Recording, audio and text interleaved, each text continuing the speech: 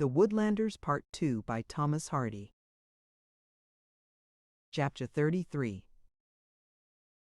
There was agitation today in the lives of all whom these matters concerned. It was not till the hentock dinner time 1 o'clock that Grace discovered her father's absence from the house after a departure in the morning under somewhat unusual conditions. By a little reasoning and inquiry, she was able to come to a conclusion on his destination, and to divine his errand. Her husband was absent, and her father did not return. He had, in truth, gone on to Sherton after the interview, but this Grace did not know. In an indefinite dread that something serious would arise out of Melbury's visit by reason of the inequalities of temper and nervous irritation to which he was subject, something possibly that would bring her much more misery than accompanied her present negative state of mind, she left the house about 3 o'clock and took a loitering walk in the woodland track by which she imagined he would come home.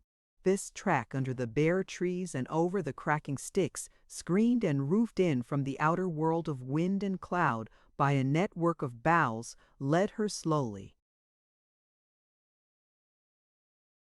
until in time she had left the larger trees behind her and swept round into the coppice where Winterbourne and his men were clearing the undergrowth. Had Giles's attention been concentrated on his hurdles, he would not have seen her, but ever since Melbury's passage across the opposite glade in the morning, he had been as uneasy and unsettled as Grace herself.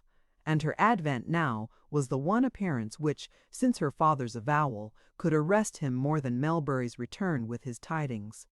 Fearing that something might be the matter, he hastened up to her. She had not seen her old lover for a long time, and too conscious of the late pranks of her heart, she could not behold him calmly. "I am only looking for my father," she said, in an unnecessarily apologetic intonation. "I was looking for him too," said Giles. "I think he may perhaps have gone on farther." "Then you knew he was going to the house, Giles?" she said, turning her large, tender eyes anxiously upon him. "Did he tell you what for?" Winterbourne glanced doubtingly at her, and then softly hinted that her father had visited him the evening before, and that their old friendship was quite restored, on which she guessed the rest. "Oh, I am glad, indeed, that you two are friends again," she cried. And then they stood facing each other, fearing each other, troubling each other's souls. Grace experienced acute misery at the sight of these woodcutting scenes, because she had estranged herself from them, craving, even to its defects and inconveniences, that homely sylvan life of her father, which in the best probable succession of events would shortly be denied her. At a little distance, on the edge of the clearing, Marty South was shaping spar gads to take home for manufacture during the evenings, while Winterbourne and Mrs. Fitzpiers stood looking at her in their mutual embarrassment at each other's presence. They beheld approaching the girl a lady in a dark fur mantle and a black hat, having a white veil tied picturesquely round it. She spoke to Marty, who turned and courtesied, and the lady fell into conversation with her. It was Mrs. Charmond. On leaving her house, Mrs. Charmond had walked on and onward under the fret and fever of her mind, with more vigor than she was accustomed to show in her normal moods, a fever which the solace of the cigarette did not entirely allay. Reaching the coppice, she listlessly observed Marty at work, threw away her cigarette, and came near. Chop, chop, chop went Marty's little bill-hook with never more assiduity, till Mrs. Charmond spoke. "Who is that young lady I see talking to the woodman yonder?" she asked. "Mrs. Mile Fitzpiers, ma'am," said Marty. "Oh," said Mrs. Charmond with something like a start, for she had not recognized Grace at that distance. "And the man she is talking to? That's Mr. Winterbourne." A redness stole into Marty's face as she mentioned Giles's name, which Mrs. Charmond did not fail to notice, informed her of the state of the girl's heart. "Are you engaged to him?" she asked softly. "No, ma'am," said Marty. She was once.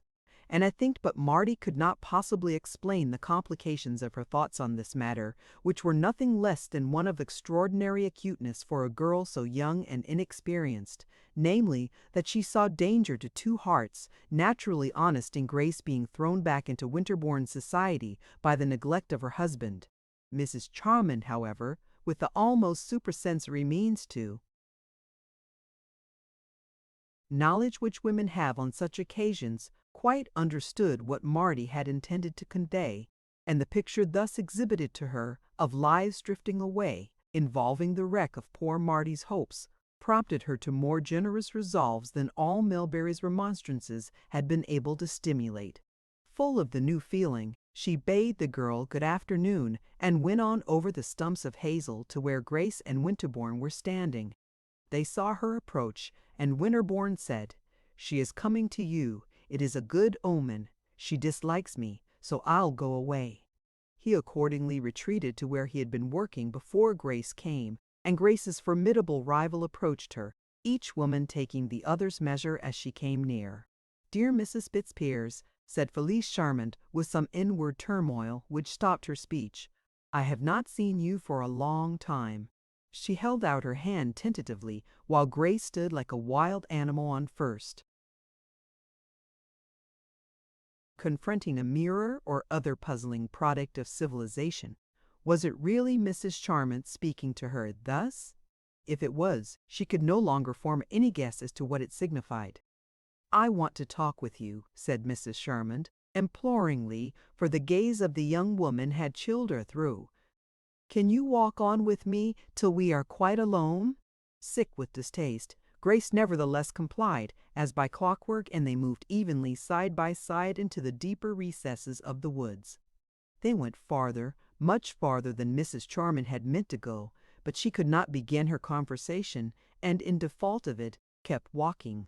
"I have seen your father," she at length resumed, "and I am much troubled by what he told me."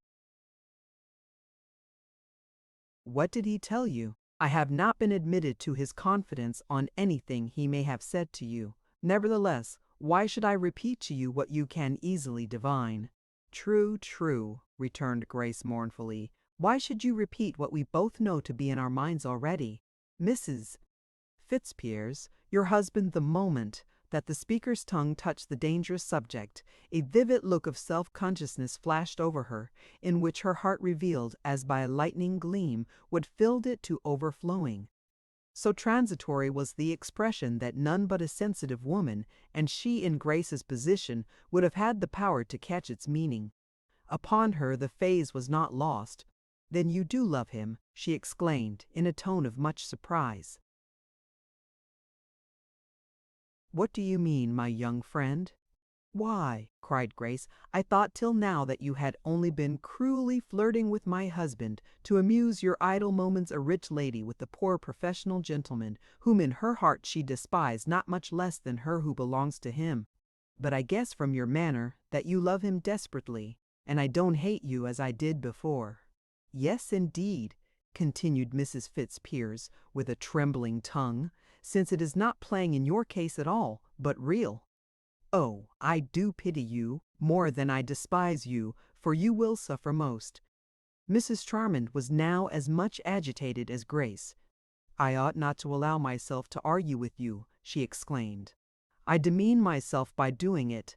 But I liked you once, and for the sake of that time I try to tell you how mistaken you are." Much of her confusion resulted from her wonder and alarm at finding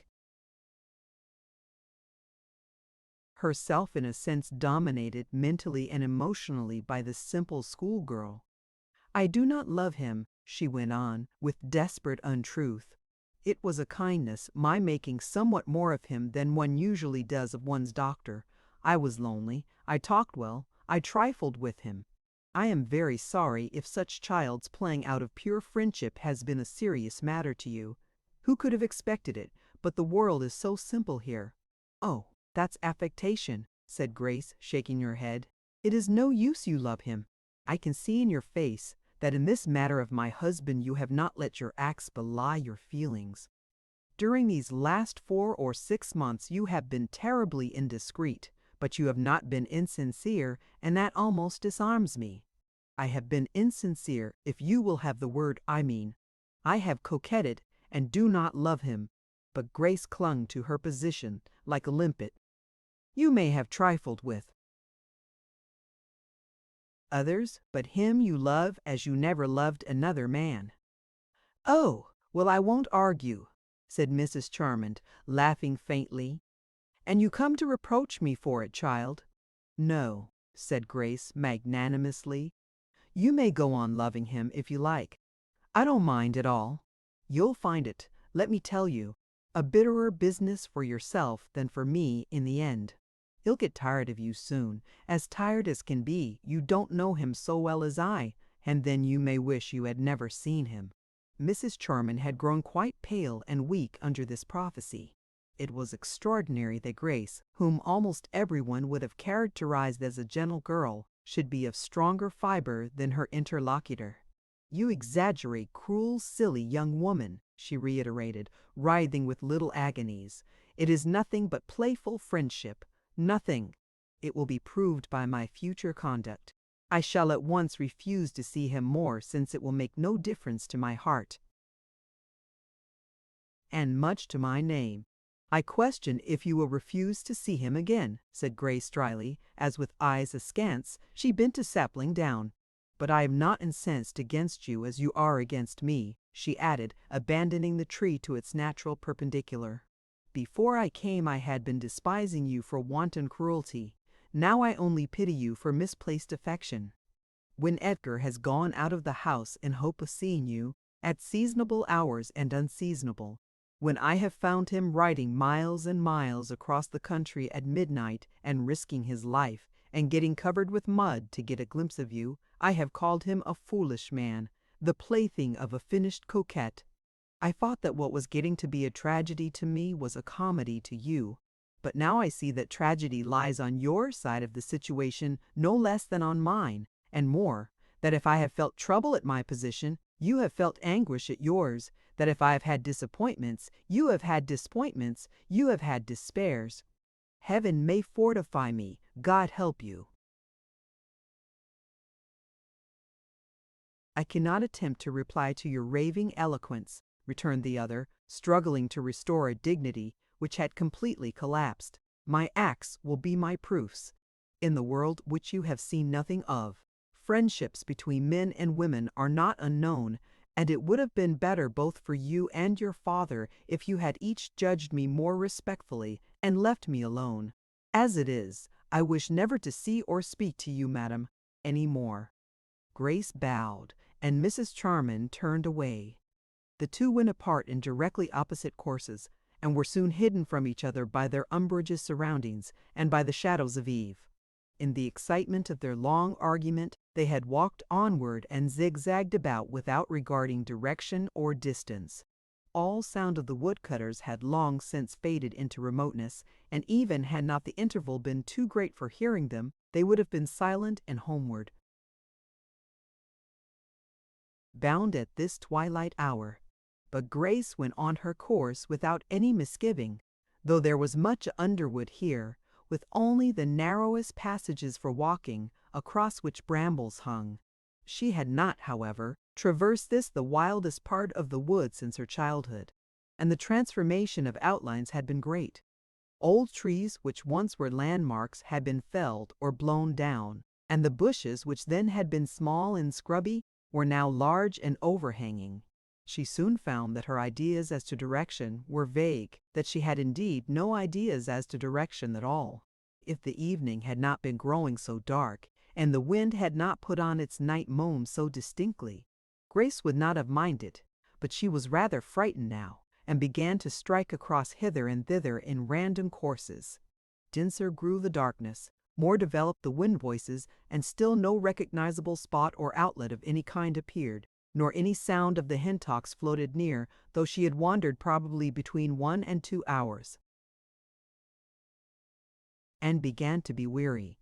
She was vexed at her foolishness, since the ground she had covered, if in a straight line, must inevitably have taken her out of the wood to some remote village or other, but she had wasted her forces in countermarches, and now, in much alarm, wondered if she would have to pass the night here. She stood still to meditate, and fancied that, between the soughing of the wind, she heard shuffling footsteps on the leaves, heavier than those of rabbits or hares. Though fearing at first to meet anybody on the chance of his being a friend, she decided that the fellow night rambler, even if a poacher, would not injure her, and that he might possibly be someone sent to search for her. She accordingly shouted a rather timid "Hoy!" The cry was immediately returned by the other person, and Grace, running at once in the direction whence it came, beheld an indistinct figure hastening up to her as rapidly. They were almost in each other's arms when she recognized in her the outline and white veil of her whom she had parted from an hour and a half before. Mrs. Charmond. "I have lost my way, I have lost my way," cried that lady. "Oh, is it indeed you? I am so glad to meet you or anybody. I have been wandering up and down ever since we parted, and am nearly dead with terror and misery and fatigue." "So am I," said Grace. "What shall we do?" "You won't go away from me?" asked her companion anxiously. "No, indeed. Are you very tired? I can scarcely move, and I am scratched dreadfully about the ankles." Grace reflected. Perhaps, as it is dry underfoot, the best thing for us to do would be to sit down for half an hour and then start again when we have thoroughly rested. By walking straight, we must come to a track leading somewhere before the morning. They found a clump of bushy hollies, which afforded a shelter from the wind, and sat down under it, some tufts of dead fern, crisp and dry, that remained from the previous season, forming a sort of nest for them. But it was cold, nevertheless, on this March night, particularly for Grace, who, with the sanguine prematureness of youth in matters of dress, had considered it springtime, and hence was not so warmly clad as Mrs. Charmond, who still wore her winter fur. But after sitting a while, the latter lady shivered no less than Grace, as the warmth imparted by her hasty walking began to go off, and they felt the cold air drawing through the holly leaves which scratched their backs and shoulders. Moreover, they could hear some drops of rain falling on the trees, though none reached the nook in which they had ensconced themselves. "If we were to cling close together," said Mrs. Charmond, "we should keep each other warm. But," she added in an uneven voice, "I suppose you won't come near me for the world." "Why not? Because, well, you know. Yes, I will. I don't hate you at all." They consequently crept up to one another, and, being in the dark, lonely, and weary, did what neither had dreamed of doing beforehand, clasped each other closely, Mrs. Charmond's furs consoling Grace's cold face, and each one's body, as she breathed alternately, heaving against that of her companion. When a few minutes had been spent thus, Mrs. Charmond said, "I am so wretched," in the heavy, emotional whisper. "You are frightened," said Grace, kindly. "But there is nothing to fear. I know these woods well. I am not at all frightened at the wood, but I am at other things." Mrs. Charmond embraced Grace more and more tightly, and the younger woman could feel her neighbor's breathings grow deeper and more spasmodic, as though uncontrollable feelings were germinating. "After I had left you," she went on, "I regretted something I had said. I have to make a confession. I must make it." She whispered brokenly, the instinct to indulge in warmth of sentiment which had led this woman of passions to respond to Fitzpiers, in the first place, leading her now to find luxurious comfort in opening her heart to his wife. "I said to you I could give him up without pain or deprivation, that he had only been my pastime. That was untrue. It was said to deceive you. I could not do it without much pain, and, what is more dreadful, I cannot give him up even if I would of myself alone." "Why?" "Because you love him, you mean." Felice Charmond denoted assent by a movement. "I knew I was right," said Grace, exaltedly. "But that should not deter you," she presently added in a moral tone. "Oh, do struggle against it, and you will conquer. You are so simple, cried Felice. "You think, because you guessed my assumed indifference to him to be a sham, that you know the extremes that people are capable of going to. But a good deal more may have been going on than you have fathomed with all your insight. I cannot give him up until he chooses to give up me. But surely you are the superior in station and in every way, and the cut must come from you. Shut! Must I tell verbatim, you simple child? Oh, I suppose I must. I shall eat away my heart if I do not let out all, after meeting you like this and finding how guileless you are. She thereupon whispered a few words in the girl's ear and burst into a violent fit of sobbing. Grace started roughly away from the shelter of the fir and sprang to her feet. "Oh my God!" she exclaimed, thunderstruck at a revelation transcending her utmost suspicion. "Can it be? Can it be?" She turned as if to hasten away, but Felice Charmant's sobs came to her ear. Deep darkness circled her about. The funereal trees rocked and chanted their diriges and placebos around her, and she did not know which way to go. After a moment of energy she felt mild again, and turned to the motionless woman at her feet. "Are you rested?" she asked in what seemed something like her own voice grown 10 years older. Without an answer, Mrs. Charman slowly rose. "You mean to betray me," she said from the bitterest depths of her soul. "Oh, fool, fool, I—" "No," said Grace shortly, "I mean no such thing. But let us be quick now. We have a serious undertaking before us. Think of nothing but going straight on." They walked on in profound silence, pulling back boughs now growing wet, and treading down woodbine, but still keeping a pretty straight course. Grace began to be thoroughly worn out, and her companion too, when, on a sudden, they broke into the deserted highway at the hilltop on which the Shirton man had waited for Mrs. Dollery's van. Grace recognized the spot as soon as she looked around her. "How we have got here I cannot tell," she said with cold civility. "We have made a complete circuit of Little Hintock. The hazel copse is quite on the other side. Now we have only to follow the road." They dragged themselves onward, turned into the lane, passed the track to Little Hintock, and so reached the park. "Here I turn back," said Grace in the same passionless voice. "You are quite near home." Mrs. Charman stood inert, seeming appalled by her late admission. "I have told you something in a moment of irresistible desire to unburden my soul, which all but a fool would have kept silent as the grave," she said. "I cannot help it now. Is it to be a secret, or do you mean war?" "A secret, certainly," said Grace mournfully. "How can you expect war from such a helpless, wretched being as I? And I'll do my best not to see him. I am his slave, but I'll try." Grace was naturally kind, but she could not help using a small dagger now. "Pray don't distress yourself," she said with exquisitely fine scorn. "You may keep him for me." Had she been wounded instead of mortified she could not have used the words, but Fitzpiers's hold upon her heart was slight. They parted thus and there, and Grace went moodily homeward. Passing Marty's cottage, she observed through the window that the girl was writing instead of chopping as usual, and wondered what her correspondence could be. Directly afterward she met people in search of her, and reached the house too. Find all in serious alarm. She soon explained that she had lost her way, and her general depression was attributed to exhaustion on that account.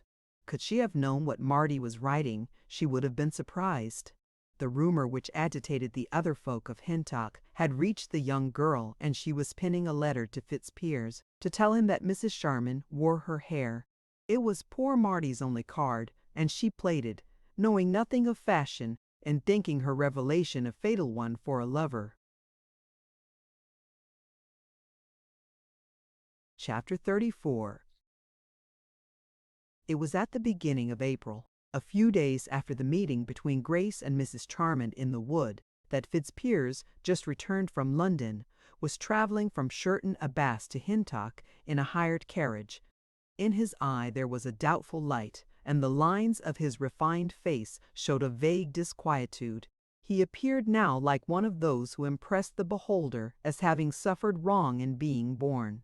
His position was in truth gloomy, and to his appreciative mind it seemed even gloomier than it was. His practice had been slowly dwindling of late, and now threatened to die out altogether. The irrepressible old Dr. Jones capturing patients up to Fitzpiers's very door. Fitzpiers knew only too well the latest and greatest cause of his unpopularity.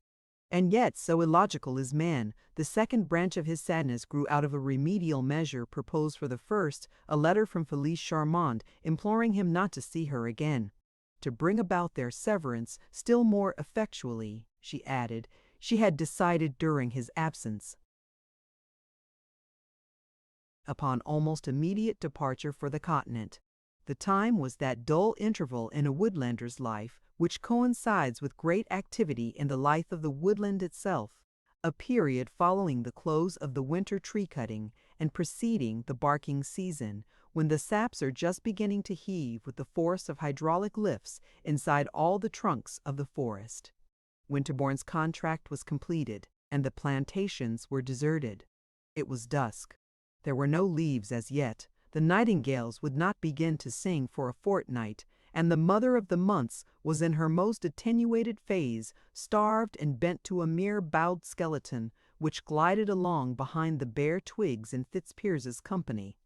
When he reached home, he went straight up to his wife's sitting room. He found it deserted, and without a fire. He had mentioned no day for his return. Nevertheless, he wondered why she was not there waiting to receive him. On descending to the other wing of the house, and inquiring of Mrs. Melbury, he learned with much surprise that Grace had gone on a visit to an acquaintance at Shottsford Forum 3 days earlier. That tidings had on this morning reached her father of her being very unwell there, in consequence of which he had written over to see her. Fitzpiers went upstairs again, and the little drawing-room, now lighted by a solitary candle, was not rendered more cheerful by the entrance of Grammer Oliver with an apronful of wood, which she threw on the hearth while she raked out the grate and rattled about the fire-irons, with a view to making things comfortable. Fitzpiers considered that Grace ought to have let him know her plans more accurately before leaving home in a freak like this. He went desultorily to the window, the blind of which had not been pulled down, and looked out at the thin, fast-sinking moon and at the tall stalk of smoke rising from the top of Soup Damson's chimney, signifying that the young woman had just lit her fire to prepare supper. He became conscious of a discussion in progress on the opposite side of the court. Somebody had looked over the wall to talk to the Sawyers and was telling them in a loud voice news in which the name of Mrs. Charman soon arrested his ears. "Grammer, don't make so much noise with that grate," said the surgeon, at which Grammer reared herself upon her knees and held the fuel suspended in her hand, while Fitzpiers half opened the casement. "She is off to foreign lands again at last. Hev made up her mind quite sudden-like, and it is thoted she'll leave in a day or two. She's been all as if her mind were low for some days past, with a sort of sorrow in her face, as if she reproached her own soul. She's the wrong sort of woman for hen-talk, hardly knowing the beach. From a wake that I own, but I don't care who the man is, she's been a very kind friend to me. Well, the day after tomorrow is the Sabbath day, and without charity we are but tinkling simples. But this I do say, that her going will be a blessed thing for a certain married couple who remain." The fire was lighted, and Fitzpiers sat down in front of it, restless as the last leaf upon a tree, a sort of sorrow in her face, as if she reproached her own soul. Poor Felice! How Felice's frame must be pulsing under the conditions of which he had just heard the caricature! How her fair temples must ache! What a mood of wretchedness she must be in! But for the mixing up of his name with hers, and her determination to sunder their too close acquaintance on that account, she would probably have sent for him professionally. She was now sitting alone, suffering, perhaps wishing that she had not forbidden him to come again. Unable to remain in this lonely room any longer, or to wait for the meal which was in course of preparation, he made himself ready for riding, descended to the yard, stood by the stable door while Darling was being saddled, and rode off down the lane. He would have preferred walking, but was weary with his day's travel. As he approached the door of Marty South's cottage, which it was necessary to pass on his way, she came from the porch as if she had been awaiting him, and met him in the middle of the road, holding up a letter. Fitzpiers took it without stopping, and asked over his shoulder from whom it came. Marty hesitated. "From me," she said, shyly, though with noticeable firmness. This letter contained, in fact, Marty's declaration that she was the original owner of Mrs. Charman's supplementary locks, and enclosed a sample from the native stock, which had grown considerably by this time. It was her long contemplated apple of discord, and much her hand trembled as she handed the document up to him. But it was impossible on account of the gloom for Fitzpiers to read it then, while he had the curiosity to do so, and he put it in his pocket, his imagination having already centered itself on Hintock House. In his pocket the letter remained unopened and forgotten, all the while that Marty was hopefully picturing its excellent weaning effect upon him. He was not long in reaching the precincts of the manor house. He drew rein under a group of dark oaks commanding a view of the front, and reflected a while. His entry would not be altogether unnatural in the circumstances of her possible indisposition, but upon the whole he thought it best to avoid riding up to the door. By silently approaching, he could retreat unobserved in the event of her not being alone. Thereupon he dismounted, hitched Darling to a stray bough, hanging a little below the general browsing line of the trees, and proceeded to the door on foot. In the meantime Melbury had returned from Shottsford Forum.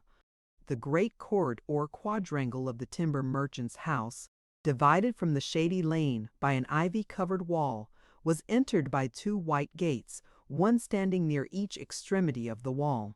It so happened that at the moment when Fitzpiers was riding out at the lower gate on his way to the manor house, Melbury was approaching the upper gate to enter it. Fitzpiers, being in front of Melbury, was seen by the latter, but the surgeon, never turning his head, did not observe his father-in-law, ambling slowly and silently along under the trees, though his horse too was a grey one. "How is Grace?" said his wife as soon as he entered. Melbury looked gloomy. "She is not at all well," he said. "I don't like the looks of her at all. I couldn't bear the notion of her biding away in a strange place any longer, and I begged her to let me get her home.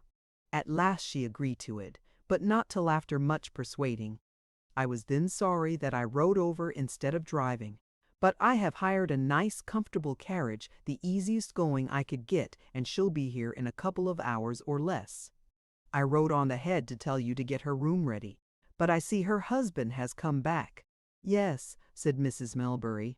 She expressed her concern that her husband had hired a carriage all the way from Shottsford. "What it will cost," she said. "I don't care what it costs," he exclaimed, testily. "I was determined to get her home. Why she went away I can't think. She acts in a way that is not at all likely to mend matters as far as I can see." Grace had not told her father of her interview with Mrs. Charmand, and the disclosure that had been whispered in her startled ear. "Since Edgar is come," he continued, "he might have waited in till I got home to ask me how she was, if only for a compliment. I saw him go out. Where is he gone?" Mrs. Melbury did not know positively, but she told her husband that there was not much doubt about the place of his first visit after an absence. She had, in fact, seen Fitzpiers take the direction of the manor house. Melbury said no more. It was exasperating to him that just at this moment, when there was every reason for Fitzpiers to stay indoors, or at any rate to ride along the Shottsford road to meet his ailing wife, he should be doing despite to her by going elsewhere. The old man went out of doors again, and his horse being hardly unsaddled as yet, he told Upjohn to retighten the girths, when he again mounted and rode off at the heels of the surgeon. By the time that Melbury reached the park, he was prepared to go any lengths in combating this rank and reckless errantry of his daughter's husband. He would fetch home Edgar Fitzpiers tonight by some means, rough or fair. In his view, there could come of his interference nothing worse than what existed at present. And yet to every bad there is a worse. He had entered by the bridle gate which admitted to the park on this side, and cantered over the soft turf, almost in the tracks of Fitzpiers' horse, till he reached the clump of trees under which his precursor had halted. The whitish object that was indistinctly visible here in the gloom of the boughs he found to be Darling as left by Fitzpiers. D.N. him. Why did he not ride up to the house in an honest way? Said Melbury. He profited by Fitzpiers's example. Dismounting, he tied his horse under an adjoining tree and went on to the house on foot as the other had done. He was no longer disposed to stick at trifles in his investigation and did not hesitate to gently open the front door without ringing. The large square hall, with its oak floor, staircase, and wainscot, was lighted by a dim lamp hanging from a beam. Not a soul was visible. He went into the corridor and listened at a door which he knew to be that of the drawing-room. There was no sound, and on turning the handle he found the room empty. A fire burning low in the grate was the sole light of the apartment. Its beams flashed mockingly on the somewhat showy Versailles furniture and gilding here, in style as unlike that of the structural parts of the building as it was possible to be, and probably introduced by Thales to counteract the fine old English gloom of the place. Disappointed in his hope of confronting his son-in-law here, he went on to the dining-room. This was without light or fire, and pervaded by a cold atmosphere, which signified that she had not dined there that day. By this time Melbury's mood had a little mollified.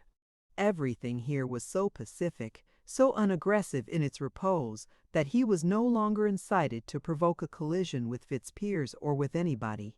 The comparative stateliness of the apartments influenced him to an emotion, rather than to a belief, that where all was outwardly so good and proper, there could not be quite that delinquency within which he had suspected. It occurred to him, too, that even if his suspicion were justified, his abrupt, if not unwarrantable, entry into the house might end in confounding its inhabitant at the expense of his daughter's dignity and his own. Any ill result would be pretty sure to hit Grace hardest in the long run. He would, after all, adopt the more rational course, and plead with Fitzpiers privately, as he had pleaded with Mrs. Charmond. He accordingly retreated as silently as he had come. Passing the door of the drawing-room anew, he fancied that he heard a noise within which was not the crackling of the fire.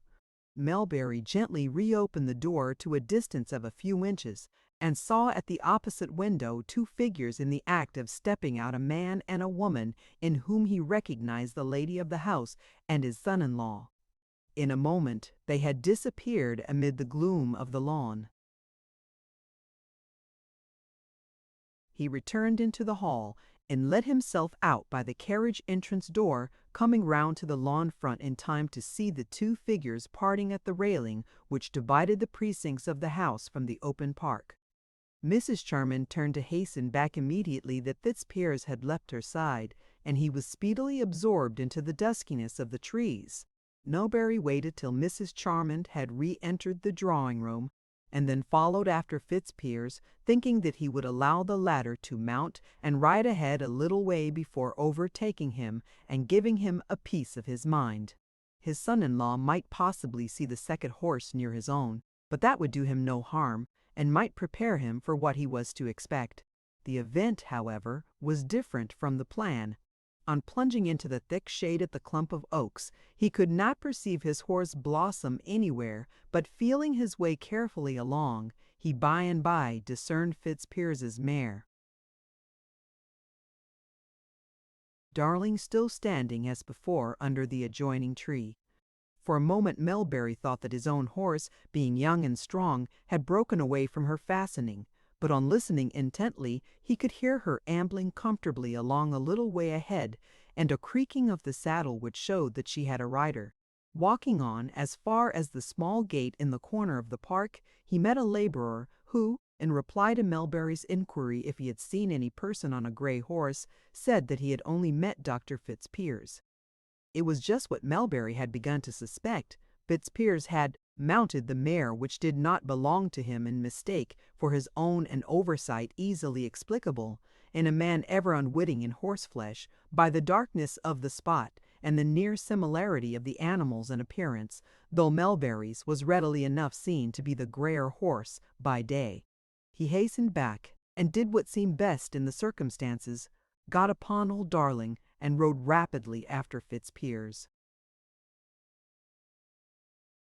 Melbury had just entered the wood, and was winding along the cartway which led through it, channel deep in the leaf mold, with large ruts that were formed by the timber wagons in fetching the spoil of the plantations, when all at once he descried in front, at a point where the road took a turning round a large chestnut tree, the form of his own horse Blossom, at which Melbury quickened Darling's pace, thinking to come up with Fitzpiers.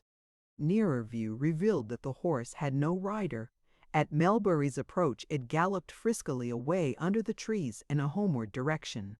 Thinking something was wrong, the timber merchant dismounted as soon as he reached the chestnut, and after feeling about for a minute or two, discovered Fitzpiers lying on the ground. "Here, help," cried the latter as soon as he felt Melbury's touch. "I have been thrown off, but there's not much harm done, I think." Since Melbury could not now very well read the younger man the lecture he had intended, and as friendliness would be hypocrisy, his instinct was to speak not a single word to his son-in-law. He raised Fitzpiers into a sitting posture, and found that he was a little stunned and stupefied, but, as he had said, not otherwise hurt. How this fall had come about was readily conjecturable. Fitzpiers, imagining there was only Old Darling under him, had been taken unawares by the younger horse's sprightliness. Melbury was a traveller of the old-fashioned sort. Having just come from Shottsford Forum, he still had in his pocket the pilgrim's flask of rum, which he always carried on journeys exceeding a dozen miles, though he seldom drank much of it. He poured it down the surgeon's throat with such effect that he quickly revived. Melbury got him on his legs, but the question was what to do with him. He could not walk more than a few steps, and the other horse had gone away. With great exertion, Melbury contrived to get him astride Darling, mounting himself behind and holding Fitzpiers round his waist with one arm. Darling, being broad, straight back, and high in the withers, was well able to carry double, at any rate as far as Hintock, and at a gentle pace. Chapter 35.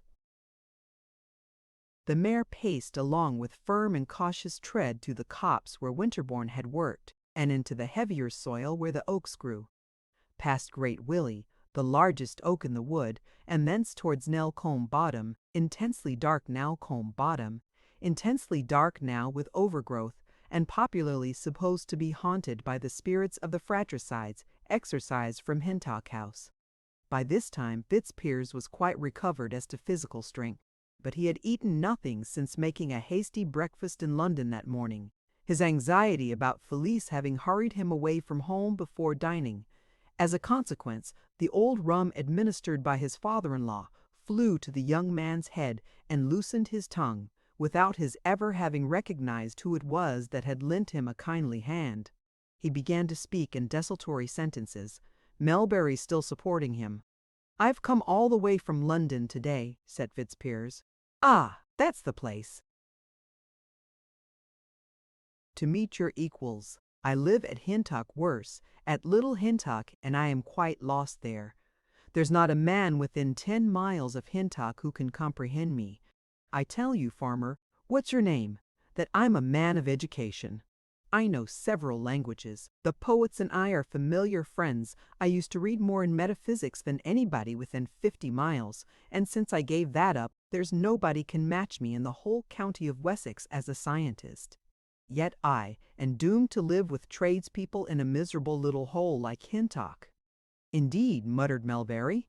Fitzpiers, increasingly energized by the alcohol, here reared himself up suddenly, from the bowed posture he had hitherto held, thrusting his shoulders so violently against Melbury's breast as to make it difficult for the old man to keep a hold on the reins.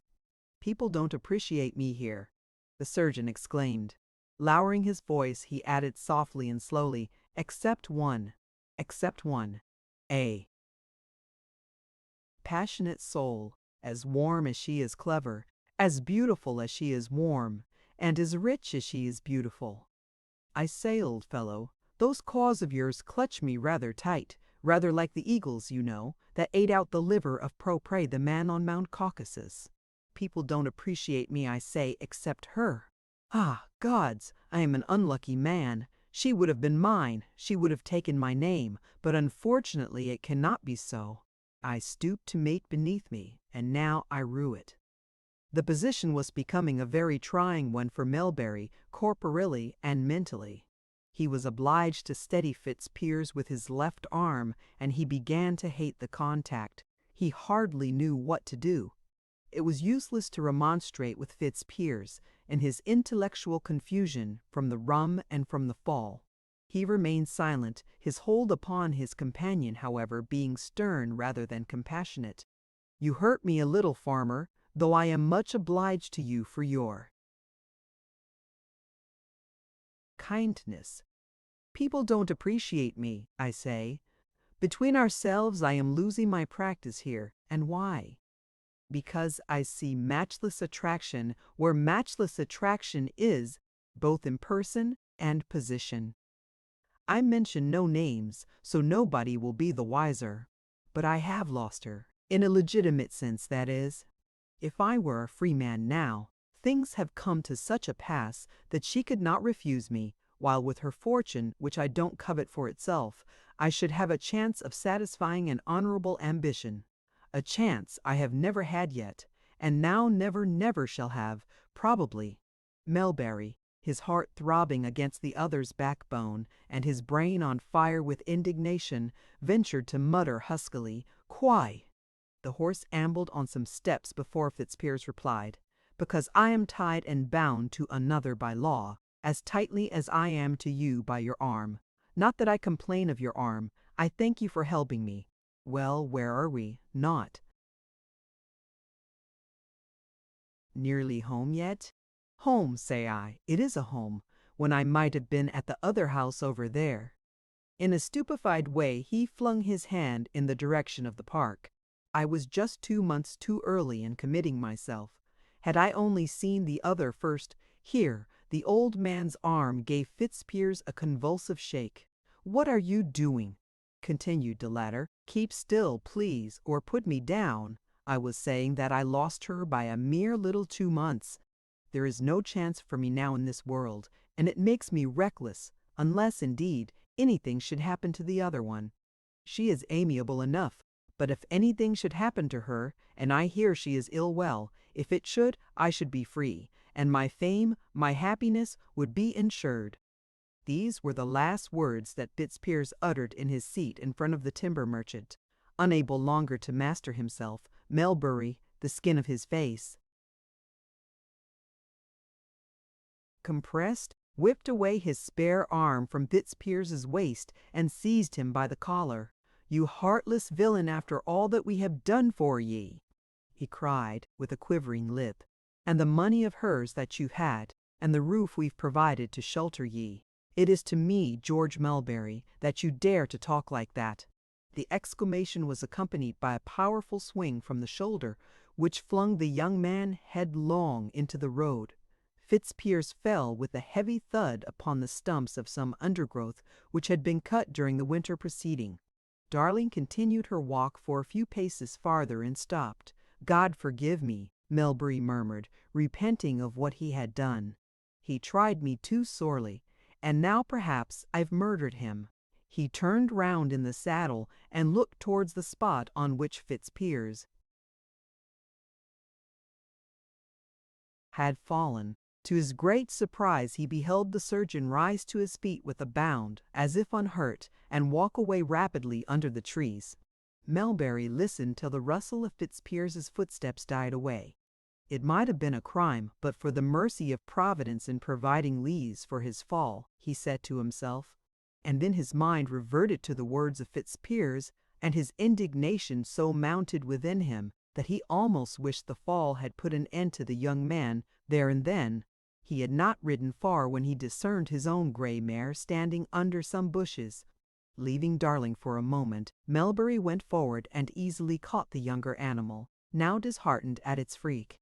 He then made the pair of them fast to a tree, and turning back, endeavored to find some trace of Fitzpiers, feeling pitifully that, after all, he had gone further than he intended with the offender.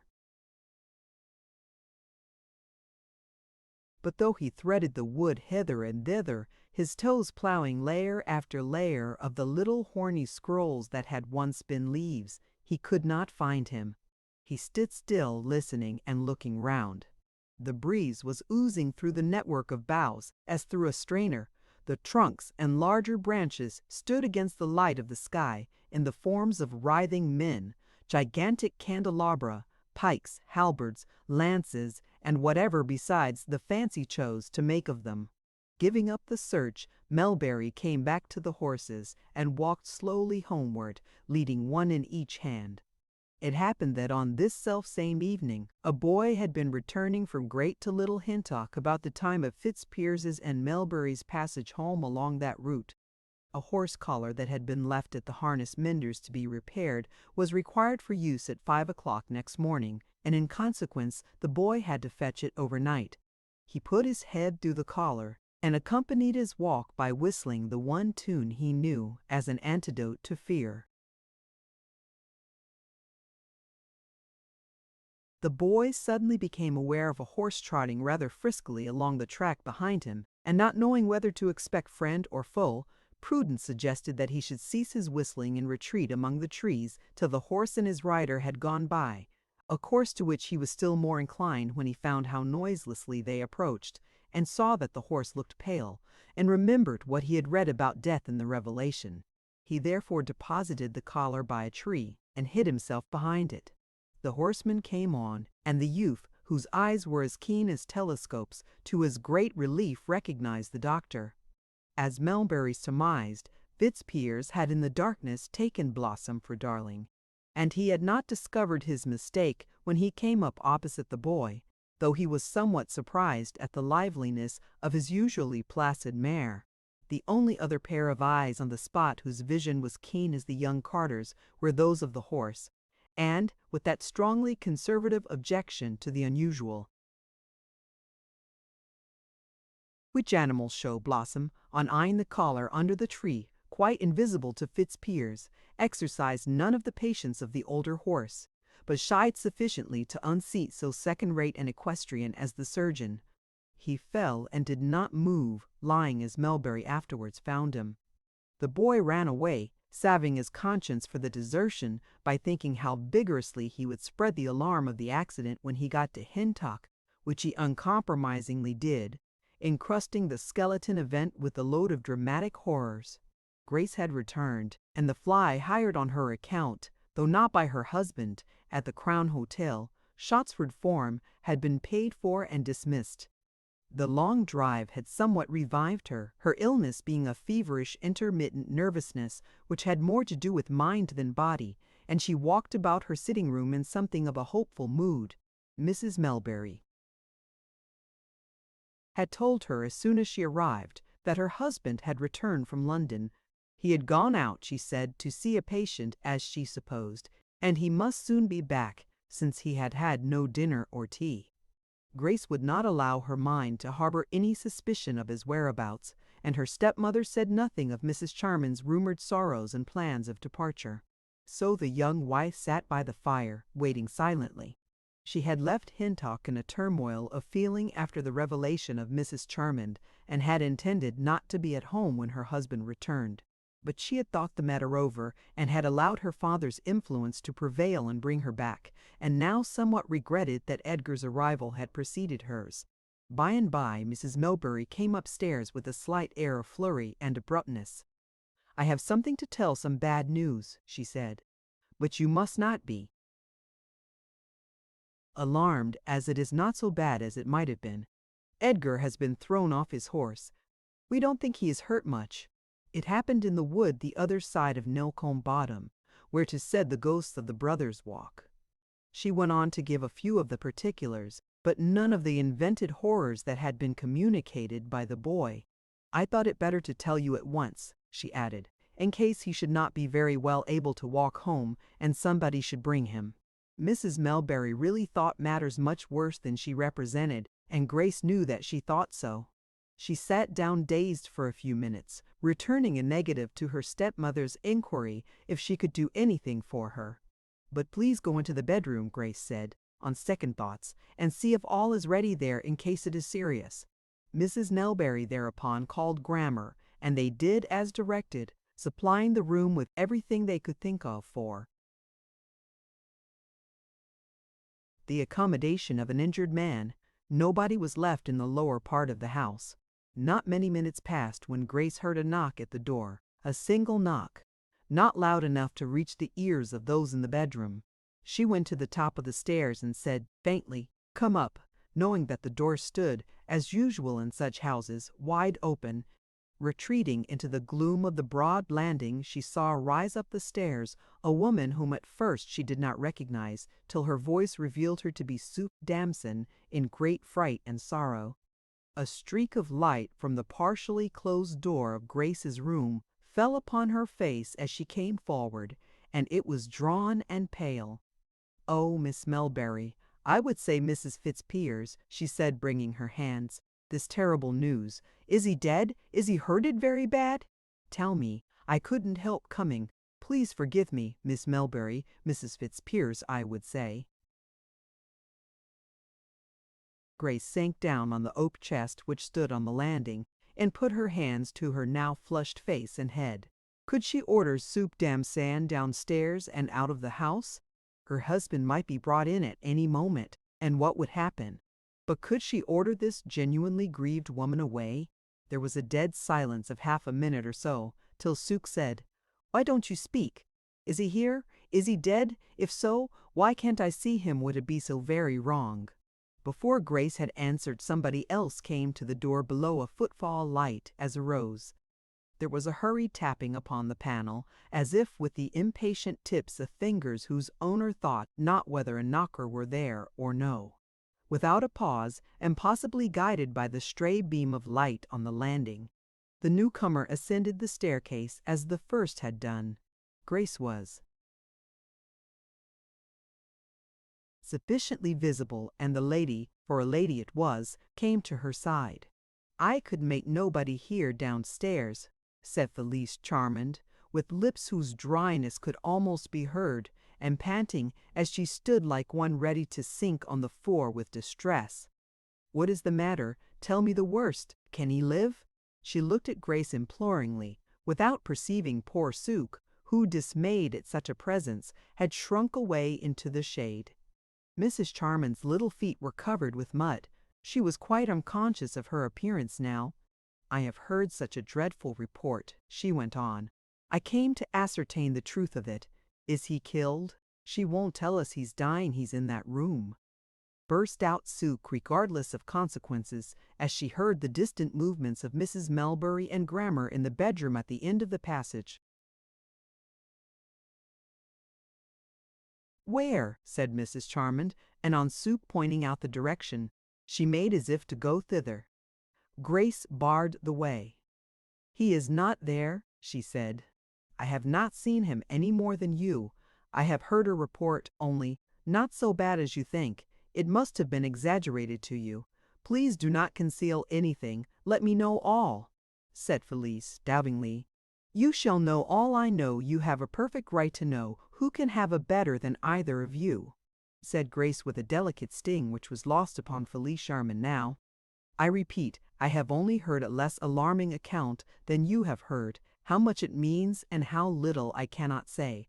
I pray God that it means not much in common humanity. You probably pray the same for other reasons." She regarded them both there in the dim light a while. They stood dumb in their trouble, not stinging back at her, not heeding her mood. A tenderness spread over Grace like a dew.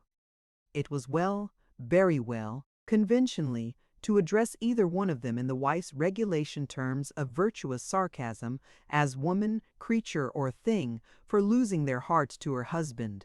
But life, what was it, and who was she?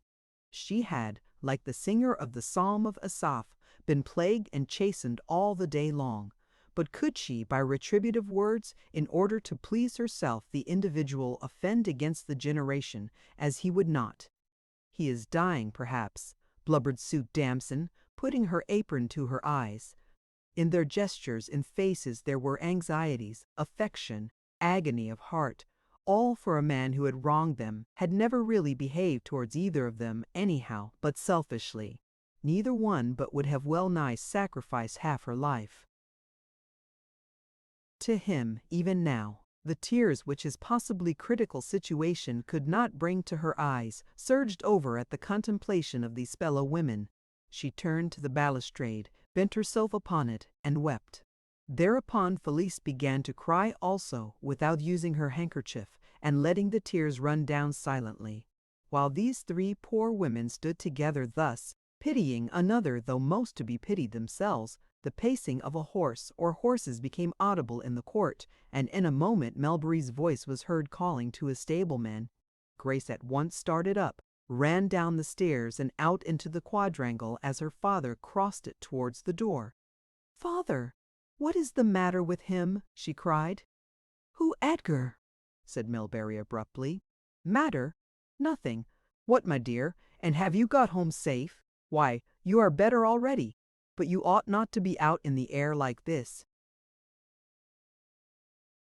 "But he has been thrown off his horse." I know, I saw it. He got up again and walked off as well as ever. A fall on the leaves didn't hurt a spry fellow like him. He did not come this way," he added significantly. "I suppose he went to look for his horse. I tried to find him, but could not. But after seeing him go away into the trees, I found the horse and have led it home for safety. So he must walk. Now, don't you stay out here in this night air." She returned to the house with her father. When she had again ascended to the landing and to her own rooms beyond, it was a great relief to her to find that both Petticoat the first and Petticoat the second of her bien aimé had silently disappeared. They had, in all probability, heard the words of her father, and departed with their anxieties relieved. Presently her parents came up to Grace, and busied themselves to see that she was comfortable. Perceiving soon that she would prefer to be left alone, they went away. Grace waited on. The clock raised its voice now and then, but her husband did not return.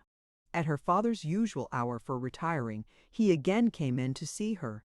"Do not stay up," she said as soon as he entered. "I am not at all tired. I will sit up for him." "I think it will be useless, Grace," said Melbury slowly. "Why? I have had a bitter quarrel with him, and on that account I hardly think he will return tonight." "A quarrel? Was that after the fall scene by the boy?" Melbury nodded an affirmative without taking his eyes off the candle. "Yes, it was as we were coming home together," he said. Something had been swelling up in Grace while her father was speaking. "How could you want to quarrel with him?" she cried suddenly. "Why could you not let him come home quietly if he were inclined to? He is my husband, and now you have married me to him. Surely you need not provoke him unnecessarily. First you induce me to accept him, and then you do things that divide us more than we should naturally be divided. How can you speak so unjustly to me, Grace?" said Melbury with indignant sorrow. "I divide you from your husband indeed. You little think." He was inclined to say more, to tell her the whole story of the encounter, and that the provocation he had received had lain entirely in hearing her despised. But it would have greatly distressed her, and he forbore. "You had better lie down. You are tired," he said soothingly. "Good night." The household went to bed, and a silence fell upon the dwelling, broken only by the occasional scare of a halter in Melbury's stables. Despite her father's advice, Grace still waited up. But nobody came. It was a critical time in Grace's emotional life that night. She thought of her husband a good deal, and for the nonce forgot Winterbourne. How these unhappy women must have admired Edgar. She said to herself, how attractive he must be to everybody, and indeed he is attractive. The possibility is that, piqued by rivalry, these ideas might have been transformed into their corresponding emotions by a show of the least reciprocity in Fitzpiers. There was, in truth, a lovebird yearning to fly from her heart, and it wanted a lodging badly. But no husband came. The fact was that Melbury had been much mistaken about the condition of Fitzpiers. People do not fall headlong on stumps of underwood with impunity.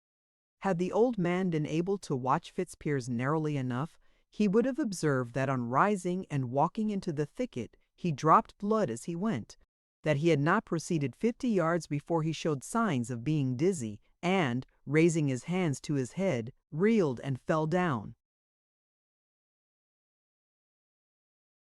Chapter 36.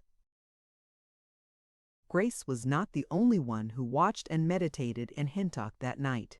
Felice Charmant was in no mood to retire to rest at a customary hour, and over her drawing-room fire at the manor house she sat as motionless and in as deep a reverie as Grace in her little apartment at the homestead. Having caught ear of Melbury's intelligence while she stood on the landing at his house, and been eased of much of her mental distress, her sense of personal decorum returned upon her with a rush. She descended the stairs and left the door like a ghost, keeping close to the walls of the building till she got round to the gate of the quadrangle, through which she noiselessly passed almost before Grace and her father had finished their discourse. Soup Damson had thought it well to imitate her superior in this respect, and, descending the back stairs as Felice descended the front, went out at the side door and home to her cottage. Once outside Melbury's gates, Mrs. Charmant ran with all her speed to the manor house, without stopping or turning her head, and splitting her thin boots in her haste. She entered her own dwelling, as she had emerged from it by the drawing-room window. In other circumstances, she would have felt some timidity at undertaking such an unpremeditated excursion alone, but her anxiety for another had cast out her fear for herself. Everything in her drawing-room was just as she had left it, the candles still burning, the casement closed, and the shutters gently pulled to, so as to hide the state of the window from the cursory glance of a servant entering the apartment. She had been gone about 3/4 of an hour by the clock, and nobody seemed to have discovered her absence. Tired in body but tense in mind, she sat down, palpitating, round-eyed, bewildered at what she had done. She had been betrayed by a frighted love into a visit which, now that the emotion instigating it had calmed down under her belief that Fitzpiers was in no danger, was the saddest surprise to her. This was how she had set about doing her best to escape her passionate bondage to him. Somehow, in declaring to Grace and to herself the unseemliness of her infatuation, she had grown a convert to its irresistibility. If Heaven would only give her strength, but Heaven never did. One thing was indispensable: she must go away from Hintock if she meant to withstand further temptation. The struggle was too wearying, too hopeless, while she remained. It was but a continual capitulation of conscience to what she dared not name. By degrees, as she sat, Felice's mind, helped perhaps by the anticlimax of learning that her lover was unharmed after all her fright about him, grew wondrously strong in wise resolve. For the moment she was in a mood, in the words of Mrs. Elizabeth Montague, to run mad with discretion, and was so persuaded that discretion lay in departure that she wished to set about going that very minute. Jumping up from her seat, she began to gather together some small personal knick-knacks scattered about the room, to feel that preparations were really in train. While moving here and there, she fancied that she heard a slight noise out of doors, and stood still. Surely it was a tapping at the window. A thought entered her mind, and burned her cheek. He had come to that window before, yet was it possible that he should dare to do so now? all the servants were in bed, and in the ordinary course of affairs she would have retired also. Then she remembered that on stepping in by the casement and closing it, she had not fastened the window shutter, so that a streak of light from the interior of the room might have revealed her vigil to an observer on the lawn. How all things conspired against her keeping faith with Grace! The tapping recommenced, light as from the bill of a little bird. Her illegitimate hope overcame her vow. She went and pulled back the shutter, determining, however, to shake her head at him and keep the casement securely closed. What she saw outside might have struck terror into a heart stouter than a helpless woman's at midnight.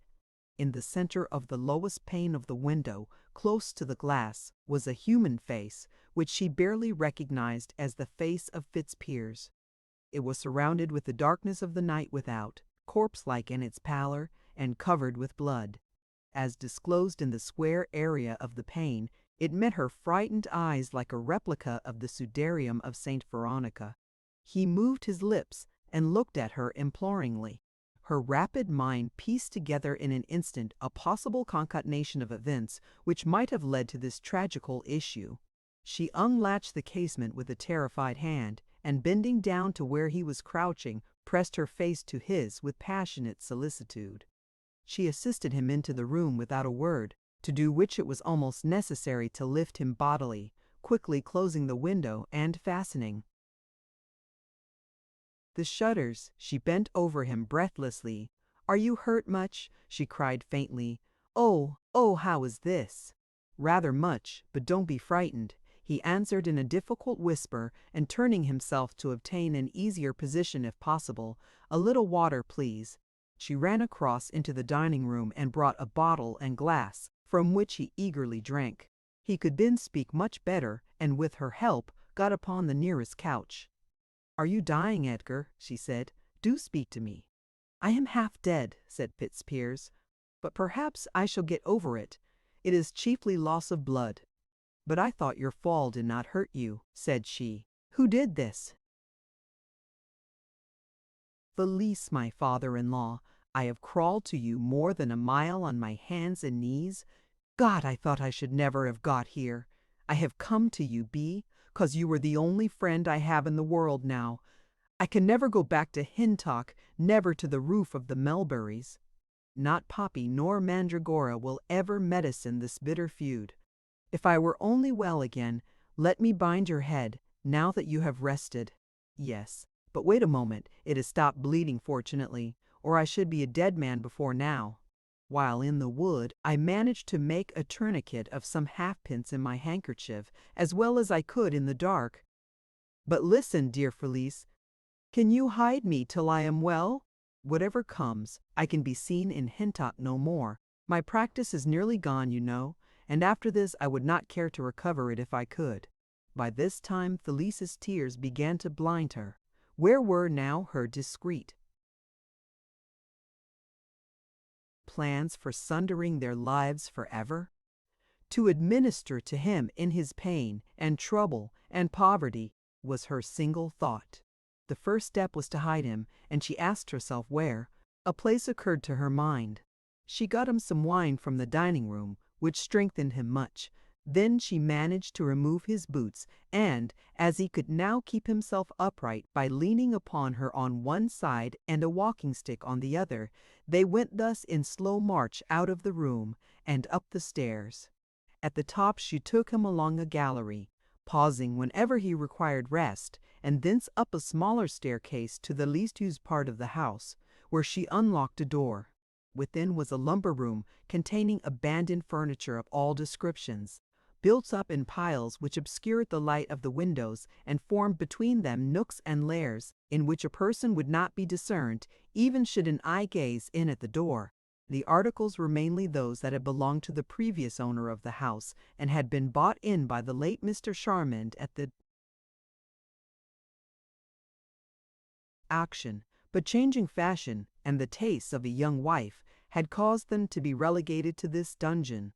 Here Fitzpiers sat on the floor against the wall till she had hauled out materials for a bed, which she spread on the floor in one of the aforesaid nooks. She obtained water and a basin and washed the dried blood from his face and hands, and when he was comfortably reclining, fetched food from the larder. While he ate, her eyes lingered anxiously on his face, following its every movement with such loving kindness as only a fond woman can show. He was now in better condition and discussed his position with her. What I fancy I said to Melbury must have been enough to enrage any man if uttered in cold blood and with knowledge of his presence. But I did not know him, and I was stupefied by what he had given me, so that I hardly was aware of what I said. Well, the veil of that temple is rent in twain, as I am not going to be. Seen again in Hintock, my first efforts must be directed to allay any alarm that may be felt at my absence, before I am able to get clear away. Nobody must suspect that I have been hurt, or there will be a country talk about me. Felice, I must at once concoct a letter to check all search for me. I think if you can bring me a pen and paper, I may be able to do it now. I could rest better if it were done. Poor thing, how I tire her with running up and down. She fetched writing materials and held up the blotting book as a support to his hand, while he penned a brief note to his nominal wife. The animosity shown towards me by your father, he wrote, in this coldest of marital epistles, is such that I cannot return again to a roof which is his, even though it shelters you. A parting is unavoidable, as you are sure to be on his side in this division. I am starting on a journey which will take me a long way from Hintock, and you must not expect to see me there again for some time. He then gave her a few directions bearing upon his professional engagements and other practical matters, concluding without a hint of his destination or a notion of when she would see him again. He offered to read the note to Felicis before he closed it up, but she would not hear or see it. That side of his obligations distressed her beyond endurance. She turned away from Fitzpiers and sobbed bitterly. "If you can get this posted at a place some miles away," he whispered, exhausted by the effort of writing, "at Shottsford or Port Bredy, or still better, Budmouth, it will divert all suspicion from this house as the place of my refuge. I will drive to one or other of the places myself, anything to keep it unknown," she murmured, her voice weighted with vague foreboding, now that the excitement of helping him had passed away. Fitzpiers told her that there was yet one thing more to be done. In creeping over the fence onto the lawn, he said, "I made the rail bloody, and it shows rather much on the white paint. I could see it in the dark. At all hazards it should be washed off. Could you do that also, Felice? What will not women do on such devoted occasions?" Weary as she was, she went all the way down the rambling staircases to the ground floor, then to search for a lantern, which she lighted and hid under her cloak, then for a wet sponge, and next went forth into the night. The white railing stared out in the darkness at her approach, and a ray from the enshrouded lantern fell upon the blood just where he had told her it would be found. She shuddered. It was almost too much to bear in one day, but with a shaking hand she sponged the rail clean and returned to the house. The time occupied by these several proceedings was not much less than 2 hours. When all was done, and she had smoothed his extemporized bed and placed everything within his reach that she could think of, she took her leave of him and locked him in. Chapter 37. When her husband's letter reached Grace's hands, bearing upon it the postmark of a distant town, it never once crossed her mind that Fitzpiers was within a mile of her still. She felt relieved that he did not write more bitterly of the quarrel with her father, whatever its nature might have been, but the general frigidity of his communication quenched in her the incipient spark that events had kindled so shortly before. From this center of information it was made known in Hintock that the doctor had gone away, and as none but the Melbury household was aware that he did not return on the night of his accident, no excitement manifested itself in the village. Thus the early days of May passed by. None but the nocturnal birds and animals observed that late one evening towards the middle of the month, a closely wrapped figure, with a crutch under one arm and a stick in his hand, crept out from Hintock House across the lawn to the shelter of the trees, taking thence a slow and laborious walk to the nearest point of the turnpike road. The mysterious personage was so disguised that his own wife would hardly have known him. Felice Chamon was a practiced hand at makeups, as well she might be, and she had done her utmost in padding and painting Fitzpiers with the old materials of her art in the recesses of the lumber room. In the highway he was met by a covered carriage, which conveyed him to Churton-Abbas, whence he proceeded to the nearest port on the south coast, and immediately crossed the Channel. But it was known to everybody that 3 days after this time, Mrs. Charmant executed her long-deferred plan of setting out for a long term of travel and residence on the continent. She went off one morning as unostentatiously as could be, and took no maid with her, having, she said, engaged one to meet her at a point farther on in her route. After that, Hintock House, so frequently deserted, was again to be let. Spring had not merged in summer when a clinching rumor, founded on the best of evidence, reached the parish and neighborhood. Mrs. Charmant and Fitzpiers had been seen together in Baden, in relations which set at rest the question that had agitated the little community ever since the winter. Melbury had entered the valley of humiliation even farther than Grace. His spirit seemed broken, but once a week he mechanically went to market as usual, and here, as he was passing by the conduit one day, his mental condition expressed largely by his gait, he heard his name spoken by a voice formerly familiar. He turned and saw a certain Fred Bocock, once a promising lawyer's clerk in local dandy, who had been called the cleverest fellow in Churton, without whose brains the firm of solicitors employing him would be nowhere. But later on Bocock had fallen into the mire. He was invited out a good deal, sang songs at agricultural meetings and burgesses' dinners, in sum, victualled himself with spirits more frequently than was good for the clever brains or body either. He lost his situation, and after an absence spent in trying his powers elsewhere, came back to his native town, where, at the time of the foregoing events in Hintock, he gave legal advice for astonishingly small fees, mostly carrying on his profession on public-house settles, in whose recesses he might often have been overheard making country people's wills for half a crown, calling with a learned voice for pen and ink and a halfpenny sheet of paper, on which he drew up the testament while rest his cades, worth it that hath the African the hams hath. An idea implanted early in life is difficult to uproot, and many elderly tradespeople still clung to the notion that Fred Bocock knew a great deal of law. It was he who had called Melbury by name. "You look very down, Mr. Melbury, very, if I may say as much," he observed, when the timber merchant turned. "But I know. A very sad case, very. I was bred to the law, as you know, and am professionally no stranger to such matters. Well, Mrs. Fitzpiers has her remedy." "How, what a remedy?" said Melbury. "Under the new law, sir, a new court was established last year, and under the new statute 20 and 21 Vic. Cap. 85. Unmarrying is as easy as marrying. No more acts of Parliament necessary. No more one law for the rich and another for the poor. But come inside. I was just going to have a nibbly kin of rum hot. I'll explain it all to you." The intelligence amazed Melbury, who saw little of newspapers, and though he was a severely correct man in his habits, and had no taste for entering a tavern with Fred Bocock, nay, would have been quite uninfluenced by such a character. On any other matter in the world such fascination lay in the idea of delivering his poor girl from bondage that it deprived him of the critical faculty. He could not resist the ex-lawyer's clerk, and entered the inn.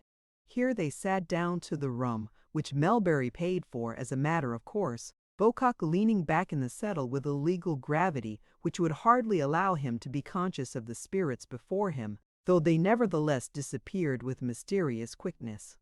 How much of the exaggerated information on the then new divorce laws which Bocock imparted to his listener was the result of ignorance, and how much of dupery, was never ascertained. But he related such a plausible story of the ease with which Grace could become a free woman that her father was irradiated with the project. And though he scarcely wetted his lips, Melbury never knew how he came out of the inn, or when or where he mounted his gig to pursue his way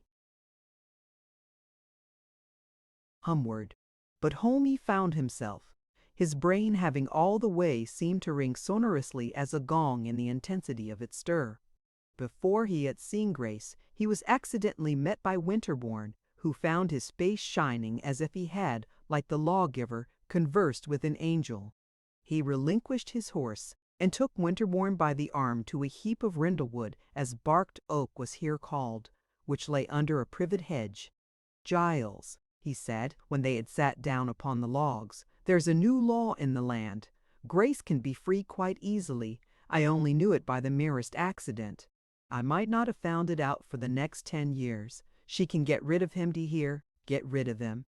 Think of that, my friend Giles." He related what he had learned of the new legal remedy. A subdued tremulousness about the mouth was all the response that Winterbourne made, and Melbury added, "My boy, you shall have her yet, if you want her." His feelings had gathered volume as he said this, and the articulate sound of the old idea drowned his sight in mist. "Are you sure about this new law?" asked Winterbourne, so disquieted by a gigantic exultation which loomed alternately with fearful doubt that he evaded the full acceptance of Melbury's last statement. Melbury said that he had no manner of doubt, for since his talk with Beaucock it had come into his mind that he had seen some time ago in the weekly paper an allusion to such a legal change. But, having no interest in those desperate remedies at the moment, he had passed it over. "But I'm not going to let the matter rest doubtful for a single day," he continued. "I am going to London. Beaucock will go with me, and we shall get the best advice as soon as we possibly can. Beaucock is a thorough lawyer, nothing the matter with him but a fiery palate. I knew him as the stay and refuge of Sherton and knots of law at one time." Winterbourne's replies were of the vaguest. The new possibility was almost unthinkable by him at the moment. He was what was called at Hintock a solid-going fellow. He maintained his abeyant mood, not from want of reciprocity, but from a taciturn hesitancy, taught by life as he knew it. "But," continued the timber merchant, a temporary crease or two of anxiety supplementing those already established in his forehead by time and care, "Grace is not at all well. Nothing constitutional, you know, but she has been in the low nervous state ever since that night of fright. I don't doubt but that she will be all right soon. I wonder how she is this evening?" He rose with the words, as if he had too long forgotten her personality in the excitement of her provisioned career. They had sat till the evening was beginning to dye the garden brown, and now went towards Melbury's house, Giles a few steps in the rear of his old friend, who was stimulated by the enthusiasm of the moment to outstep the ordinary walking of Winterbourne. He felt shy of entering Grace's presence as her reconstituted lover, which was how her father's manner would be sure to present him before definite information as to her future state was forthcoming. It seemed too nearly like the act of those who rush in where angels fear to tread. A chill to counterbalance all the glowing promise of the day was prompt enough in coming. No sooner had he followed the timber merchant in at the door than he heard Grammer inform him that Mrs. Fitzpiers was still more unwell than she had been in the morning. Old Dr. Jones being in the neighborhood, they had called him in, and he had instantly directed them to get her to bed. They were not, however, to consider her illness serious. A feverish, nervous attack, the result of recent events, was what she was suffering from, and she would doubtless be well in a few days. Winterbourne, therefore, did not remain, and his hope of seeing her that evening was disappointed. Even this aggravation of her morning condition did not greatly depress Melbury. He knew, he said, that his daughter's constitution was sound enough. It was only these domestic troubles that were pulling her down. Once free, she would be blooming again. Melbury diagnosed rightly, as parents usually do. He set out for London the next morning, Jones having paid another visit and assured him that he might leave home without uneasiness, especially on an errand of that sort, which would the sooner put an end to her suspense. The timber merchant had been away only a day or two when it was told in Hintock that Mr. Fitzpiers's hat had been found in the wood. Later on in the afternoon the hat was brought to Melbury, and, by a piece of ill fortune, into Grace's presence. It had doubtless lain in the wood ever since his fall from the horse, but it looked so clean and uninjured, the summer weather and leafy shelter having much favored its preservation, that Grace could not believe it had remained so long concealed. A very little of fact was enough to set her fevered fancy at work at this juncture. She thought him still in the neighborhood, she feared his sudden appearance, and her nervous malady developed consequences so grave that Dr. Jones began to look serious, and the household was alarmed. It was the beginning of June, and the cuckoo at this time of the summer scarcely ceased his cry for more than 2 or 3 hours during the night. The bird's note, so familiar to her ears from infancy, was now absolute torture to the poor girl. On the Friday following the Wednesday of Melbury's departure, and the day after the discovery of Fitzpiers's hat, the cuckoo began at 2 o'clock in the morning with a sudden cry from one of Melbury's apple trees, not 3 yards from the window of Grace's room. "Oh, he is coming," she cried, and in her terror sprang clean from the bed out upon the floor. These starts and frights continued till noon, and when the doctor had arrived and had seen her, and had talked with Mrs. Melbury, he sat down and meditated. That ever-present terror it was indispensable to remove from her mind at all hazards, and he thought how this might be done. Without saying a word to anybody in the house, or to the disquieted Winterbourne waiting in the lane below, Dr. Jones went home and wrote to Mr. Melbury at the London address he had obtained from his wife. The gist of his communication was that Mrs. Fitzpiers should be assured as soon as possible that steps were being taken to sever the bond which was becoming a torture to her, that she would soon be free, and was even then virtually so. "If you can say it at once, it may be the means of averting much harm," he said. "Write to herself, not to me." On Saturday he drove over to Hintock and assured her with mysterious pacifications that in a day or two she might expect to receive some assuring news. So it turned out. When Sunday morning came there was a letter for Grace from her father. It arrived at 7 o'clock, the usual time at which the toddling postman passed by Hintock. At 8 Grace awoke, having slept an hour or two for a wonder, and Mrs. Melbury brought up the letter. "Can you open it yourself?" said she. "Oh, yes, yes," said Grace with feeble impatience. She tore the envelope, unfolded the sheet, and read, when a creeping blush tinctured her white neck and cheek. Her father had exercised a bold discretion. He informed her that she need have no further concern about Fitzpiers's return, that she would shortly be a free woman, and therefore, if she should desire to wed her old lover, which he trusted was the case, since it was his own deep wish, she would be in a position to do so. In this Melbury had not written beyond his belief, but he very much stretched the facts in adding that the legal formalities for dissolving her union were practically settled. The truth was that on the arrival of the doctor's letter poor Melbury had been much agitated, and could with difficulty be prevented by Beaucock from returning to her bedside. What was the use of his rushing back to Hintock? Beaucock had asked him. The only thing that could do her any good was a breaking of the bond. Though he had not as yet had an interview with the eminent solicitor they were about to consult, he was on the point of seeing him, and the case was clear enough. Thus the simple Melbury, urged by his parental alarm at her danger by the representations of his companion and by the doctor's letter, had yielded and sat down to tell her roundly that she was virtually free. "And you'd better write also to the gentleman," suggested Beaucock, who, scenting notoriety and the germ of a large practice in the case, wished to commit Melbury to it irretrievably. to effect which he knew that nothing would be so potent as awakening the passion of Grace for Winterbourne, so that her father might not have the heart to withdraw from his attempt to make her love legitimate when he discovered that there were difficulties in the way. The nervous, impatient Melbury was much pleased with the idea of starting them at once, as he called it. To put his long-delayed reparative scheme in train had become a passion with him now. He added to the letter addressed to his daughter a passage hinting that she ought to begin to encourage Winterbourne, lest she should lose him altogether, and he wrote to Giles that the path was virtually open for him at last. Life was short, he declared. There were slips betwixt the cup and the lip. Her interest in him should be reawakened at once, that all might be ready when the good time came for uniting them. Chapter 38.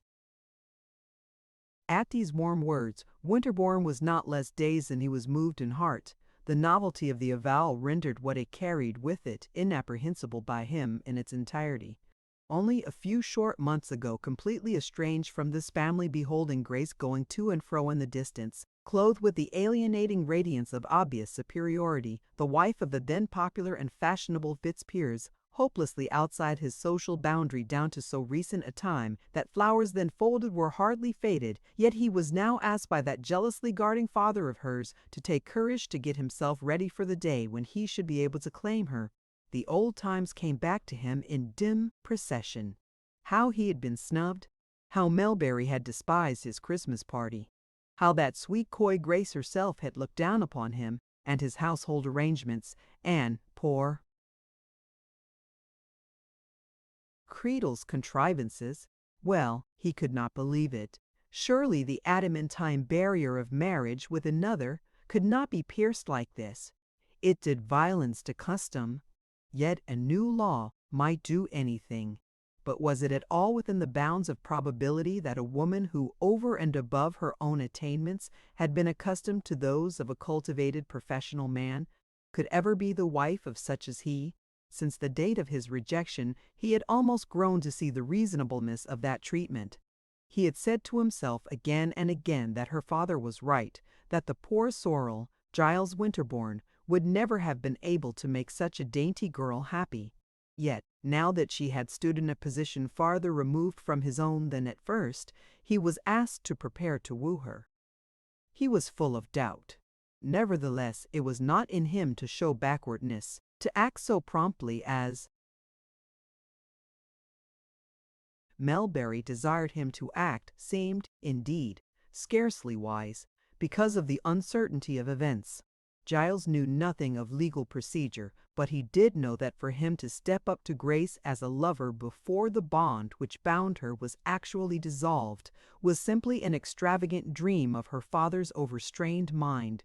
He pitied Melbury for his almost childish enthusiasm, and saw that the aging man must have suffered acutely to be weakened to this unreasoning desire. Winterbourne was far too magnanimous to harbor any cynical conjecture that the timber merchant, in his intense affection for Grace, was courting him now because that young lady, when disunited, would be left in an anomalous position, to escape which a bad husband was better than none. He felt quite sure that his old friend was simply on tenterhooks of anxiety to repair the almost irreparable error of dividing two whom nature had striven to join together in earlier days, and that in his ardor to do this he was oblivious of formalities. The cautious supervision of his past years had overleaped itself at last, hence Winterbourne perceived that, in this new beginning, the necessary care not to compromise Grace by too early advances must be exercised by himself. Perhaps Winterbourne was not quite so ardent as heretofore. There is no such thing as a stationary love. Men are either loving more or loving less. But Giles himself recognized no decline in his sense of her dearness. If the flame did indeed burn lower now than when he had fetched her from Sherton at her last return from school, the marvel was small. He had been laboring ever since his rejection and her marriage to reduce his former passion to a docile friendship, out of pure regard to its expediency, and their separation may have helped him to a partial success. A week and more passed, and there was no further news of Melbury. The effect of the intelligence he had already transmitted upon the elastic-nerved daughter of the woods had been much what the old Surgeon Jones had surmised. It had soothed her perturbed spirit better than all the opiates in the pharmacopoeia. She had slept unbrokenly a whole night and a day. The new law was to her a mysterious, beneficent, godlike entity, lately descended upon earth, that would make her as she once had been without trouble or annoyance. Her position fretted her, its abstract features rousing an aversion which was even greater than her aversion to the personality of him who had caused it. It was mortifying, productive of slights, undignified. Him she could forget, her circumstances she had always with her. She saw nothing of Winterbourne during the days of her recovery, and perhaps on that account her fancy wove about him a more romantic tissue than it could have done if he had stood before her with all the specks and flaws inseparable from corporeity. He rose upon her memory as the fruit god and the wood god in alternation, sometimes leafy and smeared with green lichen as she had seen him among the sappy boughs of the plantations, sometimes cider-stained and with apple pips in the hair of his arms, as she had met him on his return from cider-making in White Hart Vale with his vats and presses beside him. In her secret heart she almost approximated to her father's enthusiasm in wishing to show Giles once for all how she still regarded him. The question whether the future would indeed bring them together for life was a standing wonder with her. She knew that it could not with any propriety do so just yet. But reverently believing in her father's sound judgment and knowledge, as good girls are wont to do, she remembered what he had written about her giving a hint to Winterbourne lest there should be risk and delay, and her feelings were not averse to such a step, so far as it could be done without danger at this early stage of the proceedings. From being a frail phantom of her former equable self, she returned in bounds to a condition of passable philosophy. She bloomed again in the face in the course of a few days, and was well enough to go about as usual. One day Mrs. Melbury proposed that for a change she should be driven in the gig to Sherton Market. With her Melbury's man was going on other errands. Grace had no business whatever in Sherton, but it crossed her mind that Winterbourne would probably be there, and this made the thought of such a drive interesting.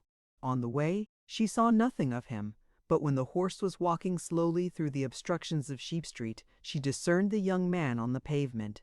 She thought of that time when he had been standing under his apple tree on her return from school, and of the tender opportunity then missed through her fastidiousness. Her heart rose in her throat. She abjured all such fastidiousness now.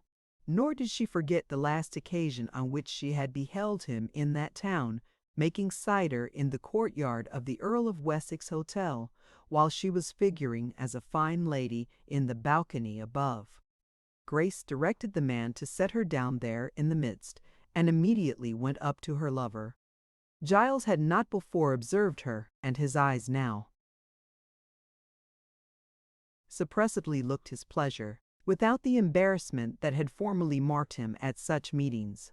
When a few words had been spoken, she said archly, "I have nothing to do. Perhaps you are deeply engaged." "I? Not a bit." "My business now at the best of times is small, I am sorry to say." "Well then, I am going into the Abbey. Come along with me." The proposition had suggested itself as a quick escape from publicity, for many eyes were regarding her. She had hoped that sufficient time had elapsed for the extinction of curiosity, but it was quite otherwise. The people looked at her with tender interest as the deserted girl wife, without obtrusiveness and without vulgarity. But she was ill prepared for scrutiny in any shape. They walked about the Abbey aisles and presently sat down. Not a soul was in. The buildings saved themselves. She regarded a stained window, with her head sideways, and tentatively asked him if he remembered the last time they were in that town alone. He remembered it perfectly and remarked, You were a proud miss then, and as dainty as you were high. Perhaps you are now." Grace slowly shook her head. "Affliction has taken all that out of me," she answered impressively. "Perhaps I am too far the other way now." As there was something lurking in this that she could not explain, she added, so quickly as not to allow him time to think of it, "Has my father written to you at all?" "Yes," said Winterbourne. She glanced ponderingly up at him. "Not about me, yes." His mouth was lined with charactery, which told her that he had been bidden to take the hint as to the future which she had been bidden to give. The unexpected discovery sent a scarlet pulsation through Grace for the moment. However, it was only Giles who stood there, of whom she had no fear, and her self-possession returned. "He said I was to sound you with a view to what you will understand, if you care to," continued Winterbourne in a low voice. Having been put on this track by herself, he was not disposed to abandon it in a hurry. They had been children together, and there was between them that familiarity as to personal affairs which only such acquaintanceship can give. "You know, Giles," she answered, speaking in a very practical tone, that is all very well. But I am in a very anomalous position at present, and I cannot say anything to the point about such things as those." "No," he said, with a stray air as regarded this subject. He was looking at her with a curious consciousness of discovery. He had not been imagining that their renewed intercourse would show her to him thus. For the first time he realized an unexpectedness in her which, after all, should not have been unexpected. She before him was not the girl Grace Melbury whom he used to know. Of course he might easily have prefigured as much, but it had never occurred to him. She was a woman who had been married. She had moved on, and without having lost her girlish modesty, she had lost her girlish shyness. The inevitable change, though known to him, had not been heeded, and it struck him into a momentary fixity. The truth was that he had never come into close comradeship with her since her engagement to Fitzpiers, with the brief exception of the evening encounter on Rubdown Hill, when she met him with his cider apparatus, and that interview had been of too cursory a kind for insight. Winterbourne had advanced too. He could criticize her. Times had been when to criticize a single trait in Grace Melbury would have lain as far beyond his powers as to criticize a deity. This thing was sure. It was a new woman in many ways whom he had come out to see, a creature of more ideas, more dignity, and above all, more assurance, than the original Grace had been capable of. He could not at first decide whether he were pleased or displeased at this, but upon the whole the novelty attracted him. She was so sweet and sensitive that she feared his silence betokened something in his brain of the nature of an enemy to her. "What are you thinking of that makes those lines come in your forehead?" she asked. "I did not mean to offend you by speaking of the time being premature as yet." Touched by the genuine loving kindness which had lain at the foundation of these words, and much moved, Winterbourne turned his face aside as he took her by the hand. He was grieved that he had criticized her. "You are very good, dear Grace," he said in a low voice. "You are better, much better than you used to be." "How?" He could not very well tell her how, and said with an evasive smile, "You are prettier," which was not what he really had meant. He then remained still holding her right hand in his own right, so that they faced in opposite ways, and as he did not let go, she ventured upon a tender remonstrance.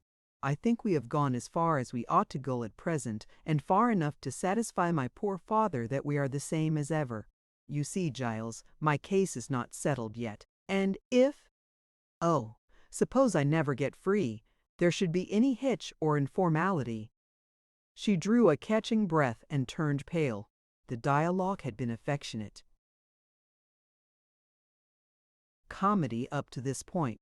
The gloomy atmosphere of the past and the still gloomy horizon of the present had been for the interval forgotten. Now the whole environment came back. The due balance of shade among the light was restored. "It is sure to be all right, I trust," she resumed in uneasy accents. "What did my father say the solicitor had told him?" Oh, that all is sure enough. The case is so clear, nothing could be clearer. But the legal part is not yet quite done and finished, as is natural. Oh no, of course not, she said, sunk in meek thought. But father said it was almost, did he not? Do you know anything about the new law that makes these things so easy? Nothing except the general fact that it enables ill-assorted husbands and wives to part in a way they could not formerly do without an act of Parliament. Have you to sign a paper or swear anything? Is it something like that? Yes, I believe so. How long has it been introduced? About 6 months or a year, the lawyer said.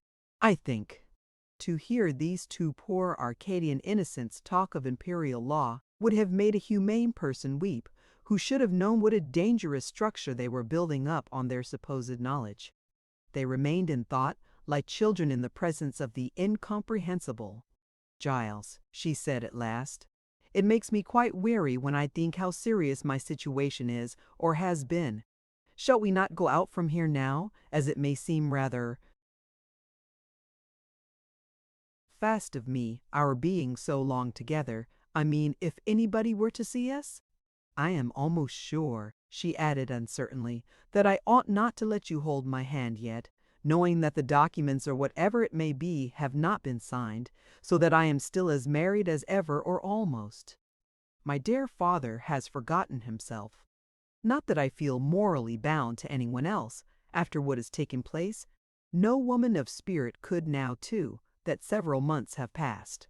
But I wish to keep the proprieties as well as I can. Yes, yes. Still your father reminds us that life is short. I myself feel that it is. That is why I wish to understand you in this, that we have begun. At times, dear Grace, since receiving your father's letter, I am as uneasy and fearful as a child at what he said.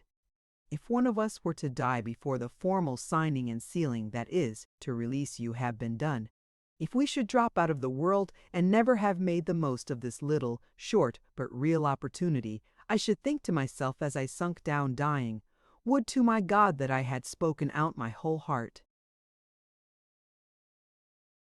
given her one poor little kiss when I had the chance to give it. But I never did, although she had promised to be mine some day, and now I never can. That's what I should think. She had begun by watching the words from his lips with a mournful regard, as though their passage were visible, but as he went on, she dropped her glance. Yes, she said, I have thought that too. And because I have thought it, I by no means meant, in speaking of the proprieties, to be reserved and cold to you who loved me so long ago, or to hurt your heart as I used to do at that thoughtless time. Oh, not at all, indeed. But ought I to allow you? Oh, it is too quick, surely. Her eyes filled with tears of bewildered, alarmed emotion. Winterbourne was too straightforward to influence her further against her better judgment. Yes, I suppose it is, he said, repentantly. I'll wait till all is settled. What did your father say in that last letter? He meant about his progress with the petition, but she, mistaking him, frankly spoke of the personal part. He said what I have implied. Should I tell more plainly? Oh no, don't, if it is a secret. Not at all. I will tell every word straight out, Giles, if you wish. He said I was to encourage you. There. But I cannot obey him further today. Come, let us go now. She gently slid her hand from his and went in front of him out of the abbey. I was thinking of getting some dinner, said Winterbourne, changing to the prosaic as they walked. And you too must require something. Do let me take you to a place I know. Grace was almost without a friend in the world, outside her father's house. Her life with Fitzpiers had brought her no society, had sometimes, indeed, brought her deeper solitude and inconsideration than any she had ever known before. Hence it was a treat to her to find herself again the object of thoughtful care. But she questioned if to go publicly to dine with Giles Winterbourne were not a proposal, due rather to his unsophistication than to his discretion.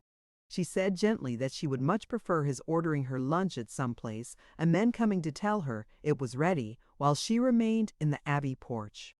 Giles saw her secret reasoning, thought how hopelessly blind to propriety he was beside her, and went to do as she wished. He was not absent more than 10 minutes and found Grace where he had left her. "It will be quite ready by the time you get there," he said, and told her the name of the inn at which the meal had been ordered, which was one that she had never heard of. "I'll find it by inquiry," said Grace, setting out. "And shall I see you again?" "Oh yes, come to me there. It will not be like going together. I shall want you to find my father's man and the gig for me." He waited on some 10 minutes or a quarter of an hour, till he thought her lunch ended, and that he might fairly take advantage of her invitation to start her on her way home. He went straight to the Three Tuns, a little tavern in a side street, scrupulously clean, but humble and inexpensive. On his way he had an occasional misgiving as to whether the place had been elegant enough for her, and as soon as he entered it and saw her ensconced there, he perceived that he had blundered. Grace was seated in the only dining room that the simple old hostelry could boast of, which was also a general parlor on market days, a long, low apartment with a sanded floor herring-boned with a broom, a wide red curtained window to the street, and another to the garden. Grace had retreated to the end of the room, looking out upon the latter, the front part being full of a mixed company which had dropped in since he was there. She was in a mood of the greatest depression. On arriving and seeing what the tavern was like, she had been taken by surprise, but having gone too far to retreat, she had heroically entered and sat down on the well-scrubbed settle opposite the narrow table with its knives and steel forks, tin pepper boxes, blue salt cellars, and posters advertising the sale of bullocks against the wall. The last time that she had taken any meal in a public place, it had been with Fitzpiers at the grand new Earl of Wessex Hotel in that town, after a 2 months' roaming and sojourning at the gigantic hotels of the Continent. How could she have expected any other kind of accommodation in present circumstances than such as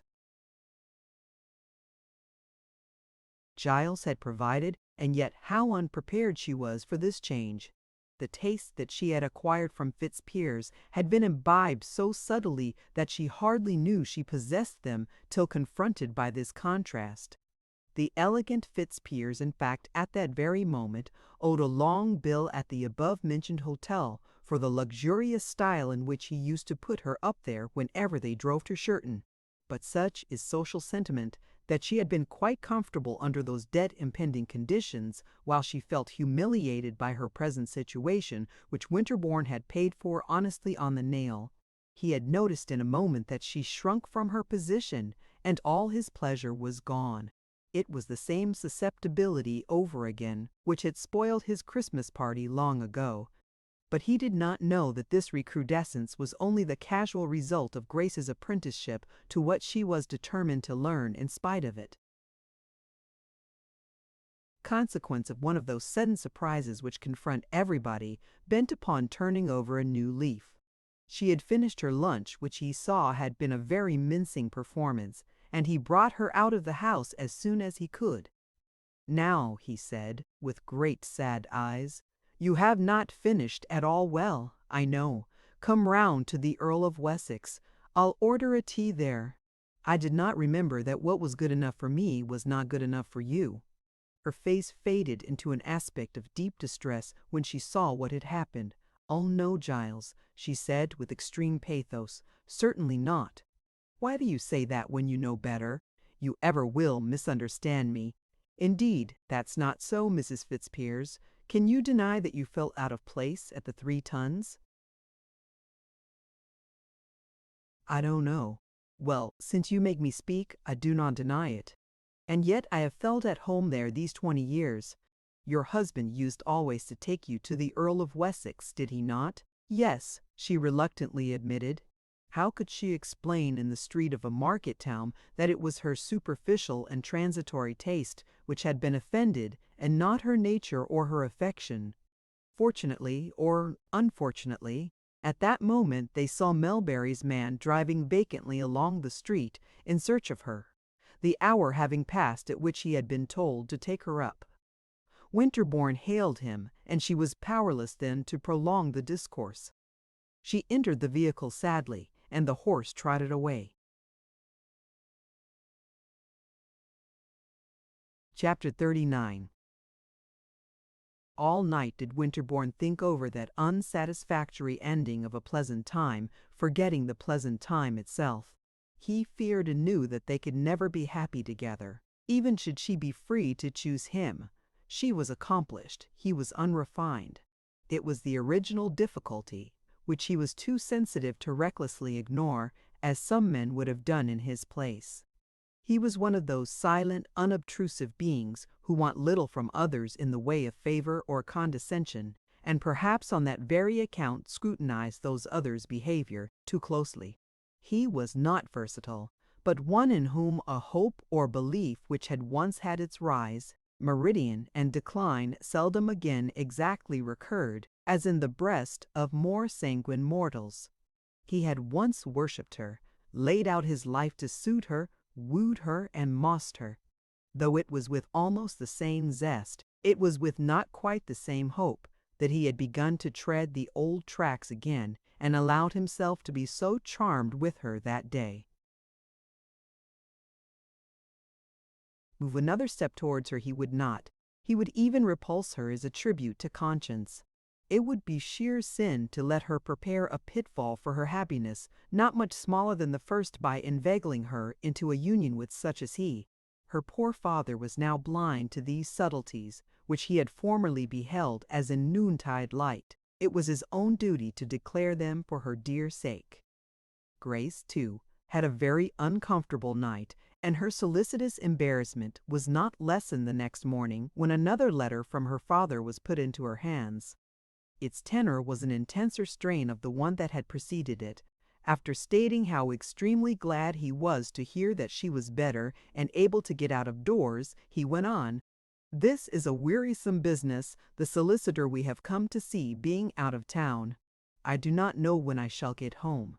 My great anxiety in this delay is still, lest you should lose Giles Winterbourne. I cannot rest at night for thinking that while our business is hanging fire he may become estranged, or go away from the neighborhood.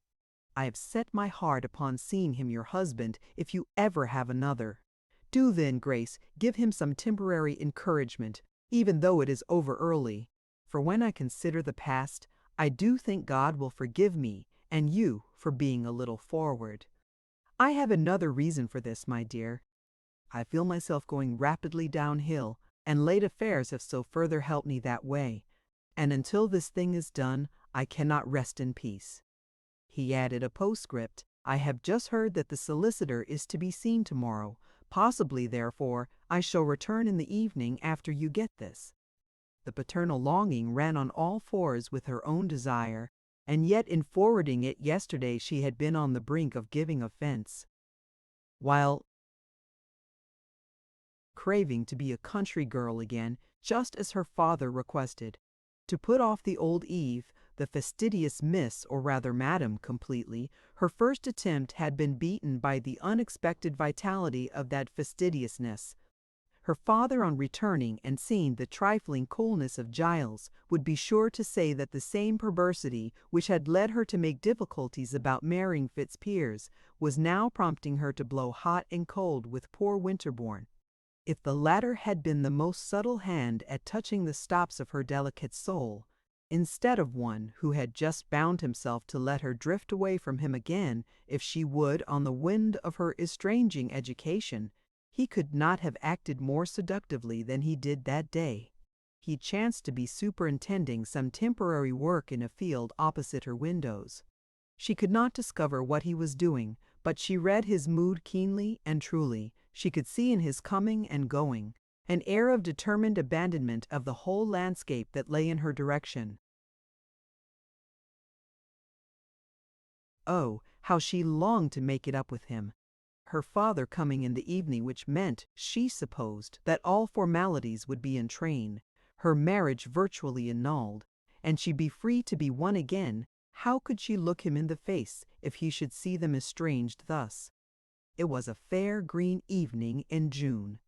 She was seated in the garden, in the rustic chair which stood under the laurel bushes made of peeled oak branches that came to Melbury's premises as refuse after barking time.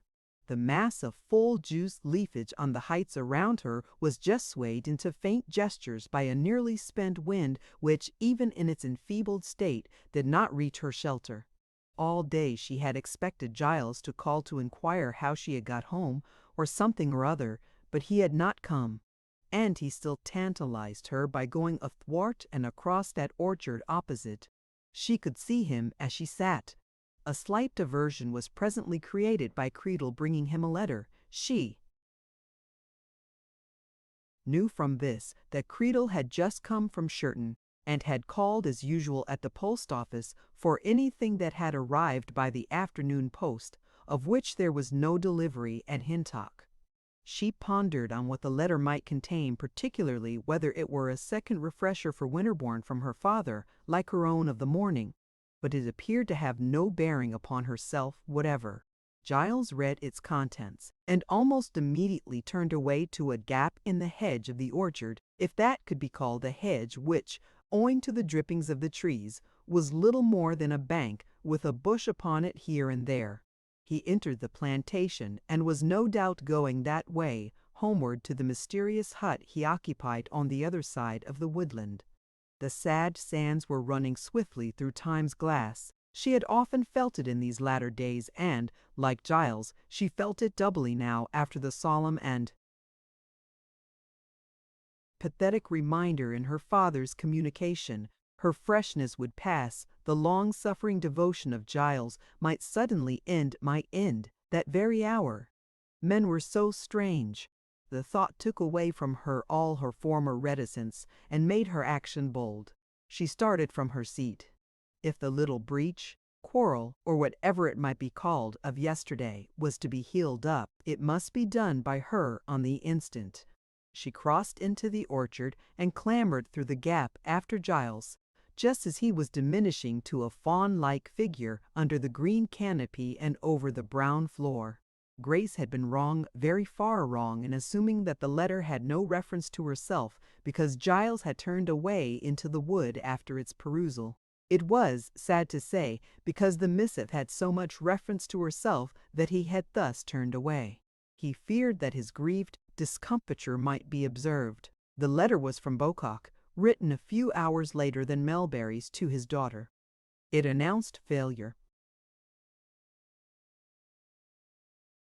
Giles had once done that thriftless man a good turn, and now was the moment when Beaucock had chosen to remember it in his own way.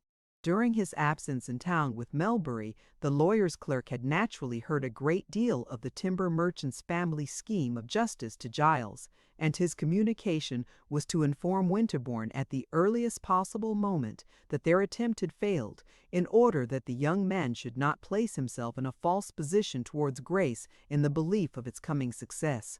The news was, in sum, that Fitzpiers's conduct had not been sufficiently cruel to Grace to enable her to snap the bond. She was apparently doomed to be his wife till the end of the chapter. Winterbourne quite forgot his superficial differences with the poor girl under the warm rush of deep and distracting love for her which the almost tragical information engendered. To renounce her forever, that was then the end of it for him after all. There was no longer any question about suitability or room for tiffs on petty tastes. The curtain had fallen again between them. She could not be his. The cruelty of their late revived hope was now terrible. How could they all have been so simple as to suppose this thing could be done? It was at this moment that, hearing someone coming behind him, he turned and saw her hastening on between the thickets. He perceived in an instant that she did not know the blighting news. "Giles, why didn't you come across to me?" she asked with arch reproach. "Didn't you see me sitting there ever so long?" "Oh, yes," he said in unprepared, extemporized tones, for her unexpected presence caught him without the slightest plan of behavior in the conjuncture. His manner made her think that she had been too chiding in her speech, and a mild scarlet wave passed over her as she resolved to soften it. "I've had another letter from my father," she hastened to continue. "He thinks he may come home this evening, and in view of his hopes, it will grieve him if there is any little difference between us, Giles." "There is none," he said sadly, regarding her from the face downward as he pondered how to lay the cruel truth bare. "Still, I fear you have not quite forgiven me about my being uncomfortable at the inn." "I have, Grace, I'm sure. But you speak in quite an unhappy way," she returned, coming up close to him with the most winning of the many pretty airs that appertain to her. "Don't you think you will ever be happy, Giles?" He did not reply for some instants. "When the sun shines on the north front of Sherton Abbey, that's when my happiness will come to me," said he, staring as it were into the earth. "But then that means that there is something more than my offending you in not liking the 3 tons. If it is because I did not like to let you kiss me in the Abbey, well, you know, Giles, that it was not on account of my cold feelings, but because I did certainly, just then, think it was rather premature, in spite of my poor father. That was the true reason, the sole one. But I do not want to be hard, God knows I do not," she said, her voice fluctuating, "and perhaps as I am on the verge of freedom I am not right, after all, in thinking there is any harm in your kissing me." "Oh God!" said Winterbourne within himself. His head was turned askance as he still resolutely regarded the ground. For the last several minutes he had seen this great temptation approaching him in regular siege, and now it had come. The wrong, the social sin, of now taking advantage of the offer of her lips had a magnitude, in the eyes of one whose life had been so primitive, so ruled by purest household laws, as Giles's, which can hardly be explained. "Did you say anything?" she asked timidly. "Oh no, only that you mean that it must be already settled, since my father is coming home," she said gladly. Winterbourne, though fighting valiantly against himself, all this while, though he would have protected Grace's good repute as the apple of his eye was a man, and, as Desdemona said, men are not gods, in face of the agonizing seductiveness shown by her, in her unenlightened schoolgirl simplicity about the laws and ordinances, he betrayed a man's weakness. Since it was so, since it had come to this, that Grace, deeming herself free to do it, was virtually asking him to demonstrate that he loved her, since he could demonstrate it only too truly, since life was short and love was strong, he gave way to the temptation, notwithstanding that he perfectly well knew her to be wedded irrevocably to Fitzpiers. Indeed, he cared for nothing past or future, simply accepting the present and what it brought, desiring once in his life to clasp in his arms her he had watched over and loved so long. She started back suddenly from his embrace, influenced by a sort of inspiration. "Oh, I suppose," she stammered, "that I am really free? That this is right? Is there really a new law?" Father cannot have been too sanguine in saying he did not answer, and a moment afterwards Grace burst into tears in spite of herself. "Oh, why does not my father come home and explain," she sobbed, "and let me know clearly what I am? It is too trying, this, to ask me to, and then to leave me so long in so vague a state that I do not know what to do, and perhaps do wrong." Winterbourne felt like a very Cain, over and above his previous sorrow. How he had sinned against her in not telling her what he knew. He turned aside. The feeling of his cruelty mounted higher and higher. How could he have dreamed of kissing her? He could hardly refrain from tears. Surely nothing more pitiable had ever been known than the condition of this poor young thing, now as heretofore the victim of her father's well-meant but blundering policy. Even in the hour of Melbury's greatest assurance, Winterbourne had harbored a suspicion that no law, new or old, could undo Grace's marriage without her appearance in public, though he was not sufficiently sure of what might have been enacted to destroy by his own words her pleasing idea that a mere dash of the pen, on her father's testimony, was going to be sufficient. But he had never suspected the sad fact that the position was irremediable. Poor Grace! perhaps feeling that she had indulged in too much fluster for a mere kiss, calmed herself at finding how grave he was. "I am glad we are friends again, anyhow," she said, smiling through her tears.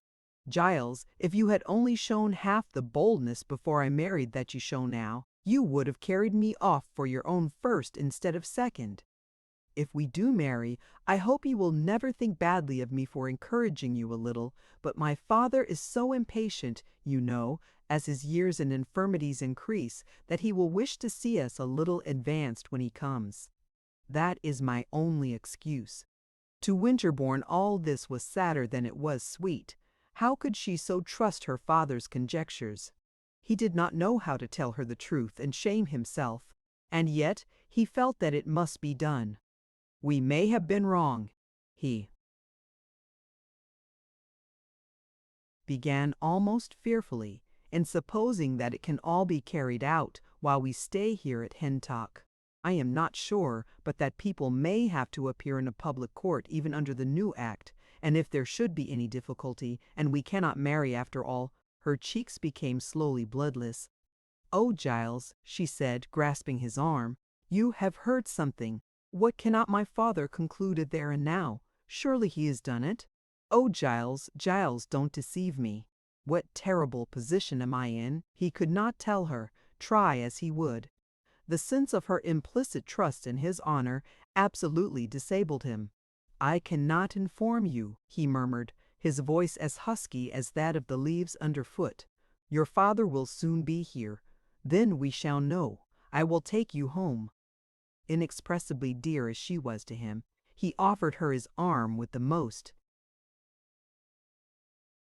reserved air as he added, correctingly, "I will take you, at any rate, into the drive." Thus they walked on together, Grace vibrating between happiness and misgiving.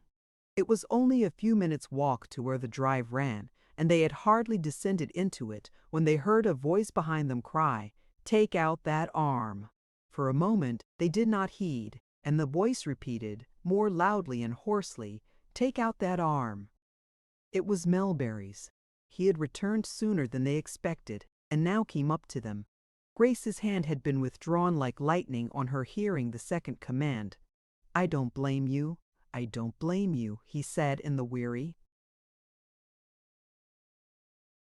cadence of one broken down with scourgings.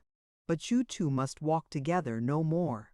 I have been surprised, I have been cruelly deceived, Giles. Don't say anything to me, but go away." He was evidently not aware that Winterbourne had known the truth before he brought it, and Giles would not stay to discuss it with him then. When the young man had gone, Melbury took his daughter indoors to the room he used as his office. There he sat down and bent over the slope of the bureau, her bewildered gaze fixed upon him. When Melbury had recovered a little, he said, "You are now, as ever, Fitzpiers's wife. I was deluded. He has not done you enough harm. You are still subject to his beck and call." "Then let it be, and never mind, father," she said with dignified sorrow. "I can bear it. It is your trouble that grieves me most." She stooped over him and put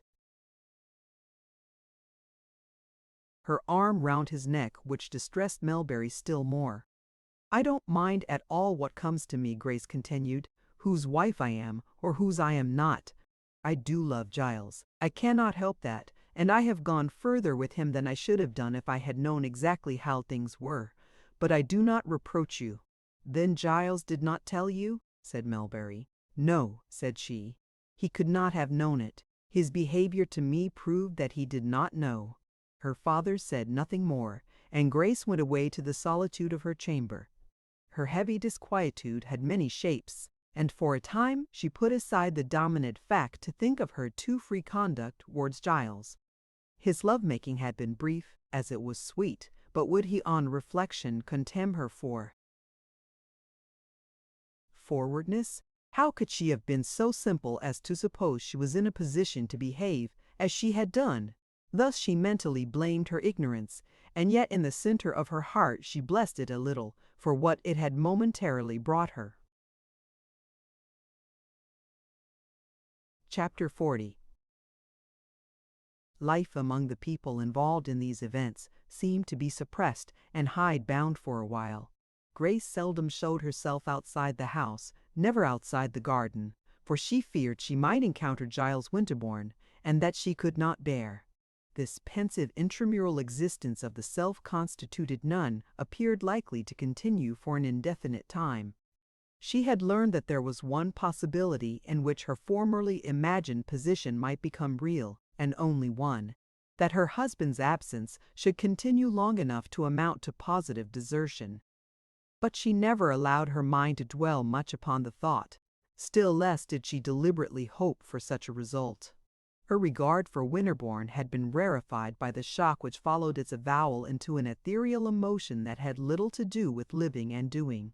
As for Giles, he was lying, or rather sitting, ill at his hut, a feverish indisposition, which had been hanging about him for some time, the result of a chill caught the previous winter, seemed to acquire virulence with the prostration of his hopes. But not a soul knew of his languor, and he did not think the case serious enough to send for a medical man.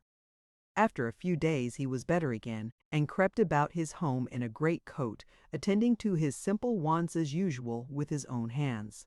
So matters stood when the limpid inertion of Grace's pool-like existence was disturbed as by a geyser.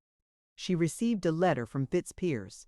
Such a terrible letter it was in its import, though couched in the gentlest language. In his absence, Grace had grown to regard him with toleration, and her relation to him with equanimity, till she had almost forgotten how trying his presence would be. He wrote briefly and unaffectedly. He made no excuses, but informed her that he was living quite alone, and had been led to think that they ought to be together, if she would make up her mind to forgive him. He therefore purported to cross the Channel to Budmouth by the steamer on a day he named, which she found to be 3 days after the time of her present reading. He said that he could not come to Hentock for obvious reasons, which her father would understand even better than herself. As the only alternative, she was to be on the quay to meet the steamer when it arrived from the opposite coast, probably about half an hour before midnight, bringing with her any luggage she might require, join him there, and pass with him into the twin vessel, which left immediately the other entered the harbor, returning thus with him to his continental dwelling place, which he did not name. He had no intention of showing himself on land at all. The troubled Grace took the letter to her father, who now continued for long hours by the fireless summer chimney corner, as if he thought it were winter, the pitcher of cider standing beside him, mostly untasted and coated with a film of dust. After reading it, he looked up. "You shan't go," said he. "I had felt I would not," she answered, "but I did not know what you would say. If he comes and lives in England, not too near here and in a respectable way, and wants you to come to him, I am not sure that I'll oppose him in wishing it," muttered Melbury.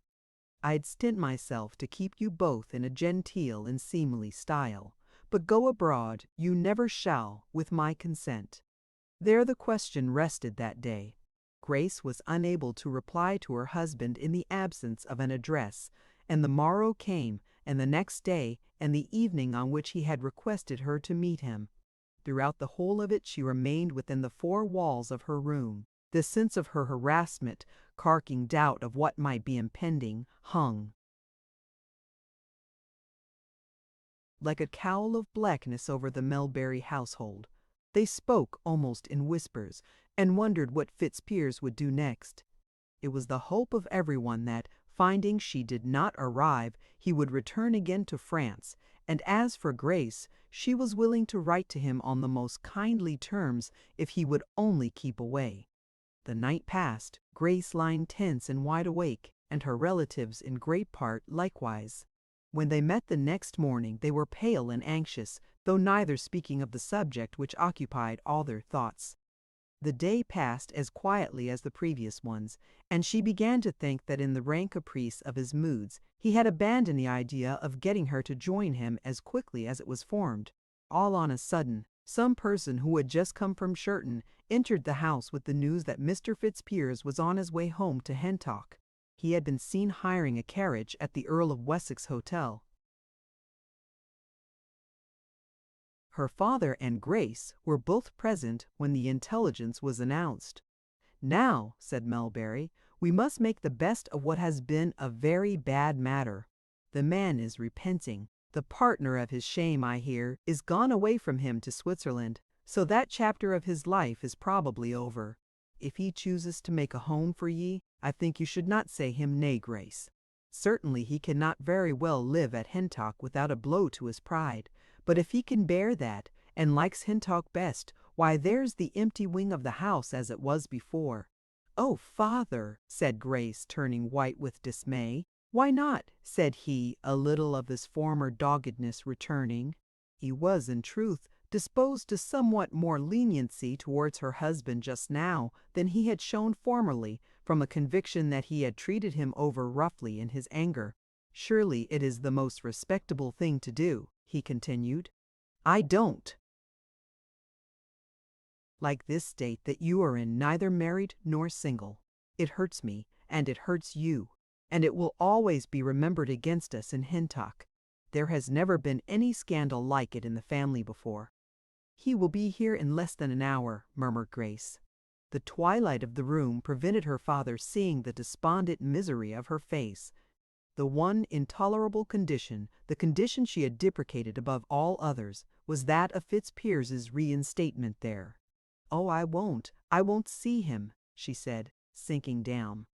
She was almost hysterical. "Try if you cannot," he returned moodily. "Oh, yes, I will, she went on, inconsequently. "I'll try." And jumping up suddenly, she left the room. In the darkness of the apartment to which she flew nothing could have been seen during the next half hour, but from a corner a quick breathing was audible from this impressible creature, who combined modern nerves with primitive emotions, and was doomed by such coexistence to be numbered among the distressed and to take her scourgings to their exquisite extremity. The window was open. On this quiet late summer evening, whatever sound arose in so secluded a district, the chirp of a bird, a call from a voice, the turning of a wheel extended over bush and tree to unwonted distances. Very few sounds did arise. But as Grace invisibly breathed in the brown glooms of the chamber, the small remote noise of light wheels came into her, accompanied by the trot of a horse on the turnpike road. There seemed to be a sudden hitch or pause in the progress of the vehicle, which was what first drew her attention to it.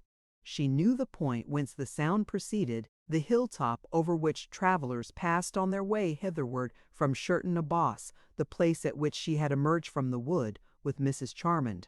Grace slid along the floor and bent her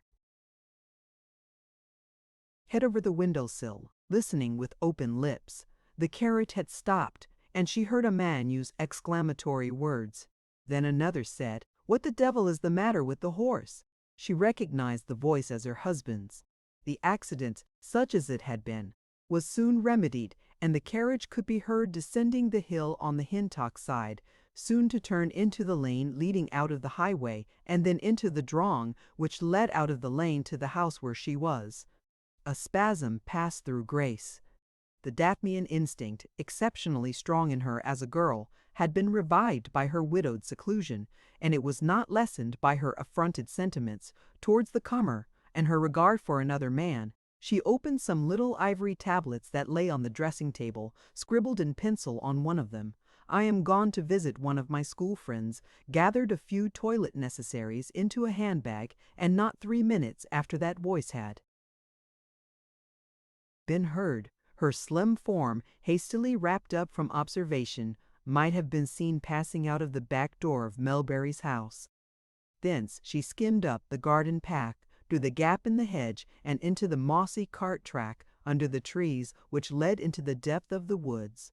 The leaves overhead were now in their latter green so opaque that it was darker at some of the densest spots than in winter time, scarce a crevice existing by which a ray could get down to the ground. But in open places she could see well enough. Summer was ending. In the daytime singing insects hung in every sunbeam. Vegetation was heavy nightly with globes of dew. and after showers creeping damps and twilight chills came up from the hollows. The plantations were always weird at this hour of eve, more spectral far than in the leafless season, when there were fewer masses and more minute lineality. The smooth surfaces of glossy plants came out like weak, lidless eyes. There were strange faces and figures from expiring lights that had somehow wandered into the canopied obscurity. While now and then low peeps of the sky between the trunks were like sheeted shapes, and on the tips of boughs sat faint cloven tongues.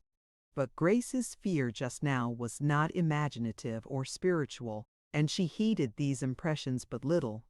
She went on as silently as she could, avoiding the hollows wherein leaves had accumulated, and stepping upon soundless moss and grass tufts. She paused breathlessly once or twice and fancied that she could hear, above the beat of her strumming pulse, the vehicle containing Fitzpiers turning in at the gate of her father's premises. She hastened on again. The Hintock woods owned by Mrs. Charmond were presently left behind, and those into which she next plunged were divided from the latter by a bank from whose top the hedge had long ago perished, starved for want of sun. It was with some caution that Grace now walked, though she was quite free from any of the commonplace timidities of her ordinary pilgrimages to such spots. She feared no lurking harms, but that her effort would be all in vain, and her return to the house rendered imperative. She had walked between 3 and 4 miles when that prescriptive comfort and relief to wanderers in woods, a distant light broke at last upon her searching eyes. It was so very small as to be almost sinister to a stranger, but to her it was what she sought. She pushed forward, and the dim outline of a dwelling was disclosed. The house was a square cot of 1 story only, sloping up on all sides to a chimney in the midst. It had formerly been the home of a charcoal burner in times when that fuel was still used in the county houses. Its only appurtenance was a paled enclosure, there being no garden, the shade of the trees preventing the growth of vegetables. She advanced to the window whence the rays of light proceeded, and the shutters being as yet unclosed, she could survey the whole interior through the panes. The room within was kitchen, parlor, and scullery all in one. The natural sandstone floor was worn into hills and dales by long treading, so that none of the furniture stood level, and the table slanted like a desk. A fire burned on the hearth, in front of which revolved the skinned carcass of a rabbit, suspended by a string from a nail.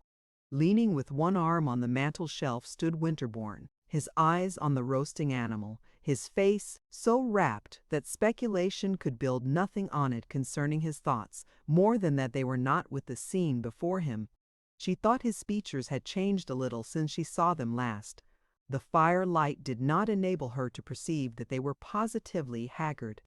Grace's throat emitted a gasp of relief at finding the result so nearly as she had hoped. She went to the door and tapped lightly. He seemed to be accustomed to the noises of woodpeckers, squirrels, and such small creatures, for he took no notice of her tiny signal, and she knocked again. This time he came and opened the door. When the light of the room fell upon her face, he started and, hardly knowing what he did, crossed the threshold to her, placing his hands upon her 2 arms, while surprise, joy, alarm, sadness chased through him by turns. With Grace it was the same. Even in this stress there was the fond fact that they had met again. Thus they stood, long tears upon their faces, waxen white with extreme sad delight. He broke the silence by saying in a whisper, "Come in." "No, no, Giles," she answered hurriedly, stepping yet farther back from the door. "I am passing by, and I have called on you. I won't enter. Will you help me? I am afraid. I want to get by a roundabout way to Shirton, and so to Exbury. I have a schoolfellow there, but I cannot get to Shirton alone. Oh, if you will only accompany me a little way. Don't condemn me, Giles, and be offended. I was obliged to come to you because I have no other help here. 3 months ago you were my lover. Now you are only my friend. The law has stepped in and forbidden what we thought of. It must not be. But we can act honestly, and yet you can be my friend for one little hour? I have no other. She could get no further. Covering her eyes with one hand, by an effort of repression she wept a silent trickle, without a sigh or sob. Winterbourne took her other hand. "What has happened?" he said. "He has come." There was a stillness as of death, till Winterbourne asked, "You mean this, Grace, that I am to help you to get away?" "Yes," said she. "Appearance is no matter when the reality is right. I have set to. Myself, I can trust you."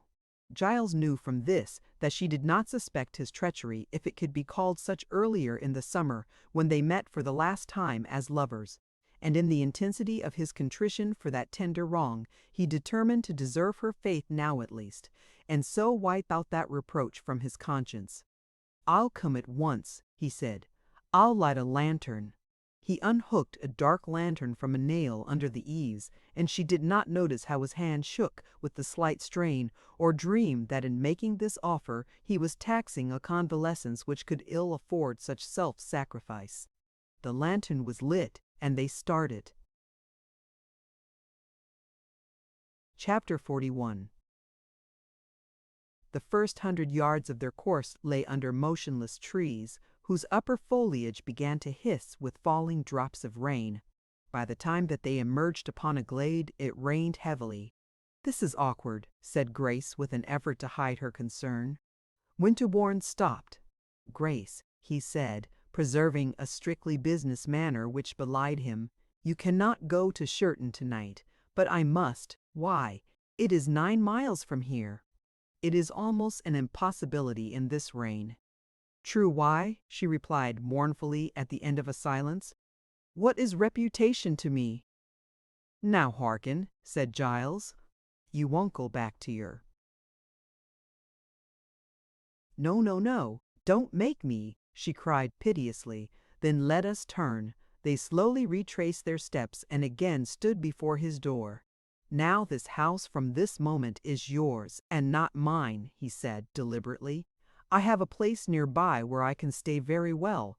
Her face had drooped. "Oh," she murmured as she saw the dilemma, "what have I done?" There was a smell of something burning within, and he looked through the window. The rabbit that he had been cooking to coax a weak appetite was beginning to char. "Please go in and attend to it," he said. "Do what you like. Now I leave.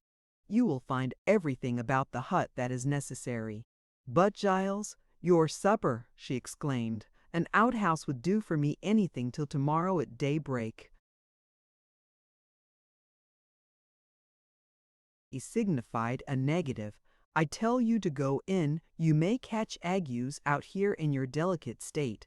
You can give me my supper through the window if you feel well enough.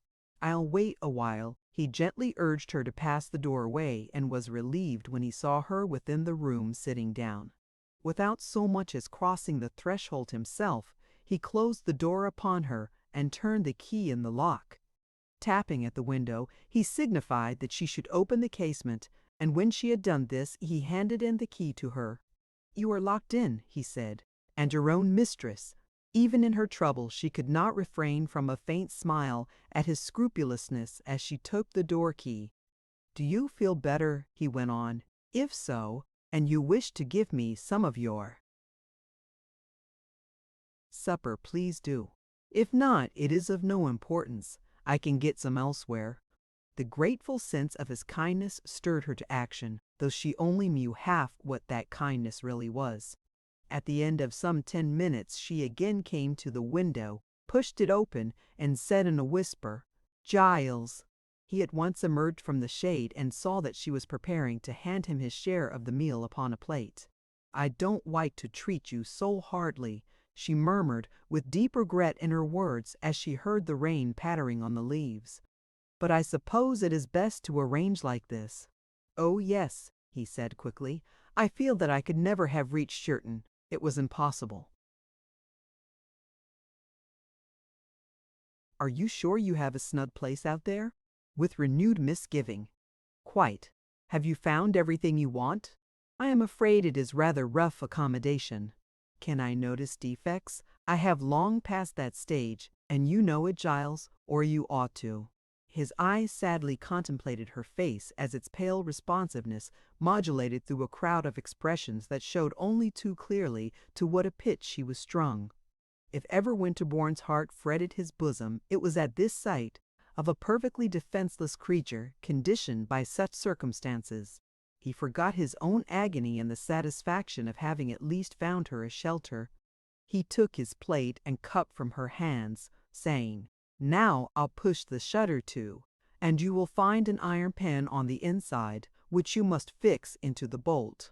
Do not stir in the morning till I come and call you." She expressed an alarmed hope that he would not go very far away. "Oh no, I shall be quite within hail," said Winterbourne. She bolted the window as directed, and he retreated. His snug place proved to be a wretched little shelter of the roughest kind, formed of 4 hurdles thatched with brake fern. Underneath were dry sticks, hay, and other litter of the sort, upon which he sat down, and there in the dark tried to eat his meal. But his appetite was quite gone. He pushed the plate aside and shook up the hay in sacks, so as to form a rude couch, on which he flung himself down to sleep, for it was getting late. But sleep he could not, for many reasons, of which not the least was thought of his charge. He sat up and looked towards the cot through the damp obscurity. With all its external features the same as usual, he could scarcely believe that it contained the dear friend he would not use a warmer name who had come to him so unexpectedly, and, he could not help admitting, so rashly. He had not ventured to ask her any particulars, but the position was pretty clear without them. Though social law had negated forever their opening paradise of the previous June, it was not without stoical pride that he accepted the present trying conjuncture. There was one man on earth in whom she believed absolutely, and he was that man. That this crisis could end in nothing but sorrow was a view for a moment effaced by this triumphant thought of her trust in him, and the purity of the affection with which he responded to that trust rendered him more than proof against any frailty that besieged him in relation to her. The rain, which had never ceased, now drew his attention by beginning to drop through the meagre screen that covered him. He rose to attempt some remedy for this discomfort, but the trembling of his knees and the throbbing of his pulse told him that in his weakness he was unable to fence against the storm, and he lay down to bear it as best he might. He was angry with himself for his feebleness, he who had been so strong. It was imperative that she should know nothing of his present state, and to do that she must not see his face by daylight, for its color would inevitably betray him. The next morning, accordingly, when it was hardly light, he rose and dragged his stiff limbs about the precincts, preparing for her everything she could require for getting breakfast within. On the bench outside the window-sill he placed water, wood, and other necessaries, writing with a piece of chalk beside them, "It is best that I should not see you. Put my breakfast on the bench." At 7 o'clock he tapped at her window as he had promised, retreating at once that she might not catch sight of him.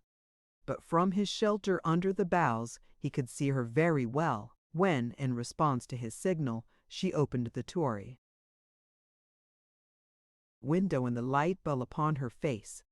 The languid largeness of her eyes showed that her sleep had been little more than his own, and the pinkness of their lids that her waking hours had not been free from tears.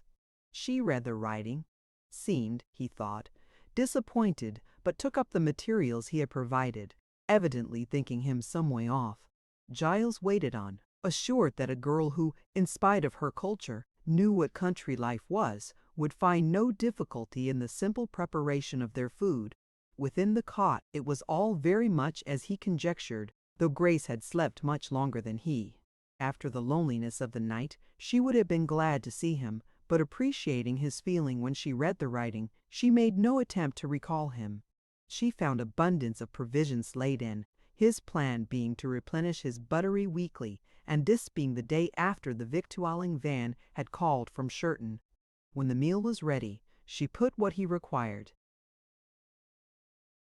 outside, as she had done with the supper, and, notwithstanding her longing to see him, withdrew from the window promptly and left him to himself. It had been a leaden dawn, and the rain now steadily renewed its fall. As she heard no more of Winterbourne, she concluded that he had gone away to his daily work and forgotten that he had promised to accompany her to Sherton. An erroneous conclusion, for he remained all day, by force of his condition, within 50 yards of where she was. The morning wore on, and in her doubt when to start and how to travel, she lingered yet, keeping the door carefully bolted lest an intruder should discover her.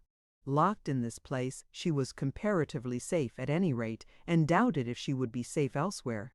The humid gloom of an ordinary wet day was doubled by the shade and drip of the leafage. Autumn, this year, was coming in with rains. Gazing, in her enforced idleness, from the one window of the living room, she could see various small members of the animal community that lived unmolested there, creatures of hair, fluff, and scale, the tooth kind and the billed kind, underground creatures, jointed and ringed circumambulating the hut, under the impression that, Giles having gone away, nobody was there, and eyeing it inquisitively with a view to winter quarters. Watching these neighbors, who knew neither law nor sin, distracted her a little from her trouble, and she managed to while away some portion of the afternoon by putting Giles's home in order and making little improvements which she deemed that he would value when she was gone. Once or twice she fancied that she heard a faint noise amid the trees, resembling a cough, but as it never came any nearer, she concluded that it was a squirrel or a bird. At last the daylight lessened, and she made up a larger fire, for the evenings were chilly. As soon as it was too dark, which was comparatively early to discern the human countenance in this place of shadows, there came to the window, to her great delight, a tapping which she knew from its method to be Giles's.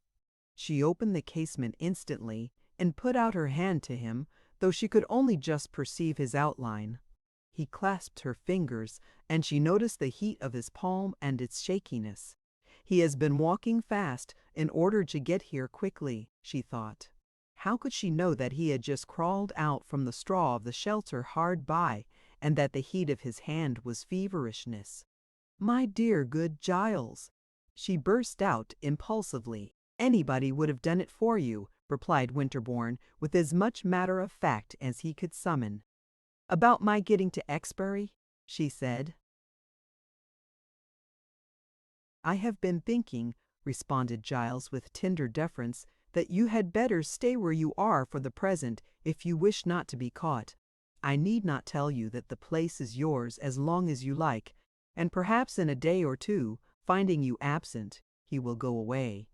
At any rate, in 2 or 3 days I could do anything to assist, such as make inquiries, or go a great way toward Sherton-the-Bass with you, for the cider season will soon be coming on, and I want to run down to the Vale to see how the crops are, and I shall go by the Sherton road.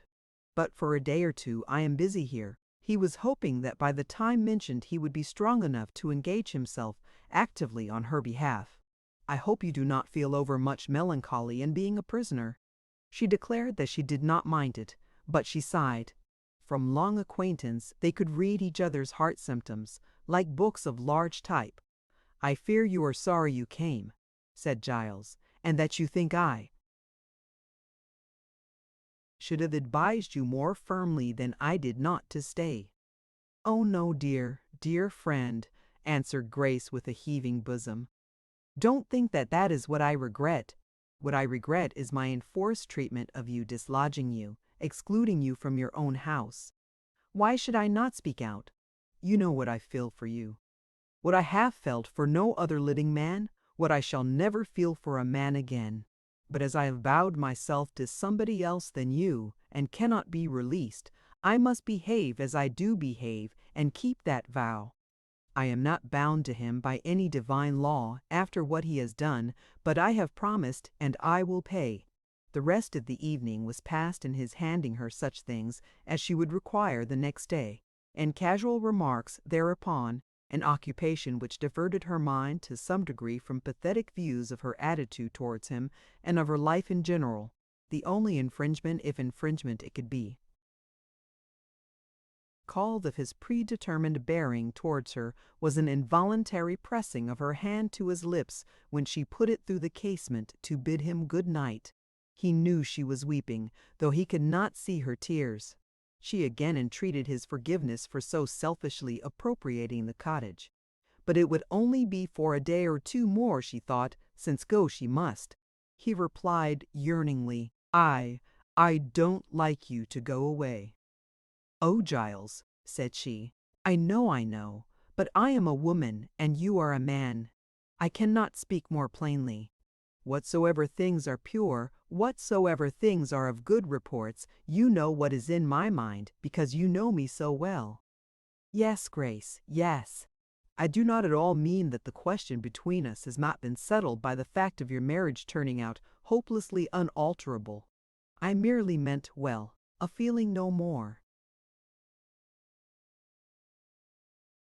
In a week, at the outside, I should be discovered if I stayed here, and I think that by law he could compel me to return to him.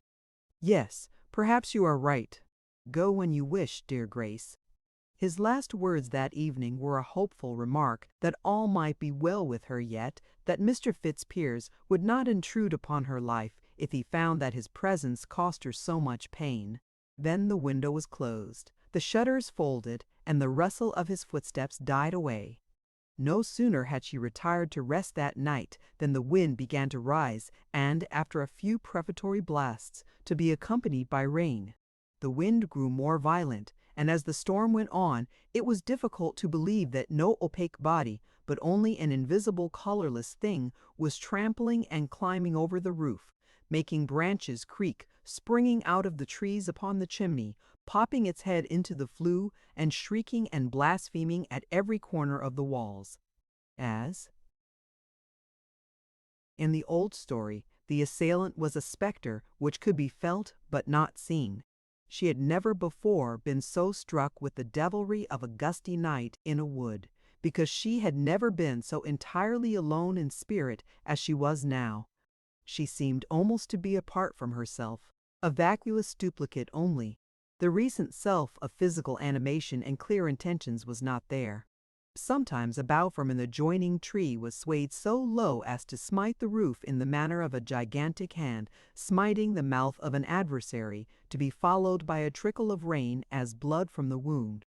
To all this weather, Giles must be more or less exposed. How much she did not know. At last Grace could hardly endure the idea of such a hardship in relation to him. Whatever he was suffering, it was she who had caused it. He vacated his house on account of her. She was not worth such self-sacrifice. She should not have accepted it of him. And then, as her anxiety increased with increasing thought,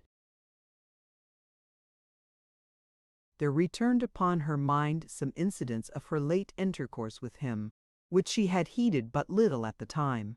The look of his face, what had there been about his face which seemed different from its appearance as of yore? Was it not thinner, less rich in hue, less like that of ripe autumn's brother to whom she had formerly compared him? And his voice, she had distinctly noticed a change in tone, and his gait. Surely it had been feebler, stiffer, more like the gait of a weary man. That slight occasional noise she had heard in the day, and attributed to squirrels, it might have been his cough after all. Thus conviction took root in her perturbed mind that Winterbourne was ill, or had been so, and that he had carefully concealed his condition from her, that she might have no scruples about accepting a hospitality which by the nature of the case expelled her entertainer.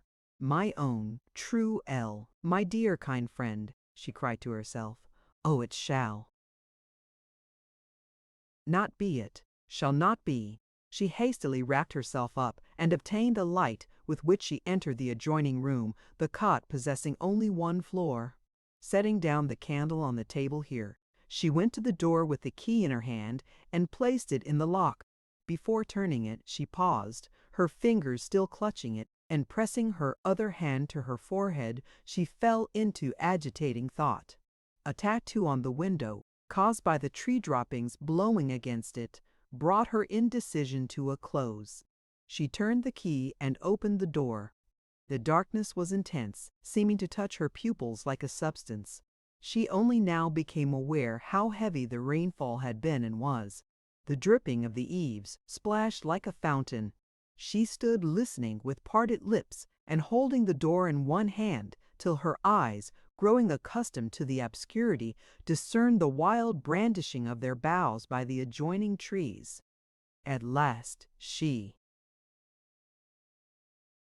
cried loudly with an effort, "Giles, you may come in!" There was no immediate answer to her cry, and overpowered by her own temerity, Grace retreated quickly, shut the door, and stood looking on the floor. But it was not for long. She again lifted the latch, and with far more determination than at first. "Giles! Giles!" she cried with the full strength of her voice, and without any of the shamefacedness that had characterized her first cry. "Oh, come in! Come in! Where are you? I have been wicked. I have thought too much of myself. Do you hear? I don't want to keep you out any longer. I cannot bear that you should suffer so. Giles!" A reply. It was a reply. Through the darkness and wind a voice reached her, floating upon the weather as though a part of it. "Here I am all right. Don't trouble about me. Don't you want to come in? Are you not wet? Come to me. I don't mind what they say or what they think any more. I am all right," he repeated. "It is not necessary for me to come. Good night, good night." Grace sighed, turned and shut the door slowly. Could she have been mistaken about his health?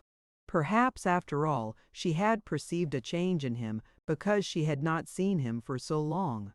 Time sometimes did his aging work in jerks, as she knew. Well, she had done all she could.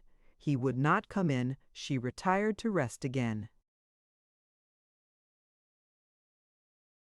Chapter 42. The next morning Grace was at the window early. She felt determined to see him somehow that day and prepared his breakfast eagerly. 8 o'clock struck, and she had remembered that he had not come to arouse her by a knocking, as usual, her own anxiety having caused her to stir. The breakfast was set in its place without, but he did not arrive to take it, and she waited on. 9 o'clock arrived, and the breakfast was cold, and still there was no Giles. A thrush that had been repeating itself a good deal on an opposite bush for some time came and took a morsel from the plate and bolted it, waited, looked around, and took another. At 10 o'clock she drew in the tray and sat down to her own solitary meal. He must have been called away on business early, the rain having cleared off. Yet she would have liked to assure herself, by thoroughly exploring the precincts of the hut, that he was nowhere in its vicinity. But as the day was comparatively fine, the dread lest some stray passenger or woodman should encounter her in such a reconnoitre paralyzed her wish. The solitude was further accentuated today by the stopping of the clock for want of winding and the fall into the chimney corner of flakes of soot loosened by the rains. At noon she heard a slight rustling outside the window, and found that it was caused by an eft which had crept out of the leaves to bask in the last sun rays that would be worth having till the following May. She continually peeped out through the lattice, but could see little. In front lay the brown leaves of last year, and upon them some yellowish-green ones of this season that had been prematurely blown down by the gale. Above stretched an old beech with vast armpits and great pocket-holes in its sides where branches had been amputated in past times. A black slug was trying to climb it. Dead boughs were scattered about like ichthyosauri in a museum, and beyond them were perishing woodbine stems resembling old ropes. From the other window all she could see were more trees, jacketed with lichen and stalk-inged with moss. At their roots were stemless yellow fungi like lemons and apricots, and tall fungi with more stem than stool. Next were more trees close together, wrestling for existence, their branches disfigured with wounds resulting from their mutual rubbings and blows. It was the struggle between these neighbors that she had heard in the night. Beneath them were the rotting stumps of those of the group that had been vanquished long ago, rising from their mossy setting like decayed teeth from green gums. Farther on were other tufts of moss and islands divided by the shed leaves variety upon variety, dark green and pale green.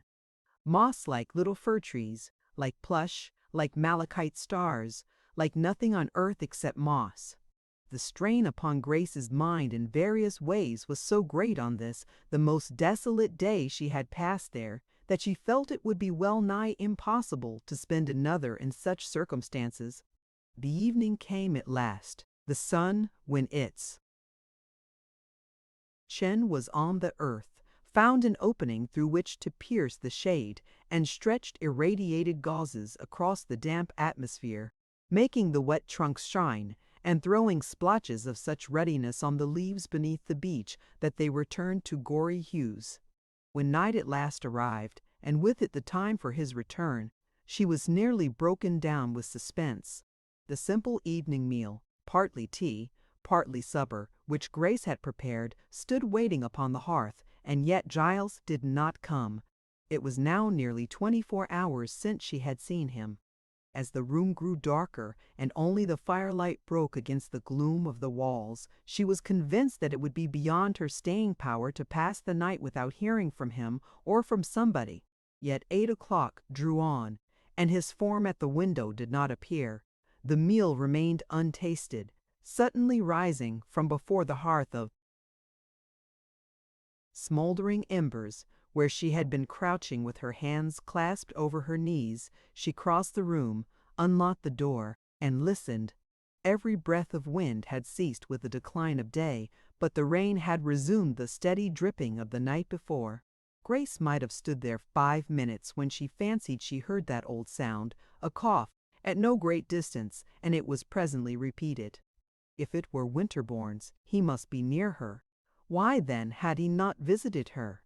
A horrid misgiving that he could not visit her took possession of Grace, and she looked up anxiously for the lantern which was hanging above her head. To light it and go in the direction of the sound would be the obvious way to solve the dread problem, but the conditions made her hesitate, and in a moment a cold sweat pervaded her at further sounds from the same quarter. They were low mutterings, at first like persons in conversation, but gradually resolving themselves into varieties of one voice. It was an endless monologue, like that we sometimes hear from inanimate nature in deep secret places where water flows, or where ivy leaves flap against stones. But by degrees she was convinced that the voice was Winterbourne's. Yet who could be his listener, so mute and patient? For though he argued so rapidly and persistently, nobody replied. A dreadful enlightenment spread through the mind of Grace. "Oh," she cried in her anguish, as she hastily prepared herself to go out. "How selfishly correct I am always too correct! Cruel propriety is killing the dearest heart that ever woman clasped to her own." While speaking thus to herself, she had lit the lantern, and hastening out without further thought, took the direction whence the mutterings had proceeded. The course was marked by a little path, which ended at a distance of about 40 yards in a small erection of hurdles, not much larger than a shock of corn, such as were frequent in the woods and copses when the cutting season was going on. It was too slight even to be called a hovel, and was not high enough to stand upright in, appearing, in short, to be erected for the temporary shelter of fuel. The side towards Grace was open, and turning the light upon the interior, she beheld what her prescient fear had pictured in snatches all the way thither. Upon the straw within, Winterbourne lay in his clothes, just as she had seen him during the whole of her stay here, except that his hat was off and his hair matted and wild. Both his clothes and the straw were saturated with rain. His arms were flung over his head. His face was flushed to an unnatural crimson. His eyes had a burning brightness, and though they met her own, she perceived that he did not recognize her. "Oh, my Giles!" she cried. "What have I done to you?" But she stopped no longer even to reproach herself.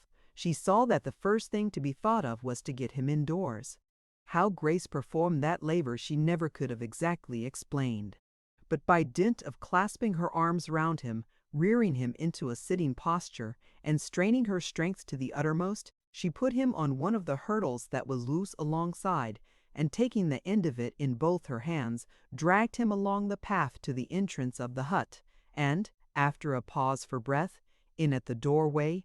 It was somewhat singular that Giles in his semi-conscious state acquiesced unresistingly in all that she did, but he never for a moment recognized her continuing his rapid conversation to himself and seeming to look upon her as some angel or other supernatural creature of the visionary world in which he was mentally living. The undertaking occupied her more than 10 minutes, but by that time, to her great thankfulness, he was in the inner room, lying on the bed, his damp outer clothing removed. Then the unhappy Grace regarded him by the light of the candle. There was something in his look which agonized her, in the rush of his thoughts, accelerating their speed from minute to minute. He seemed to be passing through the universe of ideas, like a comet, erratic, inapprehensible, untraceable.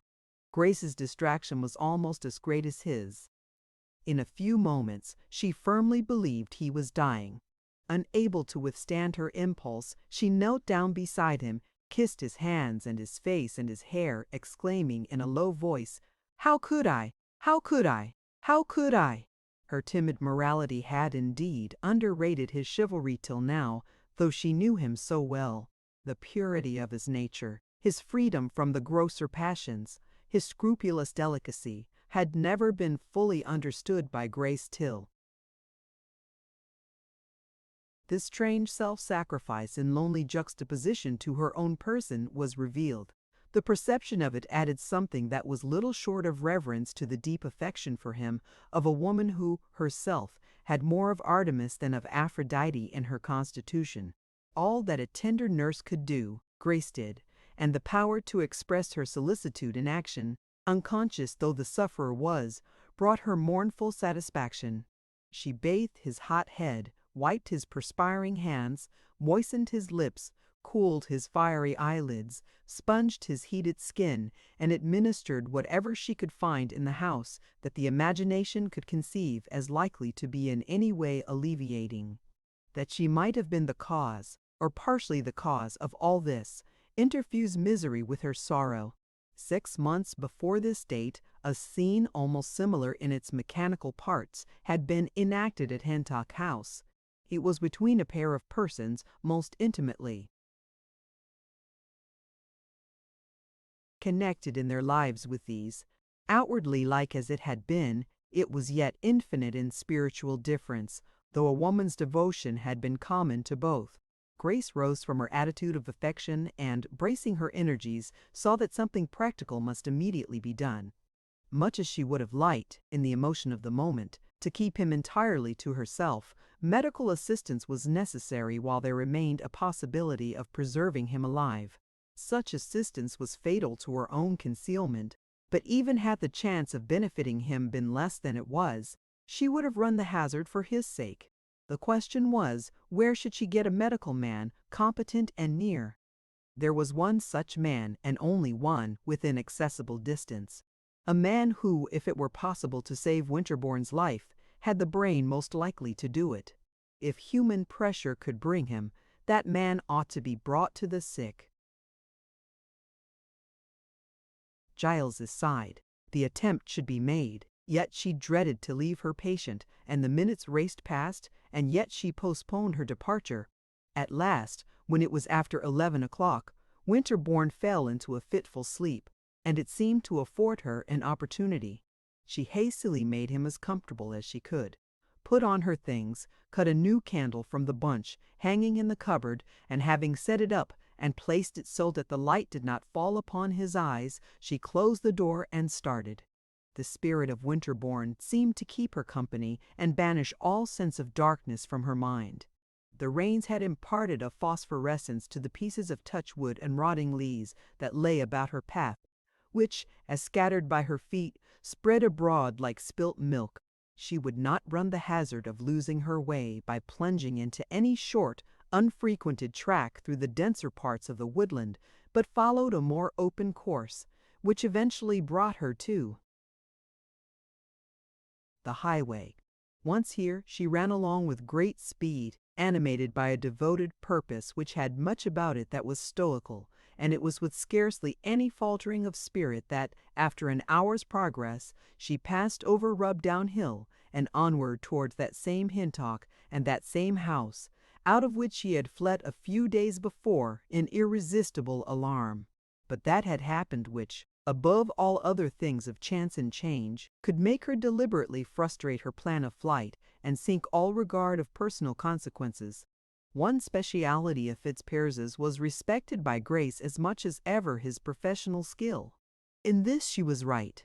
Had his persistence equaled his insight, instead of being the spasmodic and fitful thing it was, fame and fortune need never have remained a wish with him.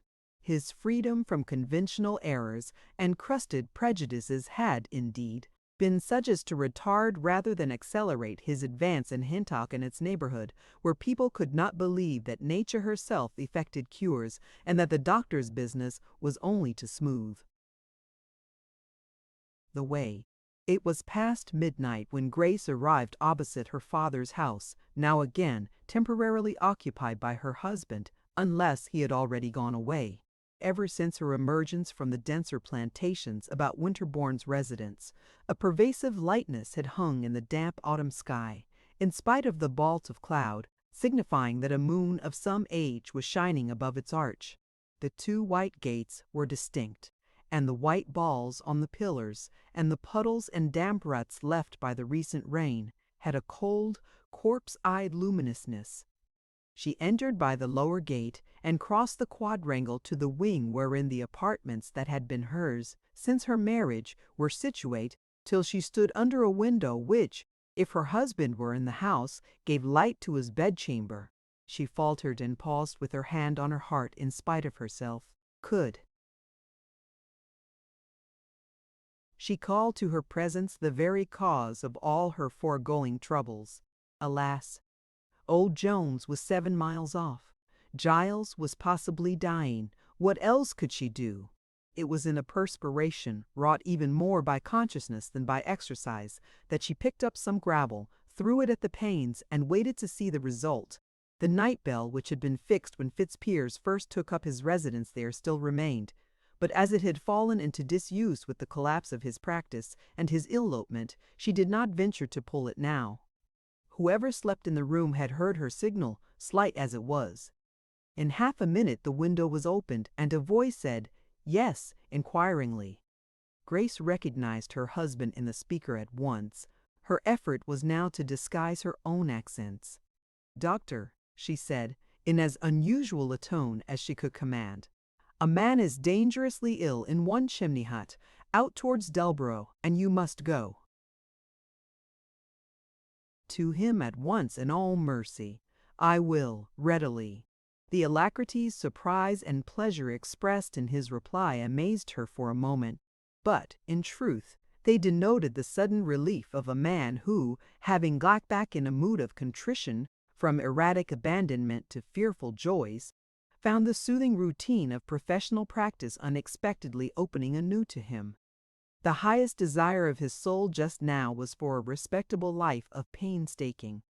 If this, his first summons since his return, had been to attend upon a cat or dog, he would scarcely have refused it in the circumstances. "Do you know the way?" she asked. "Yes," said he. "One chimney hut," she repeated, "and immediately." "Yes, yes," said Fitzpiers. Grace remained no longer. She passed out of the white gate without slamming it and hastened on her way back. Her husband, then, had re-entered her father's house. How he had been able to effect a reconciliation with the old man, what were the terms of the treaty between them, she could not so much as conjecture. Some sort of truce must have been entered into, that was all she could say. But close as the question lay to her own life, there was a more urgent one which banished it, and she traced her steps quickly along the meandering trackways. Meanwhile, Fitzpiers was preparing to leave the house. The state of his mind, over and above his professional zeal, was peculiar. At Grace's first remark he had not recognized or suspected her presence, but as she went on, he was awakened to the great resemblance of the speaker's voice to his wife's. He had taken in such good faith the statement of the household on his arrival that she had gone on a visit for a time because she could not at once bring her mind to be reconciled to him, that he could not quite actually believe this comer to be she. It was one of the features of Fitzpiers's repentant humor at this date that, on receiving the explanation of her absence, he had made no attempt to outrage her feelings by following her, though nobody had informed him how very shortly her departure had preceded his entry, and of all that might have been inferred from her precipitancy. Melbury, after much alarm and consideration, had decided not to follow her either. He sympathized with her flight, much as he deplored it. Moreover, the tragic color of the antecedent events that he had been a great means of creating checked his instinct to interfere. He prayed and trusted that she had got into no danger on her way, as he supposed to Shirton, and thence to Exbury, if that were the place she had gone to, forbearing all inquiry which the strangeness of her departure would have made natural. A few months before this time, performance by Grace of 1/10 the magnitude of this would have aroused him to unwonted investigation. It was in the same spirit that he had tacitly assented to Fitzpiers's domiciliation there. The two men had not met face to face, but Mrs. Melbury had proposed herself as an intermediary who made the surgeon's re-entrance comparatively easy to him. Everything was provisional, and nobody asked questions. Fitzpiers had come in the performance of a plan of penitence, which had originated in circumstances hereafter to be explained. His self-humiliation to the very base-string was deliberate, and as soon as a call reached him from the bedside of a dying man, his desire was to set to work and do as much good as he could with the least possible fuss or show. He therefore refrained from calling up a stableman to get ready any horse or gig, and set out for one chimney hut on foot, as Grace had done. Chapter 43. She re-entered the hut, flung off her bonnet and cloak, and approached the sufferer. He had begun anew those terrible mutterings, and his hands were cold. As soon as she saw him there returned to her that agony of mind, which the stimulus of her journey had thrown off for a time. Could he really be dying? She bathed him, kissed him, forgot all things but the fact that lying there before her was he who had loved her more than the mere lover would have loved, had martyred himself for her comfort, cared more for her self-respect than she had thought of caring. This mood continued till she heard quick, smart footsteps without. She knew whose footsteps they were. Grace sat on the inside of the bed against the wall, holding Giles's hand, so that when her husband entered the patient lay between herself and him.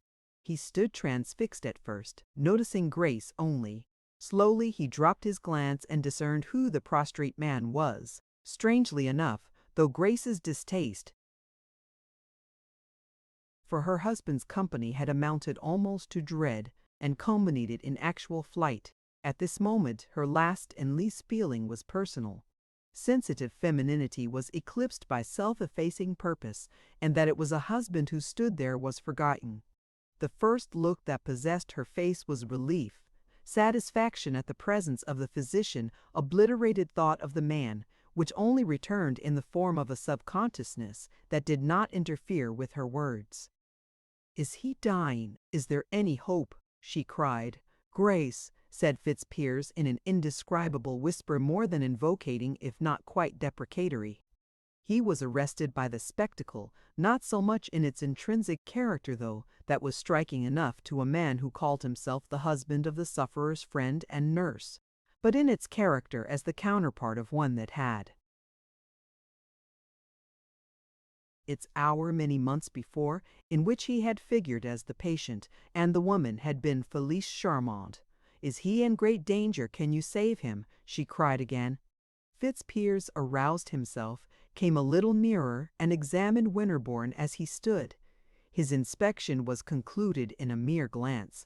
Before he spoke, he looked at her contemplatively as to the effect of his coming words. "He is dying," he said with dry precision. "What?" said she. "Nothing can be done by me or any other man. It will soon be all over. The extremities are dead already." His eyes still remained fixed on her, the conclusion to which he had come seeming to end his interest, professional and otherwise, in Winterbourne forever. "But it cannot be. He was well 3 days ago. Not well, I suspect. This seems like a secondary attack, which has followed some previous illness, possibly typhoid. It may have been months ago, or recently." He was not well." "You are right. He was ill. He was ill when I came." There was nothing more to do or say.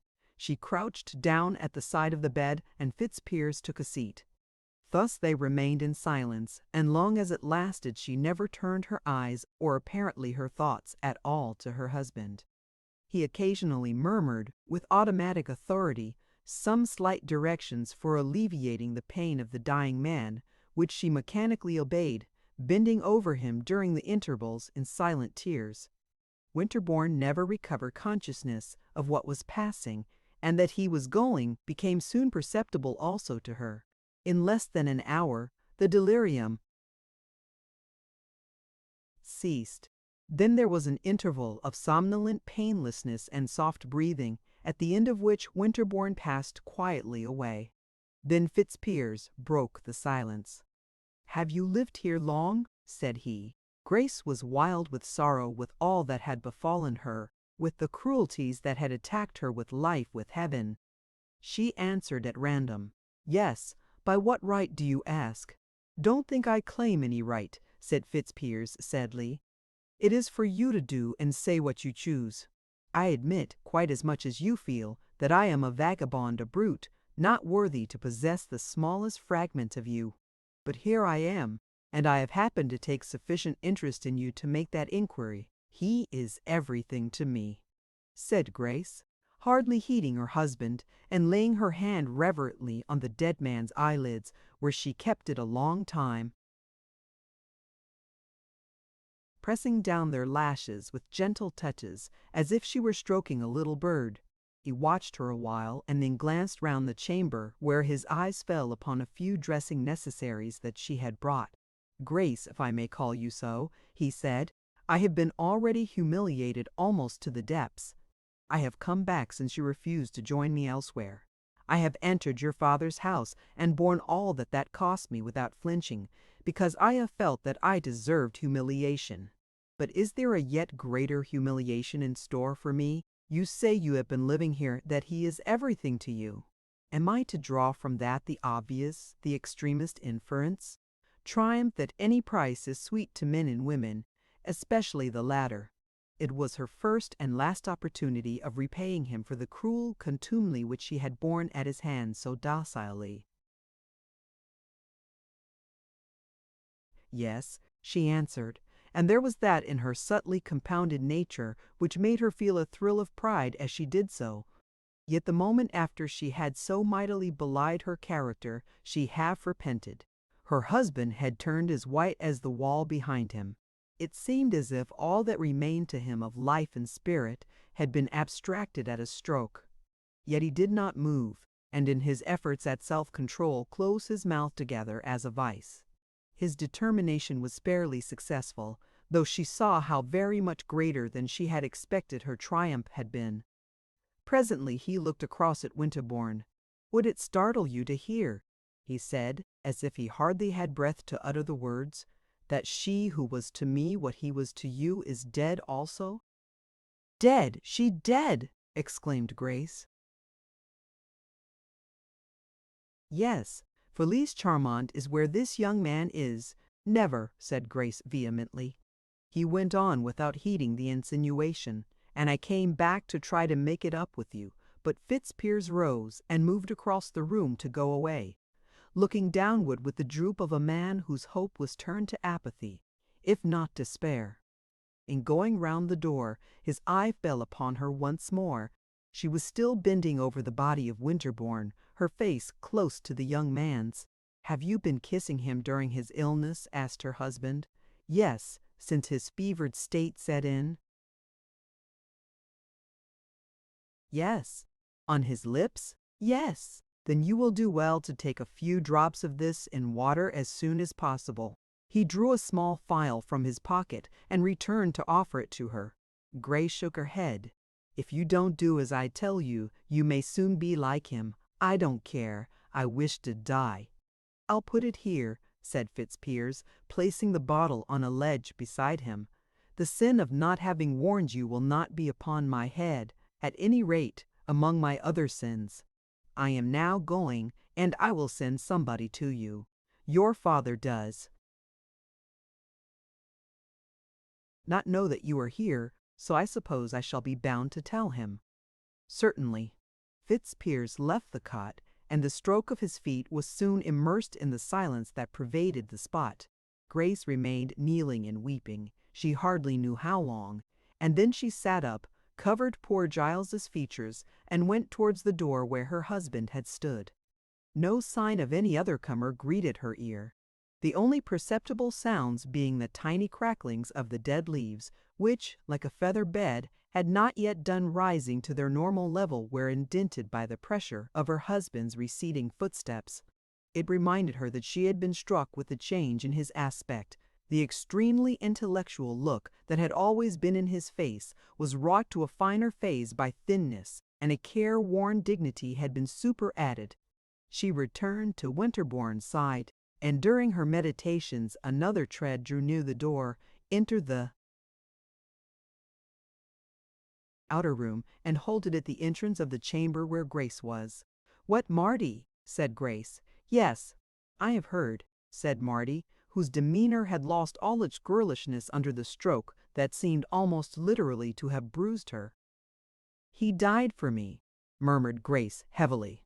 Marty did not fully comprehend, and she answered, "He belongs to neither of us now, and your beauty is no more powerful with him than my plainness. I have come to help you, ma'am. He never cared for me, and he cared much for you, but he cares for us both alike now. Oh, don't, Marty said no more, but knelt over Winterbourne from the other side. Did you meet my huss, Mr. Fitzpiers? No. Then what brought you here? I come this way sometimes.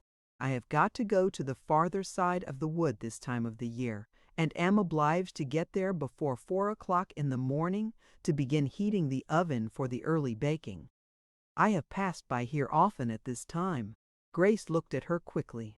"Then did you know I was here?" "Yes, ma'am." "Did you tell anybody?" "No." "I knew you lived in the hut, that he had gied it up to ye and lodged out himself." "Did you know where he lodged?" "No." "That I couldn't find out." "Was it at Delborough?" "No." "It was not there, Marty." "Would it had been?" It would have saved. To check her tears she turned, and seeing a book on the window bench, took it up. "Look, Marty, this is a psalter." He was not an outwardly religious man, but he was pure and perfect in his heart. "Shall we read a psalm over him?" "Oh, yes, we will, with all my heart." Grace opened the thin brown book, which poor Giles had kept at hand mainly for the convenience of wetting his penknife upon its leather covers. She began to read in that rich devotional voice peculiar to women only on such occasions. When it was over, Marty said, "I should like to pray for his soul." "So should I," said her companion, "but we must not." "Why? Nobody would know." Grace could not resist the argument, influenced as she was by the sense of making amends for having neglected him in the body, and their tender voices united and filled the narrow room with supplicatory murmurs that a Calvinist might have envied. They had hardly ended when now and more numerous footfalls were audible. Also persons in conversation, one of whom Grace recognized as her father. She rose and went to the outer apartment, in which there was only such light as beamed from the inner one. Melbury and Mrs. Melbury were standing there. "I don't reproach you, Grace," said her father, with an estranged manner, and in a voice not at all like his old voice. "What has come upon you and us is beyond reproach, beyond weeping, and beyond wailing. Perhaps I drove you to it, but I am hurt. I am scourged, I am astonished. In the face of this there is nothing to be said." Without replying, Grace turned and glided back to the inner chamber. "Marty," she said, quickly, "I cannot look my father in the face until he knows the true circumstances of my life here. Go and tell him what you have told me, what you saw, that he gave up his house to me." She sat down, her face buried in her hands, and Marty went, and after a short absence returned. Then Grace rose, and going out, asked her father if he had met her husband. "Yes," said Melbury, "and you know all that has happened." "I do. Forgive me, Grace, for suspecting ye of worse than rashness. I ought to know ye better. Are you coming with me to what was once your home?" "No. I stay here with him. Take no account of me any more." The unwanted, perplexing, agitating relations in which she had stood to Winterbourne quite lately, brought about by Melbury's own contrivance, could not fail to soften the natural anger of a parent at her more recent doings. "My daughter, things are bad," he rejoined, "but why do you persevere to make 'em worse? What good can you do to Giles by staying here with him? Mind, I ask no questions. I don't inquire why you decided to come here, or anything as to what your course would have been, if he had not died, though I know there's no deliberate harm in ye. As for me, I have lost all claim upon you, and I make no complaint. But I do say that by coming back with me now, you will show no less kindness to him, and escape any sound of shame." "But I don't wish to escape it. If you don't on your own account, cannot you wish to on mine and hers? Nobody except our household knows that you have left home. Then why should you, by a piece of perverseness, bring down my gray hairs with sorrow to the grave? If it were not for my husband," she began, moved by his words. "But how can I meet him there? How can any woman who is not a mere man's creature join him after what has taken place? He would go away again, rather than keep you out of my house." "How do you know that, father?" "We met him on our way here, and he told us so," said Mrs. Melbury. "He had said something like it before. He seems very much upset altogether." "He declared to her when he came to our house that he would wait for time and devotion to bring about his forgiveness," said her husband. "That was it, wasn't it, Lucy?" "Yes." "That he would not intrude upon you, Grace, till you gave him absolute permission," Mrs. Melbury added. This antecedent considerateness in Fitzpiers was as welcome to Grace as it was unexpected, and though she did not desire his presence, she was sorry that, by her retaliatory fiction, she had given him a different reason for avoiding her. She made no further objections to accompanying her parents, taking them into the inner room to give Winterbourne a last look and gathering up the 2 or 3 things that belonged to her. While she was doing this, the 2 women came who had been called by Melbury, and at their heels poor Creedle. "Forgive me, but I can't rule my mourning nohow as a man should, Mr. Melbury," he said. "I ha'n't seen him since Thursday se'night, and have wondered for days and days where he's been keeping. There was I expecting him to come and tell me to wash out the cider barrels against the making, and here was he. Well, I've knowed him from table high. I knowed his father used to bide about upon 2 sticks in the sun afore he died. And now I've seen the end of the family, which we can ill afford to lose, wi' such a scanty lot of good folk in Hintock as we've got. And now Robert Creedle will be nailed up in parish boards ablieve, and the booby will glutch down a sigh for he." They started for home, Marty and Creedle remaining behind. For a time Grace and her father walked side by side without speaking. It was just in the blue of the dawn, and the chilling tone of the sky was reflected in her cold, wet face. The whole wood seemed to be a house of death, pervaded by loss to its uttermost length and breadth. Winterbourne was gone, and the copses seemed to show the want of him. Those young trees, so many of which he had planted, and of which he had spoken so truly when he said that he should fall before they fell, were at that very moment sending out their roots in the direction that he had given them with his subtle hand.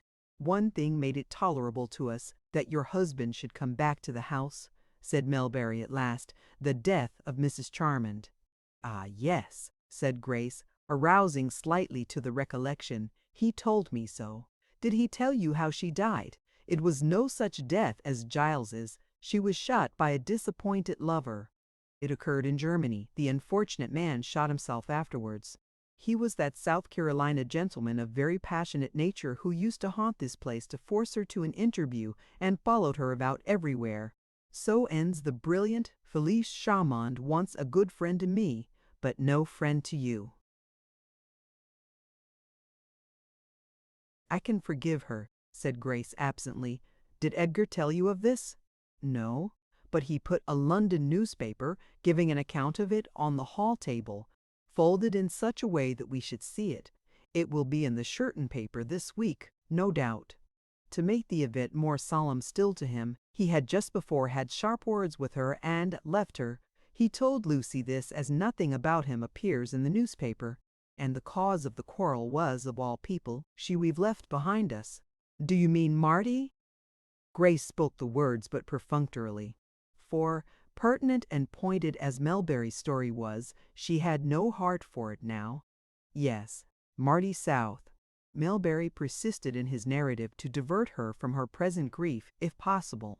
Before he went away, she wrote him a letter, which he kept in his pocket a long while before reading. He chanced to pull it out in Mrs. Charmond's presence and read it out loud. It contained something which teased her very much, and that led to the rupture. She was following him to make it up when she met with her terrible death. Melbury did not know enough to give the gist of the incident, which was that Marty South's letter had been concerning a certain personal adornment common to herself and Mrs. Charmond. Her bullet reached its billet at last. The scene between Fitzpiers and Felice had been sharp, as only a scene can be which arises out of the mortification of one woman by another in the presence of a lover.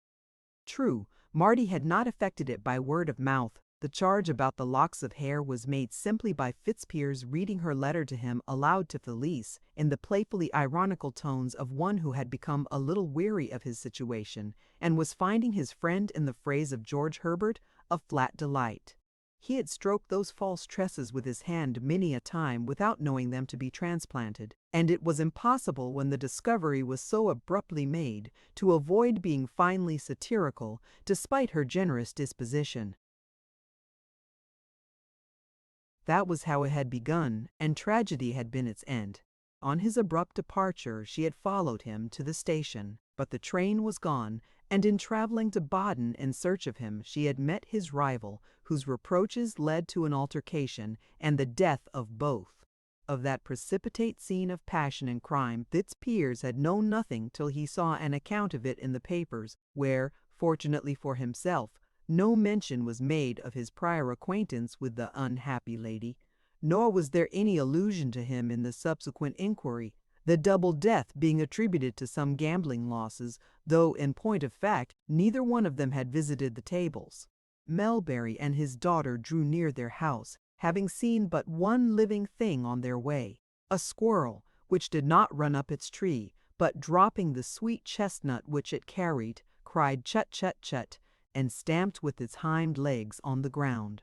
When the roofs and chimneys of the homestead began to emerge from the screen of boughs, Grace started and checked herself in her abstracted advance. "You clearly understand," she said to her stepmother, some of her old misgiving returning, "that I'm coming back only on condition of his leaving as he promised? Will you let him know this, that there may be no mistake?"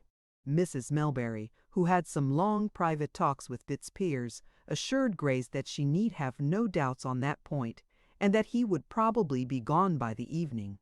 Grace then entered with them into Melbury's wing of the house, and sat down listlessly in the parlor, while her stepmother went to Fitzpiers. The prompt obedience to her wishes which the surgeon showed did honor to him, if anything could. Before Mrs. Melbury had returned to the room, Grace, who was sitting on the parlor window bench, saw her husband go from the door under the increasing light of morning with a bag in his hand. While passing through the gate, he turned his head. The firelight of the room she sat in threw her figure into dark relief against the window as she looked through the panes, and he must have seen her distinctly. In a moment he went on, the gate fell to, and he disappeared. At the hut, she had declared that another had displaced him, and now she had banished him. Chapter 44. Fitzpiers had hardly been gone an hour when Grace began to sicken. The next day she kept her room. Old Jones was called in. He murmured some statements in which the words feverish symptoms occurred. Grace heard them and guessed the means by which she had brought this visitation upon herself. One day, while she still lay there with her head throbbing, wondering if she were really going to join him who had gone before, Grammar Oliver came to her bedside. "I don't know where this is meant for you to take, ma'am," she said, "but I have found it on the table. It was left by Marty, I think, when she came this morning." Grace turned her hot eyes upon what Grammar held up. It was the phial left at the hut by her husband, when he had begged her to take some drops of its contents if she wished to preserve herself from falling a victim to the malady which had pulled down Winterbourne. She examined it as well as she could. The liquid was of an opaline hue, and bore a label with an inscription in Italian. He had probably got it in his wanderings abroad.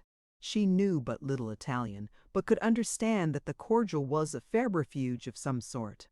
Her father, her mother, and all the household were anxious for her recovery, and she resolved to obey her husband's directions. Whatever the risk, if any, she was prepared to run it.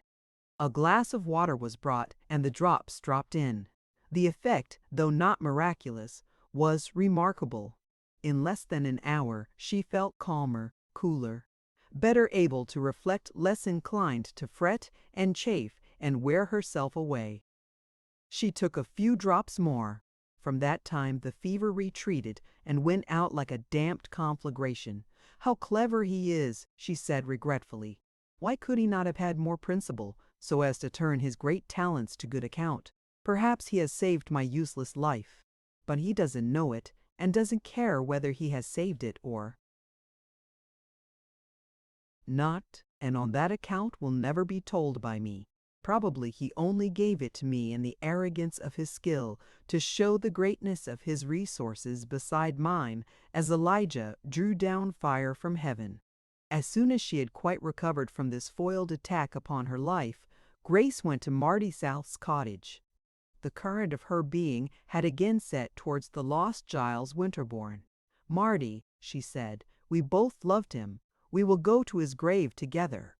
Great Hintock Church stood at the upper part of the village and could be reached without passing through the street.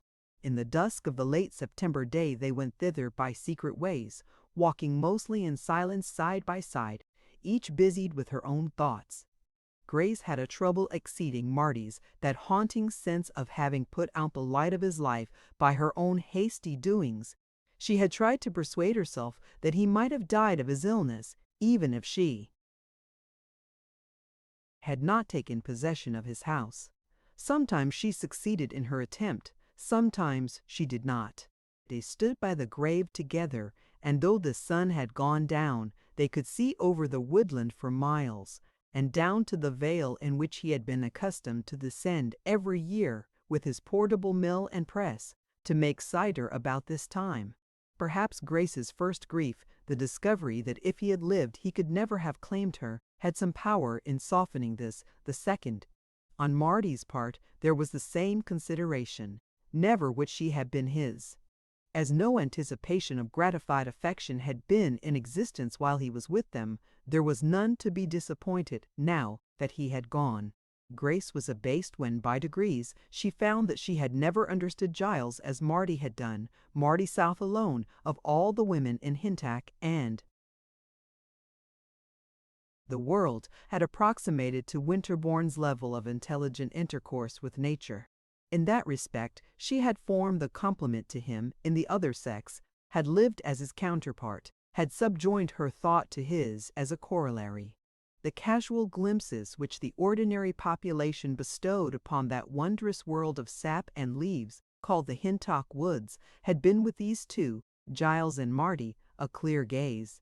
They had been possessed of its finer mysteries as of commonplace knowledge, had been able to read its hieroglyphs as ordinary writing. To them, the sights and sounds of night, winter, wind, storm, amid those dense boughs, which had to grace a touch of the uncanny and even the supernatural, were simple occurrences whose origin, continuance, and laws they foreknew. They had planted together, and together they had felled, together they had, with the run of the years, mentally collected those remoter signs and symbols which, seen in few, were of runic obscurity, but all together made an alphabet. From the light lashing of the twigs upon their faces when brushing through them in the dark, they could pronounce upon the species of the tree whence they stretched. From the quality of the wind's murmur through a bough, they could in like manner name its sort afar off. They knew by a glance at a trunk if its heart were sound or tainted with incipient decay, and by the state of its upper twigs, the stratum that had been reached by its roots. The artifices of the seasons were seen by them from the conjurer's own point of view, and not from that of the spectators. "He ought to have married you, Marty, and nobody else in the world," said Grace with conviction, after thinking somewhat in the above strain. Marty shook her head. "In all our outdoor days and years together, ma'am," she replied, "the one thing he never spoke of to me was love, nor I to him. Yet you and he could speak in a tongue that nobody else knew, not even my father, though he came nearest knowing the tongue of the trees and fruits and flowers themselves." She could indulge in mournful fancies like this to Marty, but the hard core to her grief, which Marty's had not remained. Had she been sure that Giles's death resulted entirely from his exposure, it would have driven her well nigh to insanity. But there was always that bare possibility that his exposure had only precipitated what was inevitable. She longed to believe that it had not done even this. There was only one man whose opinion on the circumstances she would be at all disposed to trust. Her husband was that man. Yet to ask him it would be necessary to detail the true conditions in which she and Winterbourne had lived during these 3 or 4 critical days that followed her flight, and in withdrawing her original defiant announcement on that point, there seemed a weakness she did not care to show. She never doubted that Fitzpiers would believe her if she made a clean confession of the actual situation, but to volunteer the correction would seem like signaling for a truce, and that, in her present frame of mind, was what she did not feel the need of. It will probably not appear a surprising statement, after what has been already declared of Fitzpiers, that the man whom Grace's fidelity could not keep faithful was stung into passionate throbs of interest concerning her by her avowal of the contrary. He declared to himself that he had never known her dangerously full compass if she were capable of such a reprisal, and, melancholy as it may be to admit the fact, his own humiliation and regret engendered a smoldering admiration of her. He passed a month or 2 of great misery at Exbury, the place to which he had retired quite as much misery indeed as Grace, could she have known of it, would have been inclined to inflict upon any living creature, how much soever he might have wronged her. Then a sudden hope dawned upon him. He wondered if her affirmation were true. He asked himself whether it were not the act of a woman whose natural purity and innocence had blinded her to the contingencies of such an announcement. His wide experience of the sex had taught him that, in many cases, women who ventured on hazardous matters did so because they lacked an imagination sensuous enough to feel their full force. In this light, Grace's bold avowal might merely have denoted the desperation of one who was a child to the realities of obliquity. Fitzpiers's mental sufferings and suspense led him at last to take a melancholy journey to the neighborhood of Little Hintock, and here he hovered for hours around the scene of the purest emotional experiences that he had ever known in his life. He walked about the woods that surrounded Melbury's house, keeping out of sight like a criminal. It was a fine evening, and on his way homeward he passed near Marty Sal's cottage. As usual, she had lighted her candle without closing her shutters. He saw her within, as he had seen her many times before. She was polishing tools, and though he had not wished to show himself, he could not resist speaking into her through the half-open door. "What are you doing that for, Marty?" "Because I want to clean them. They are not mine." He could see, indeed, that they were not hers, for one was a spade, large and heavy, and another was a billhook which she could only have used with both hands. The spade, though not a new one, had been so completely burnished that it was bright as silver. Fitzpiers somehow divined that they were Giles Winterbourne's, and he put the question to her. She replied in the affirmative. "I am going to keep 'em," she said, "but I can't get his apple mill and press. I wish could. It is going to be sold, they say." "Then I will buy it for you," said Fitzpiers. "That will be making you a return for a kindness you did me." His glance fell upon the girl's rare-colored hair, which had grown again. "Oh, Marty, those locks of yours and that letter, but it was a kindness to send it nevertheless," he added musingly. After this there was confidence between them, such confidence as there had never been before. Marty was shy, indeed, of speaking about the letter and her motives in writing it, but she thanked him warmly for his promise of the cider press. She would travel with it in the autumn season as he had done, she said. She would be quite strong enough, with old Creedle as an assistant. "Ah, there was one nearer to him than you," said Fitzpiers, referring to Winterbourne. "One who lived where he lived and was with him when he died."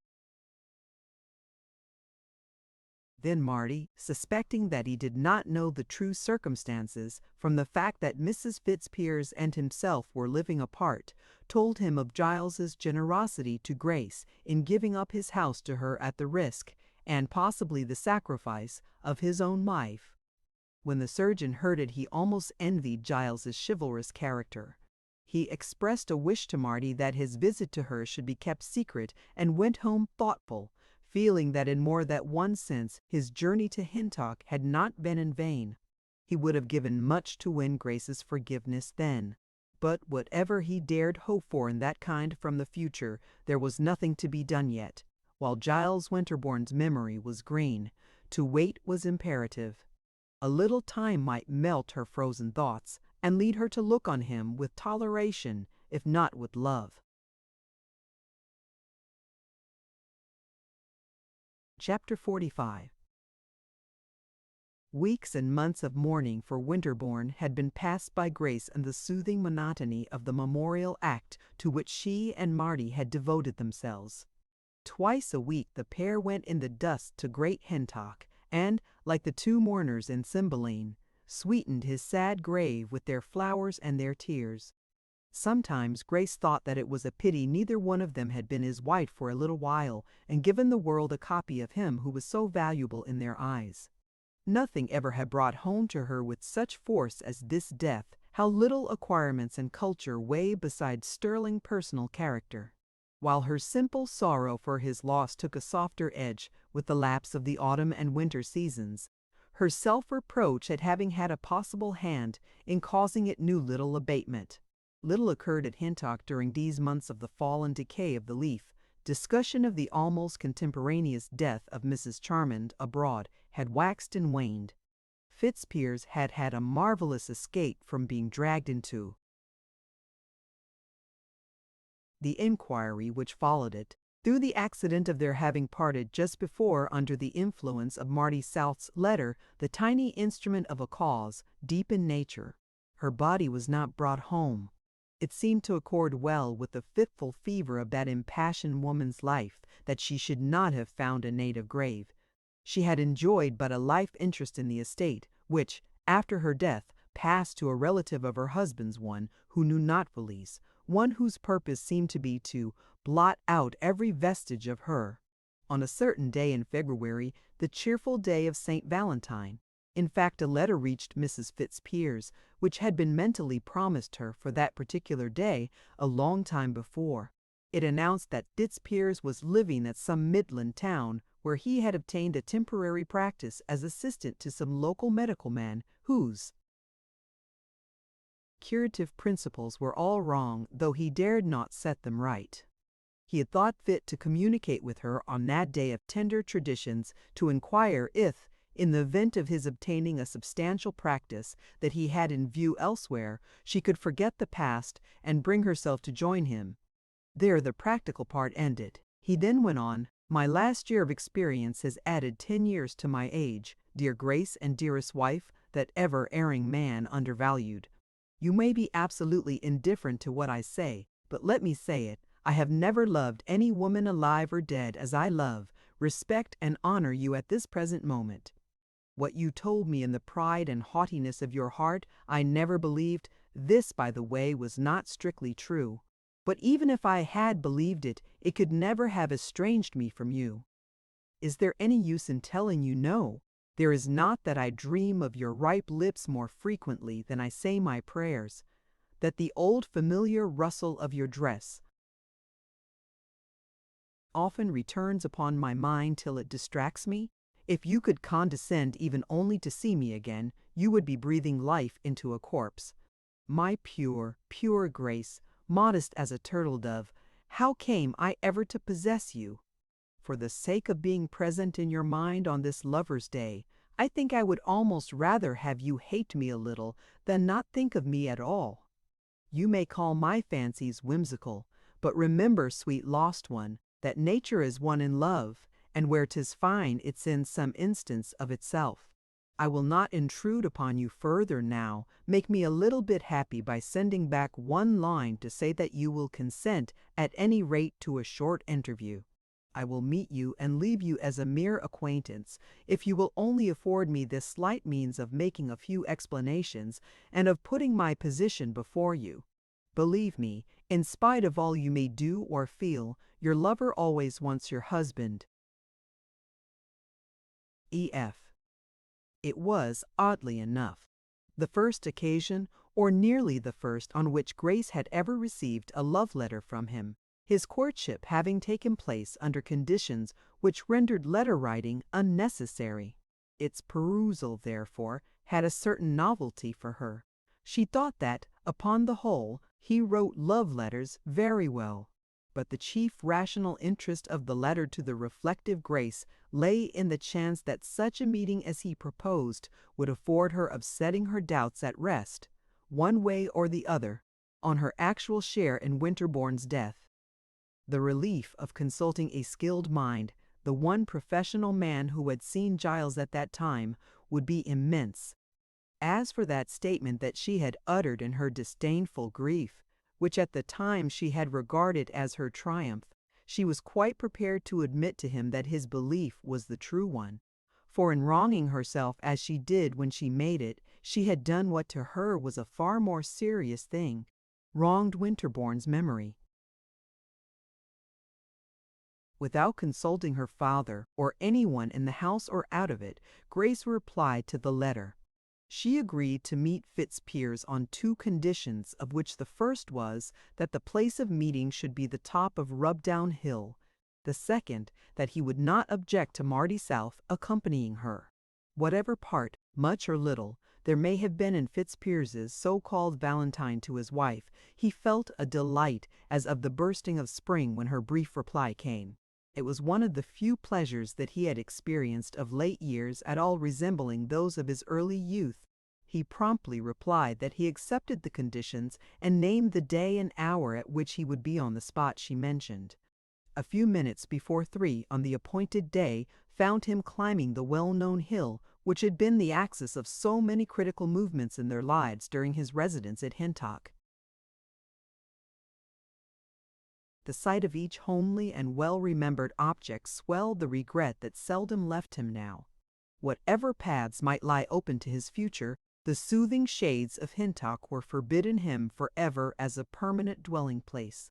He longed for the society of Grace, but to lay offerings on her slighted altar was his first aim, and until her propitiation was complete, he would constrain her in no way to return to him. The least reparation that he could make, in a case where he would gladly have made much, would be to let her feel herself absolutely free to choose between living with him and without him. Moreover, a sublist in emotions he cultivated as under glasses, strange and mournful pleasures that he would not willingly let die just at present. To show any forwardness in suggesting a modus vivendi to Grace would be to put an end to these exotics. To be the vassal of her sweet will for a time, he demanded no more, and found solace in the contemplation of the soft miseries she caused him. Approaching the hilltop with a mind strung to these notions, Fitzpiers discerned a gay procession of people coming over the crest, and was not long in perceiving it to be a wedding party. Though the wind was keen, the women were in light attire, and the flowered waistcoats of the men had a pleasing vividness of pattern. Each of the gentler ones clung to the arm of her partner so tightly as to have with him one step, rise, swing, gait, almost one center of gravity. In the buxom bride Fitzpiers recognized no other than Sooke Damson, who in her light gown looked a giantess. The small husband beside her he saw to be Tim Tangs. Fitzpiers could not escape, for they had seen him, though of all the beauties of the world whom he did not wish to meet Sooke was the chief. But he put the best face on the matter that he could, and came on, the approaching company evidently discussing him and his separation from Mrs. Fitzpiers. As the couples closed upon him, he expressed his congratulations. "We be just walking round the parishes to show ourselves a bit," said Tim. "First, we head across to Delborough, then athwart to here, and from here we go to Rubdown and Millshot, and then round by the crossroads home. Home says I, but it won't be that long. We be off next month." "Indeed, where to?" Tim informed him that they were going to New Zealand. Not but that he would have been contented with Hintock, but his wife was ambitious and wanted to leave, so he had given way. "Then goodbye," said Fitzpiers. "I may not see you again." He shook hands with Tim and turned to the bride. "Goodbye, Sooke," he said, taking her hand also. "I wish you and your husband prosperity in the country you have chosen. With this he left them and hastened on to his appointment. The wedding party reformed and resumed march likewise. But in restoring his arm to Sooke, Tim noticed that her full and blooming countenance had undergone a change. "Hulloa, me dear, what's the matter?" said Tim. "Nothing to speak o'," said she, but to give the lie to her assertion she was seized with lachrymose twitches that soon produced a dribbling face. What the devil's this about?" exclaimed the bridegroom. "She's a little wee bit overcome, poor dear," said the first bridesmaid, unfolding her handkerchief and wiping Sooke's eyes. "I never did like parting from people," said Sooke as soon as she could speak. "Why him in particular?" "Well, he's such a clever doctor, that 'tis 1,000 pities we shan't see him any more. There'll be no such clever doctor as he in New Zealand, if I should require one, and the thought who got the better of my feelings." They walked on, but Tim's face had grown rigid and pale, for he recalled slight circumstances disregarded at the time of their occurrence. The former boisterous laughter of the wedding party at the groomsman's jokes was heard ringing through the woods no more. By this time Fitzpiers had advanced on his way to the top of the hill, where he saw 2 figures emerging from the bank on the right hand. These were the expected ones, Grace and Marty South, who had evidently come there by a short and secret path through the wood. Grace was muffled up in her winter dress, and he thought that she had never looked so seductive as at this moment, in the noontide bright but heatless sun, and the keen wind, and the purplish gray masses of brushwood around.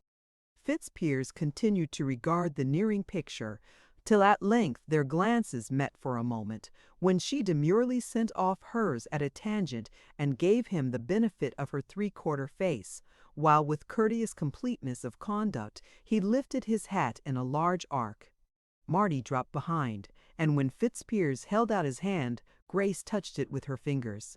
"I have agreed to be here mostly because I wanted to ask you something important," said Mrs. Fitzpiers, her intonation modulating in a direction that she had not quite wished it to take. "I am most attentive," said her husband. "Shall we take to the wood for privacy?" Grace demurred, and Fitzpiers gave in, and they kept the public road. At any rate, she would take his arm. This also was gravely negatived, the refusal being audible to Marty. "Why not?" he inquired. "Oh, Mr. Fitzpiers, how can you ask?" "Right, right," said he, his effusiveness shriveled up. As they walked on, she returned to her inquiry. "It is about a matter that may perhaps be unpleasant to you, but I think I need not consider that too carefully." "Not at all," said Fitzpiers heroically. She then took him back to the time of poor Winterbourne's death, and related the precise circumstances amid which his fatal illness had come upon him, particularizing the dampness of the shelter to which he had betaken himself, his concealment from her of the hardships that he was undergoing, all that he had put up with, all that he had done for her in his scrupulous considerateness. The retrospect brought her to tears as she asked him if he thought that the sin of having driven him to his death was upon her. Fitzpiers could hardly help showing his satisfaction at what her narrative indirectly revealed, the actual harmlessness of an escapade with her lover, which had at first, by her own showing, looked so grave, and he did not care to inquire whether that harmlessness had been the result of aim or of accident. With regard to her question, he declared that in his judgment no human being could answer it. He thought that upon the whole the balance of probabilities turned in her favor. Winterbourne's apparent strength during the last months of his life must have been delusive. It had often occurred that after a first attack of that insidious disease, a person's apparent recovery was a physiological mendacity. The relief which came to Grace lay almost as much in sharing her knowledge of the particulars with an intelligent mind as in the assurances Fitzpiers gave her. "Well then, to put this case before you and obtain your professional opinion was chiefly why I consented to come here today," said she when he had reached the aforesaid conclusion. "For no other reason at all?" he asked ruefully. "It was nearly the whole." They stood and looked over a gate at 20 or 30 starlings feeding in the grass, and he started the talk again by saying in a low voice, "And yet I love you more than ever. I loved you in my life." Grace did not move her eyes from the birds and folded her delicate lips as if to keep them in subjection. "It is a different kind of love altogether," said he, "less passionate, more profound. It has nothing to do with the material conditions of the object at all, much to do with her character and goodness as revealed by closer observation. Love talks with better knowledge, and knowledge with dearer love. Mimi that's out of measure for measure," said she slyly. "Oh yes, I meant it as a citation," blandly replied Fitzpiers. "Well then, why not give me a very little bit of your heart again?" The crash of a felled tree in the remote depths of the wood recalled the past at that moment, and all the homely faithfulness of Winterbourne. "Don't ask it." "My heart is in the grave with Giles," she replied stanchly. "Mine is with you in no less deep a grave, I fear, according to that. I am very sorry, but it cannot be helped." "How can you be sorry for me when you wilfully keep open the grave?" "Oh no, that's not so," returned Grace quickly, and moved to go away from him. "But, dearest Grace," said he, "you have condescended to come, and I thought from it that perhaps when I have passed through a long state of probation, you would be generous. But if there can be no hope of our getting completely reconciled, treat me gently, wretch though I am. I did not say you were a wretch, nor have I ever said so. But you have such a contemptuous way of looking at me that I fear you think so." Grace's heart struggled between the wish not to be harsh and the fear that she might mislead him. "I cannot look contemptuous unless I feel contempt," she said evasively. "And all I feel is lovelessness. I have been very bad, I know," he returned. "But unless you can really love me again, Grace, I would rather go away from you forever. I don't want you to receive me again for duty's sake, or anything of that sort. If I had not cared more for your affection and forgiveness than my own personal comfort, I should never have come back here. I could have obtained a practice at a distance and have lived my own life without coldness or reproach. But I have chosen to return to the one spot on earth where my name is tarnished, to enter the house of a man from whom I have had worse treatment than from any other man alive. All for you. This was undeniably true, and it had its weight with Grace, who began to look as if she thought she had been shockingly severe. Before you go, he continued, I want to know your pleasure about me. What you wish me to do or not to do. You are independent of me, and it seems a mockery to ask that. Far be it from me to advise, but I will think it over. I rather need advice myself than stand in a position to give it. You don't need advice, wisest, dearest woman that ever lived. If you did, would you give it to me? Would you act upon what I gave? That's not a fair inquiry, said she, smiling despite her gravity. I don't mind hearing it. What you do really think the most correct and proper course for me. It is so easy for me to say, and yet I dare not, for it would be provoking you to remonstrances. Knowing, of course, what the advice would be, she did not press him further, and was about to beckon Marty forward and leave him, when he interrupted her with, "Oh, one moment, dear Grace, you will meet me again." She eventually agreed to see him that day fortnight. Fitzpiers expostulated at the interval, but the half-alarmed earnestness with which she entreated him not to come sooner made him say hastily that he submitted to her will, that he would regard her as a friend only, anxious for his reform and well-being, till such time as she might allow him to exceed that privilege. All this was to assure her. It was only too clear that he had not won her confidence yet. It amazed Fitzpiers, and overthrew all his deductions from previous experience, to find that this girl, though she had been married to him, could yet be so coy. Notwithstanding a certain fascination that it carried with it, his reflections were somber as he went homeward. He saw how deep had been his offense to produce so great a weariness in a gentle and once unsuspicious soul. He was himself too fastidious to care to coerce her.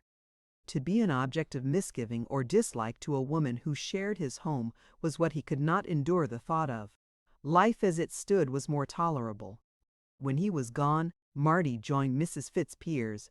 She would fain have consulted Marty on the question of platonic relations with her former husband, as she preferred to regard him, but Marty showed no great interest in their affairs, so Grace said nothing.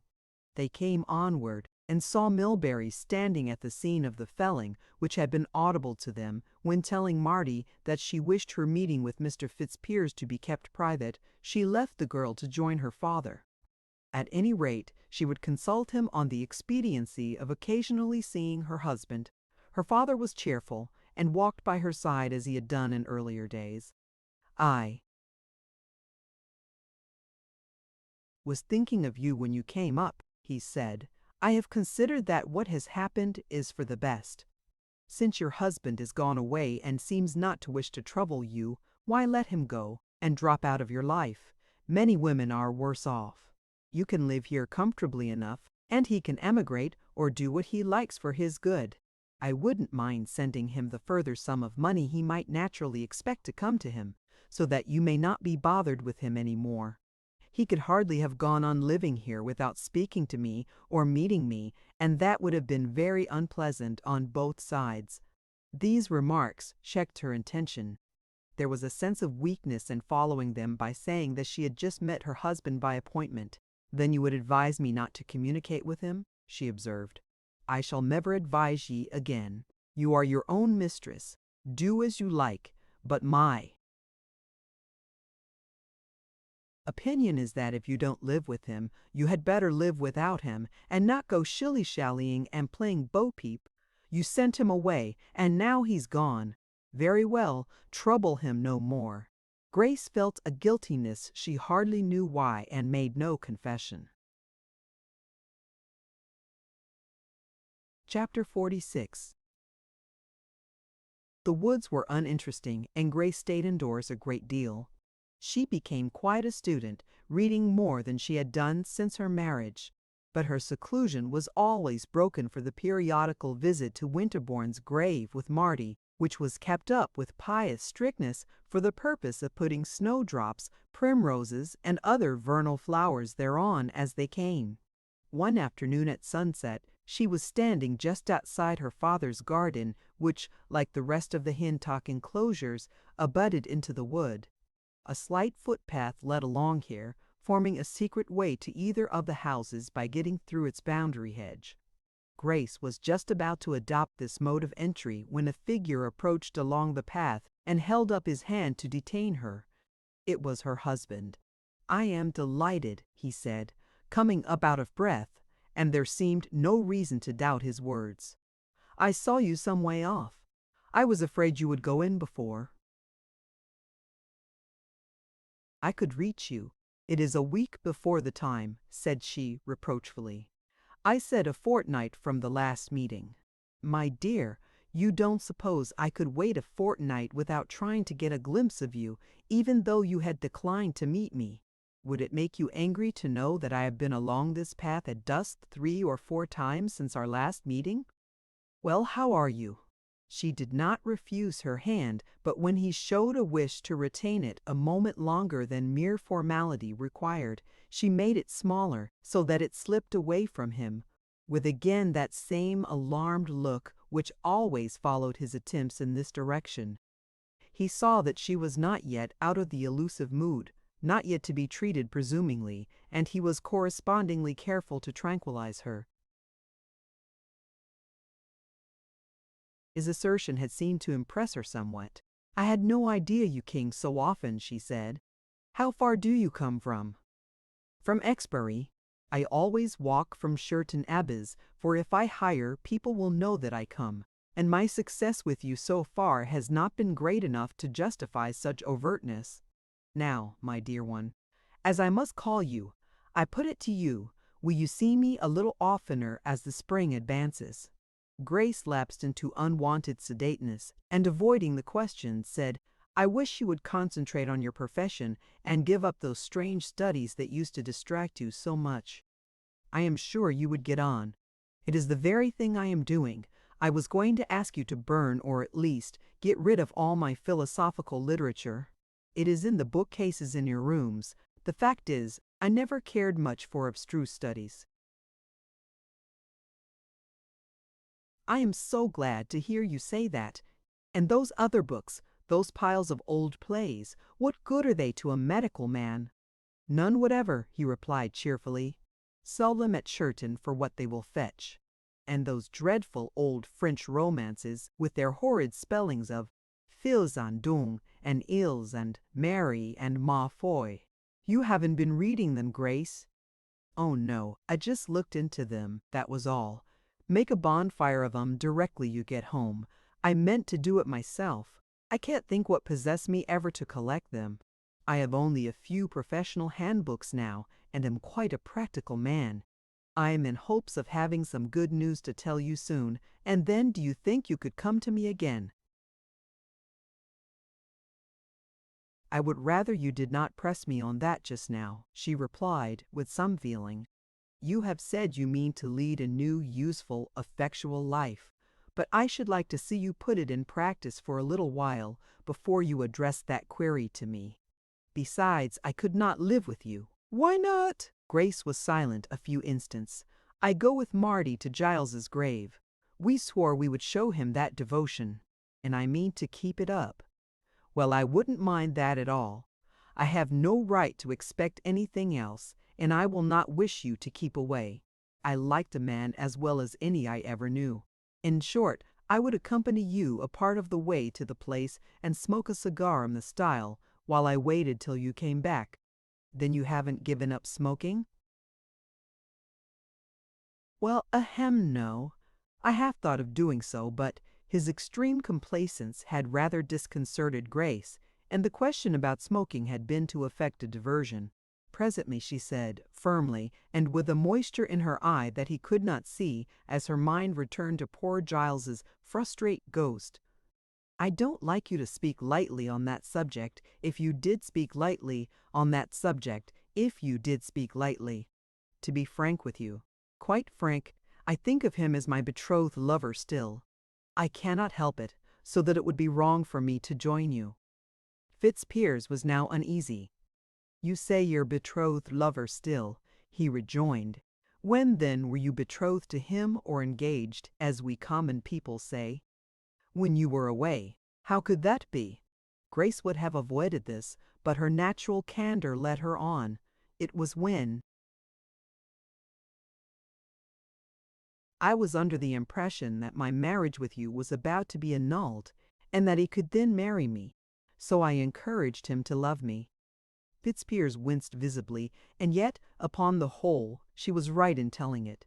Indeed, his perception that she was right in her absolute sincerity kept up his affectionate admiration for her under the pain of the rebuff. Time had been when the avowal that Grace had deliberately taken steps to replace him would have brought him no sorrow. But she so far dominated him now that he could not bear to hear her words, although the object of her high regard was no more. "It is rough upon me that," he said bitterly. "Oh, Grace, I did not know you tried to get rid of me.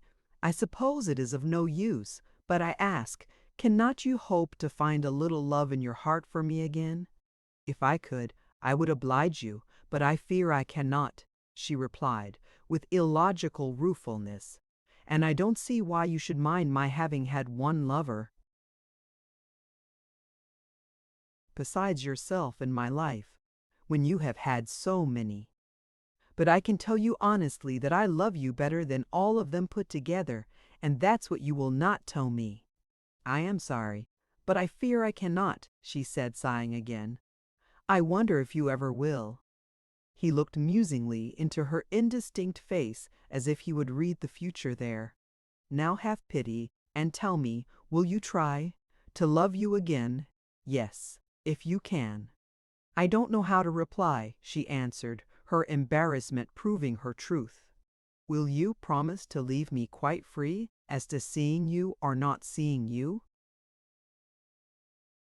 "Certainly. Have I given any ground for you to doubt my first promise in that respect?" She was obliged to admit that he had not. "Then I think that you might get your heart out of that grave," said he, with playful sadness. "It has been there a long time." She faintly shook her head, but said, "I'll try to think of you more if I can." With this Fitzpiers was compelled to be satisfied, and he asked her when she would meet him again. "As we arranged, in a fortnight. If it must be a fortnight, it must, this time at least. I'll consider by the day I see you again if I can shorten the interval." "Well, be that as it may, I shall come at least twice a week to look at your window." "You must do as you like about that. Good night." "Say, husband." She seemed almost inclined to give him the word, but exclaiming, "No, no, I cannot," slipped through the garden hedge and disappeared. Fitzpiers did not exaggerate when he told her that he should haunt the precincts of the dwelling, but his persistence in this course did not result in his seeing her much oftener than at the fortnightly interval which she had herself marked out as proper. At these times, however, she punctually appeared, and as the spring wore on the meetings were kept up, though their character changed but little with the increase in their number. The small garden of the cottage occupied by the Tangs family father, son, and now son's wife, aligned with the larger one of the timber dealer at its upper end, and when young Tim, after leaving work at Millberry's, stood at dusk in the little bower at the corner of his enclosure to smoke a pipe, he frequently observed the surgeon pass along the outside track before mentioned.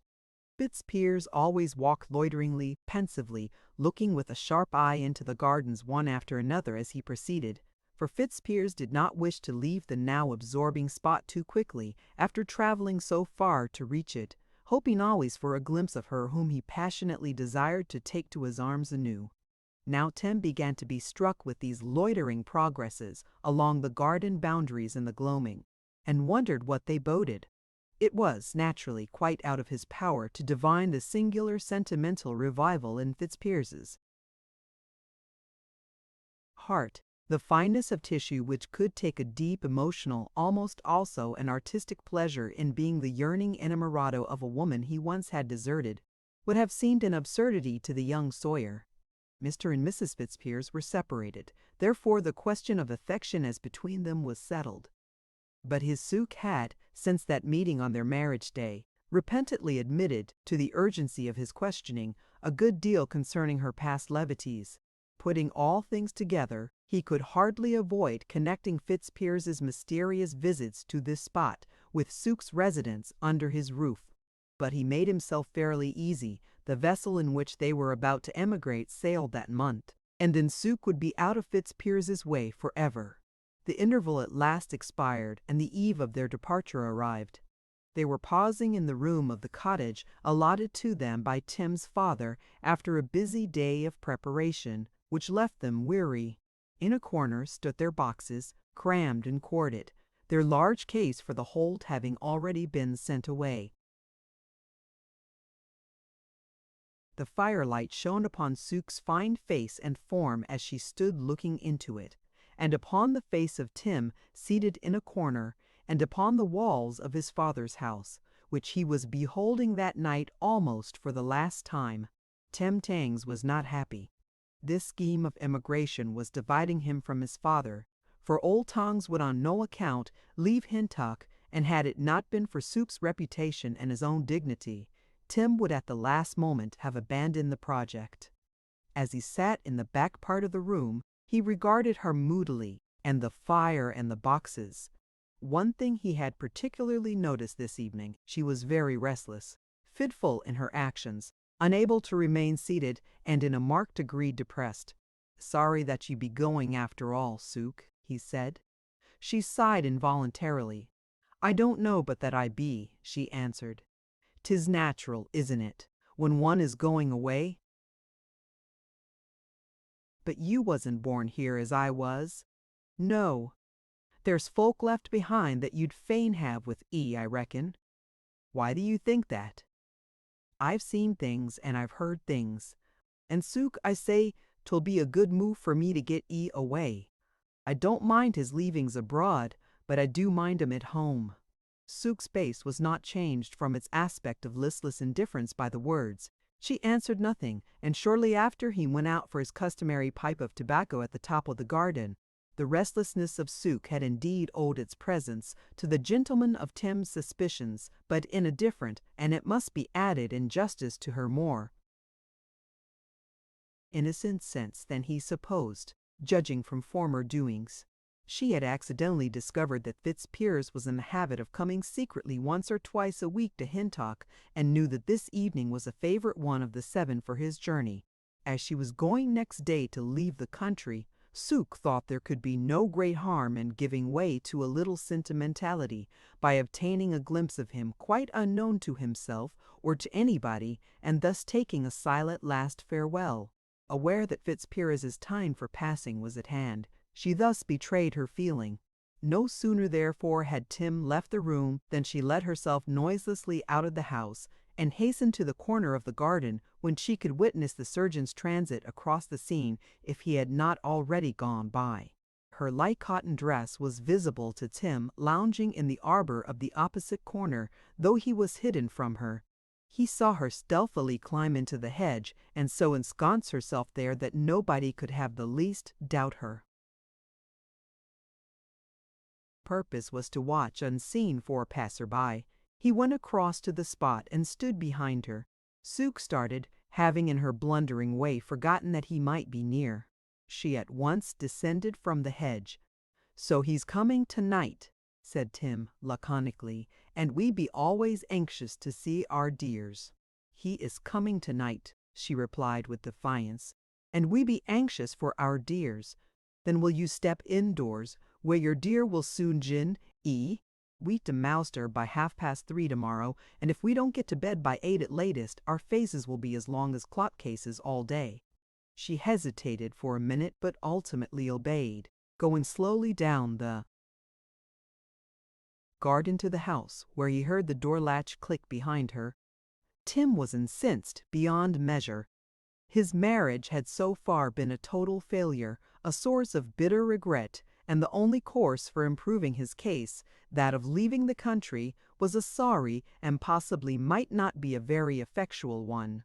Do what he would, his domestic sky was likely to be overcast to the end of the day. Thus he brooded, and his resentment gathered force. He craved a means of striking one blow back at the cause of his cheerless plight, while he was still on the scene of his discomfiture. For some minutes no method suggested itself, and then he had an idea. Coming to a sudden resolution, he hastened along the garden and entered the one attached to the next cottage, which had formerly been the dwelling of a gamekeeper. Tim descended the path to the back of the house, where only an old woman lived at present, and reaching the wall he stopped, owing to the slope of the ground. The roof eaves of the linhay were here within touch, and he thrust his arm up under them, feeling about in the space on the top of the wall plate. "Ah, I thought my memory didn't deceive me," he lipped silently. With some exertion he drew down a cobwebbed object, curiously framed and iron, which clanked as he moved it. It was about 3 feet in length and half as wide.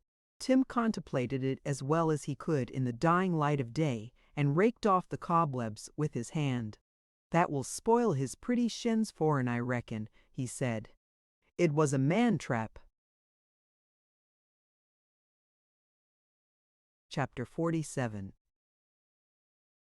Were the inventors of automatic machines to be ranged according to the excellence of their devices for producing sound artistic torture, the creator of the man-trap would occupy a very respectable if not a very high place.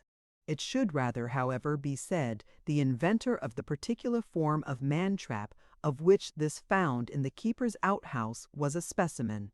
For there were other shapes and other sizes, instruments which, if placed in the row beside one of the type disinterred by Tim, would have worn the subordinate aspect of the bears, wild boars, or wolves in a traveling menagerie, as compared with the leading lion or tiger.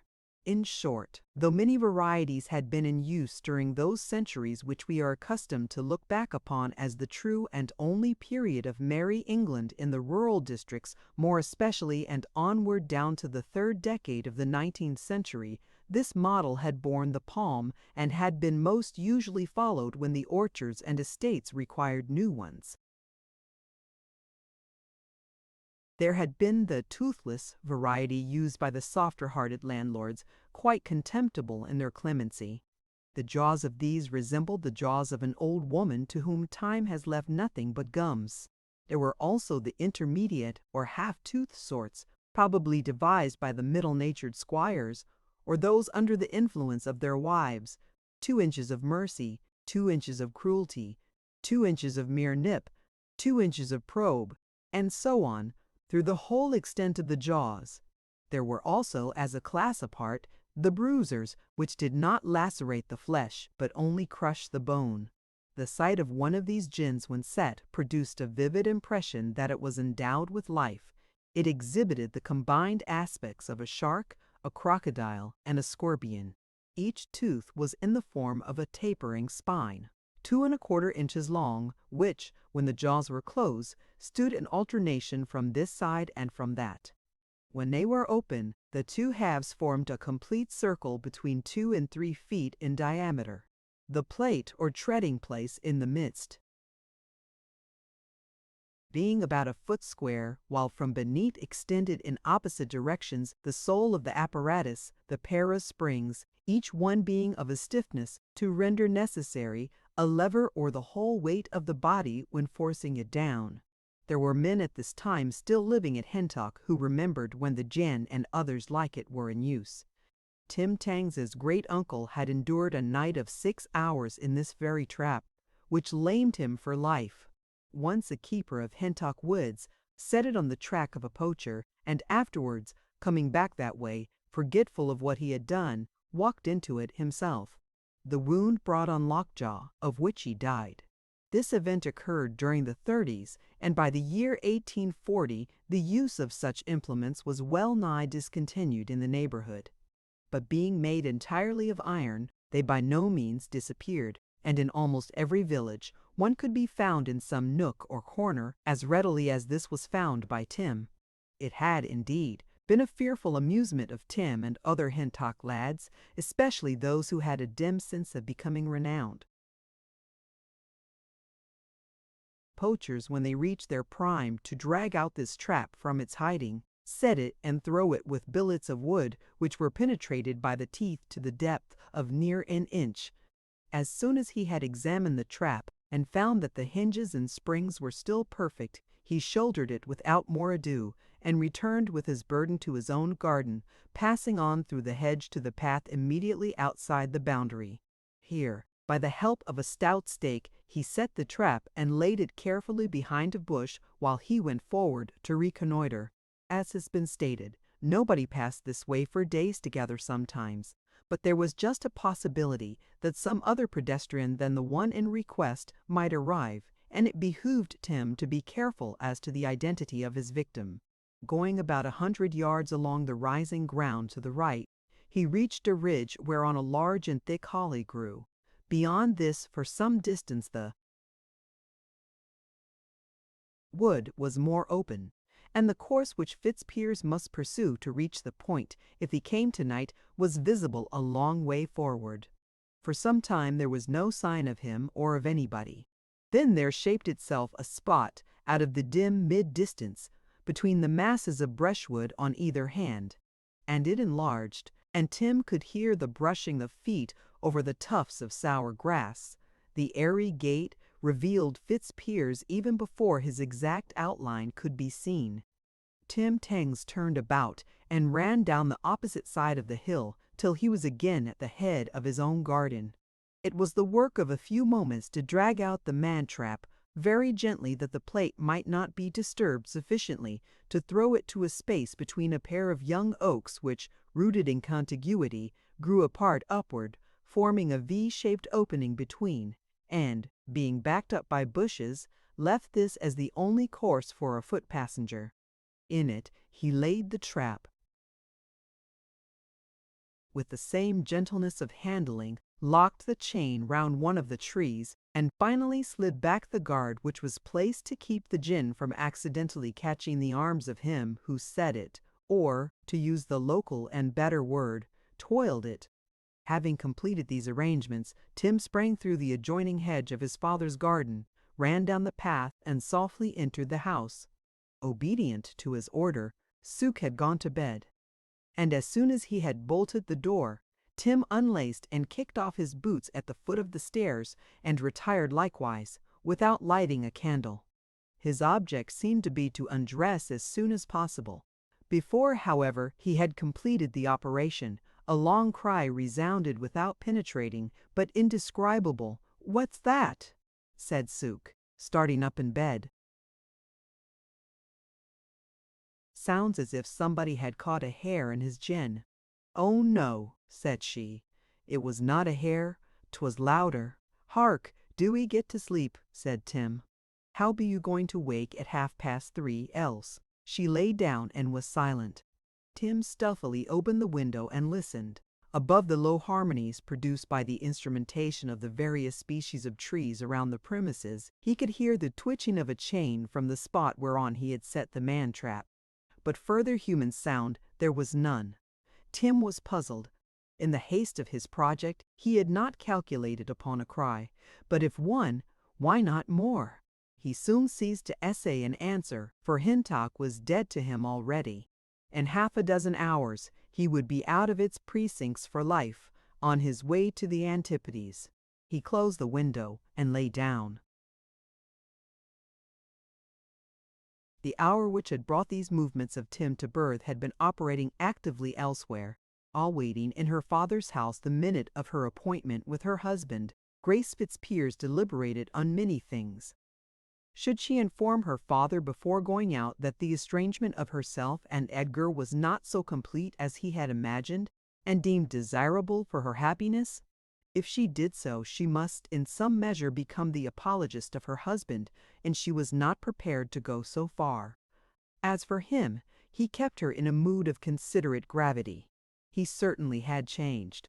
He had at his worst times always been gentle in his manner towards her. Could it be that she might make of him a true and worthy husband yet? She had married him.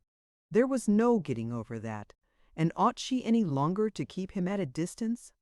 His suave deference to her lightest whim on the question of his comings and goings, when as her lawful husband he might show a little independence, was a trait in his character as unexpected as it was engaging. If she had been his empress and he her thrall, he could not have exhibited a more sensitive care to avoid intruding upon her against her will. Impelled by a remembrance, she took down a prayer book and turned to the marriage service.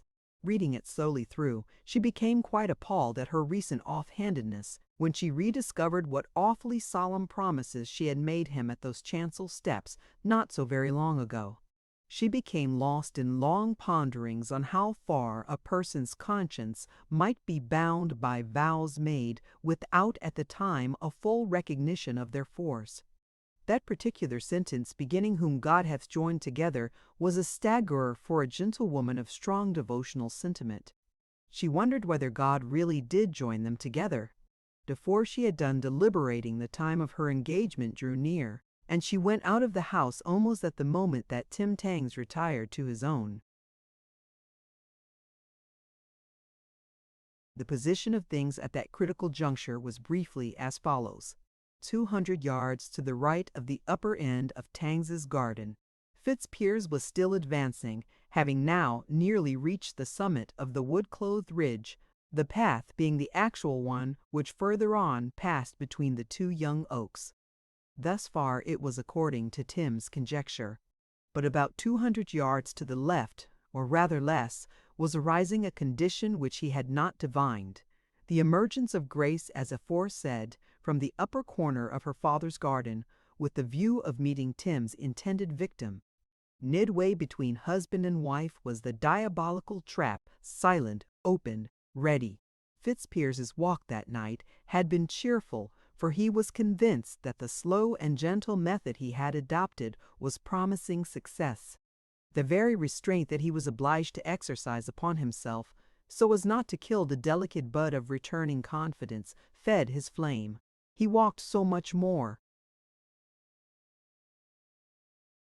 rapidly than Grace, that if they continued advancing as they had begun, he would reach the trap a good half-minute before she could reach the same spot. But here a new circumstance came in. To escape the unpleasantness of being watched or listened to by lurkers, naturally curious by reason of their strained relations, they had arranged that their meeting for tonight should be at the home tree on the ridge above named. So soon, accordingly, as Fitzpiers reached the tree, he stood still to wait her. He had not paused under the prickly foliage more than 2 minutes when he thought he heard a scream from the other side of the ridge. Fitzpiers wondered what it could mean, but such wind as there was just now blew in an adverse direction, and his mood was light. He set down the origin of the sound to one of the superstitious freaks or frolicsome scrimmages between sweethearts that still survived in Hintock from old English times, and waited on where he stood till 10 minutes had passed. Feeling then a little uneasy, his mind reverted to the screen, and he went forward over the summit and down the embowered incline till he reached the pair of sister oaks with the narrow opening between them. Fitzpiers stumbled and all but fell. Stretching down his hand to ascertain the obstruction, it came in contact with a confused mass of silken drapery and ironwork that conveyed absolutely no explanatory idea to his mind at all. It was but the work of a moment to strike a match, and then he saw a sight which congealed his blood. The man-trap was thrown, and between its jaws was part of a woman's clothing, a patterned silk skirt gripped with such violence that the iron teeth had passed through it, skewering its tissue in a score of places. He immediately recognized the skirt as that of one of his wife's gowns, the gown that she had worn when she met him on the very last occasion.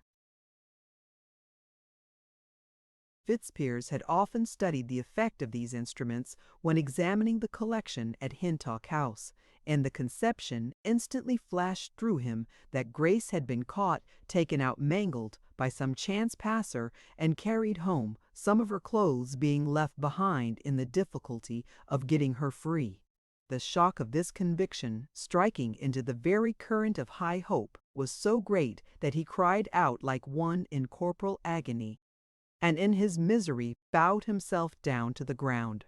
Of all the degrees and qualities of punishment that Fitzpiers had undergone since his sins against Grace first began, not any even approximated in intensity to this.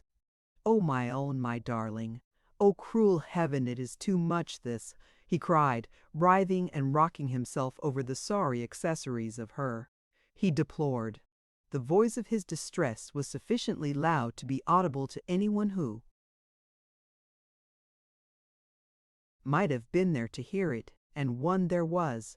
Right and left of the narrow pass between the oaks were dense bushes, and now from behind these a female figure glided, whose appearance even in the gloom was, though graceful in outline, noticeably strange.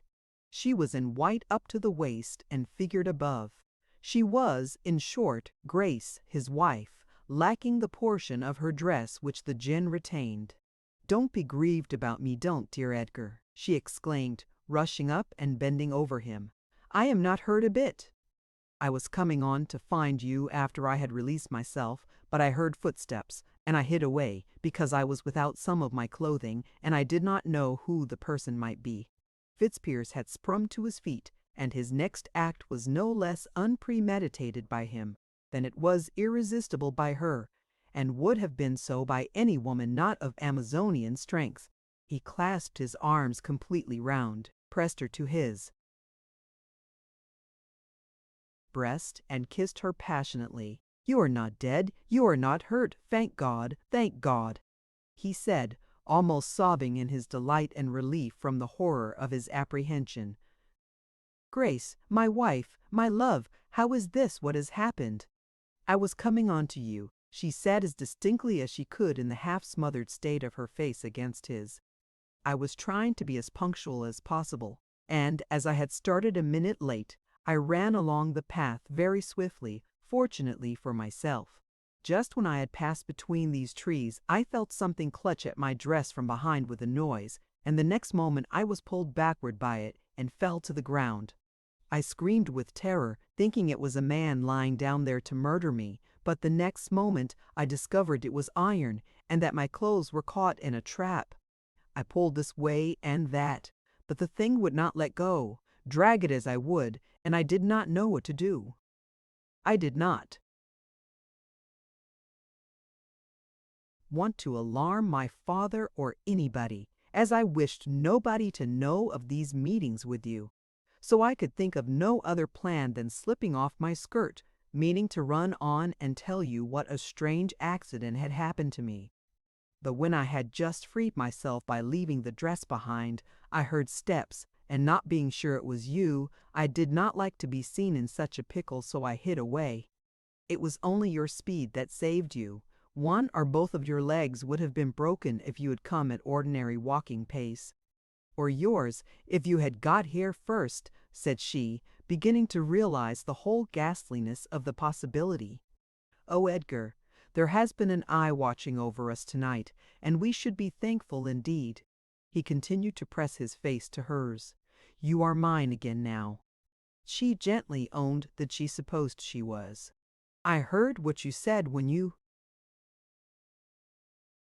thought I was injured," she went on shyly, "and I know that a man who could suffer as you were suffering must have a tender regard for me.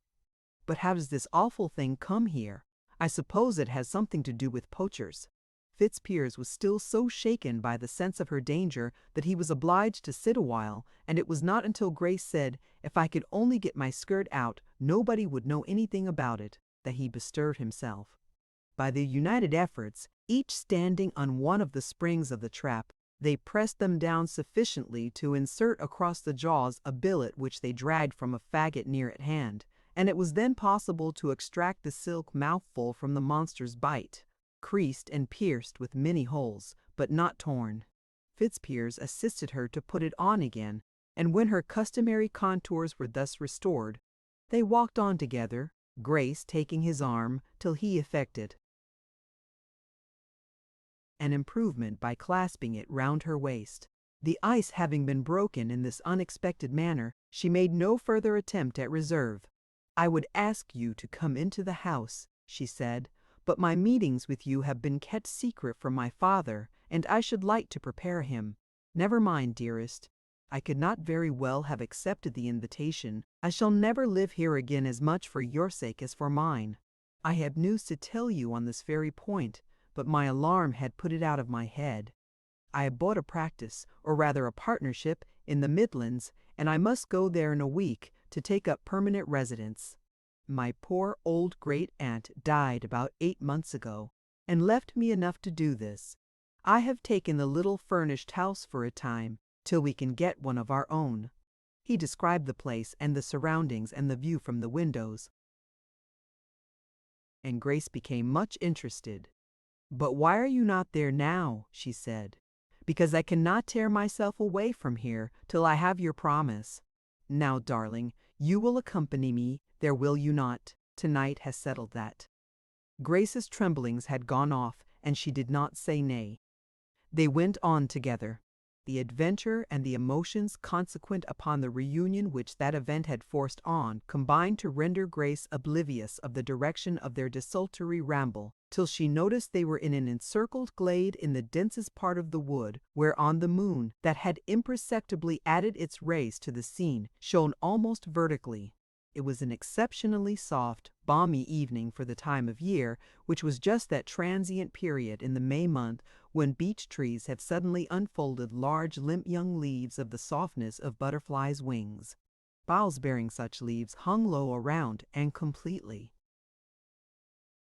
enclosed them, so that it was as if they were in a great green base which had moss for its bottom and leaf sides. The clouds having been packed in the west that evening so as to retain the departing glare a long while, the hour had seemed much earlier than it was. But suddenly the question of time occurred to her. "I must go back," she said, and without further delay they set their faces towards Hintock. As they walked, he examined his watch by the aid of the now strong moonlight. "By the gods, I think I have lost my train," said Fitzpiers. "Dear me, whereabouts are we?" said she. 2 miles in the direction of Sherton." "Then do you hasten on, Edgar. I am not in the least afraid. I recognize now the part of the wood we are in, and I can find my way back quite easily. I'll tell my father that we have made it up. I wish I had not kept our meetings so private, for it may vex him a little to know I have been seeing you. He's getting old and irritable, that was why I did not. Good-bye. But as I must stay at the Earl of Wessex tonight, for I cannot possibly catch the train, I think it would be safer for you to let me take care of you. But what will my father think has become of me? He does not know in the least where I am. He thinks I only went into the garden for a few minutes. He will surely guess somebody has seen me for certain. I'll go all the way back with you tomorrow. But that newly done-up place, the Earl of Wessex. If you are so very particular about the publicity, I will stay at the 3 Tuns. Oh no, it is not that I am particular, but I haven't a brush or comb or anything." Chapter 48. All the evening Melbury had been coming to his door, saying, "I wonder where in the world that girl is. Never in all my born days did I know her bite out like this. She surely said she was going into the garden to get some parsley." Melbury searched the garden, the parsley bed, and the orchard, but could find no trace of her, and then he made inquiries at the cottages of such of his workmen as had not gone to bed, avoiding Tangs's, because he knew the young people were to rise early to leave. In these inquiries, one of the men's wives somewhat incautiously let out the fact that she had heard a scream in the wood, though from which direction she could not say. This set Melbury's spears on end. He told the men to light lanterns and headed by himself, they started, Creedle following at the last moment with quite a burden of grapples and ropes, which he could not be persuaded to leave behind, and the company being joined by the hollow turner and the man who kept her so. Cider house as they went along. They explored the precincts of the village and in a short time lighted upon the man-trap. Its discovery simply added an item of fact, without helping their conjectures. But Melbury's indefinite alarm was greatly increased when, holding a candle to the ground, he saw in the teeth of the instrument some frayings from Grace's clothing. No intelligence of any kind was gained till they met a woodman of Delborough, who said that he had seen a lady answering to the description her father gave of Grace, walking through the wood on a gentleman's arm in the direction of Shirton. Was he clutching her tight? Said Melbury. Well, rather, said the man. Did she walk lame? Well, 'tis true her head hung over towards him a bit. Creedle groaned tragically. Melbury, not suspecting the presence of Fitzpiers, coupled this account with the man-trap and the scream. He could not understand what it all meant, but the sinister event of the trap made him follow on. Accordingly, they bore away towards the town, shouting as they went, and in due course emerged upon the highway. Nearing Shirton Abbas, the previous information was confirmed by other strollers, though the gentleman's supporting arm had disappeared from these later accounts. At last they were so near Shirton that Melbury informed his faithful followers that he did not wish to drag them farther at so late an hour, since he could go on alone and inquire if the woman who had been seen were really Grace. But they would not leave him alone in his anxiety, and trudged onward till the lamplight from the town began to illuminate their fronts. At the entrance to the high street they got fresh scent of the pursued, but coupled with the new condition that the lady in the costume described had been going up the street alone. "Faith, I believe she's mesmerized or walking in her sleep," said Melbury. However, the identity of this woman with Grace was by no means certain, but they plodded along the street. Percombe, the hairdresser, who had despoiled Marty of her tresses, was standing at his door, and they duly put inquiries to him. "Ah, how's little Hintock folk by now?" he said, before replying.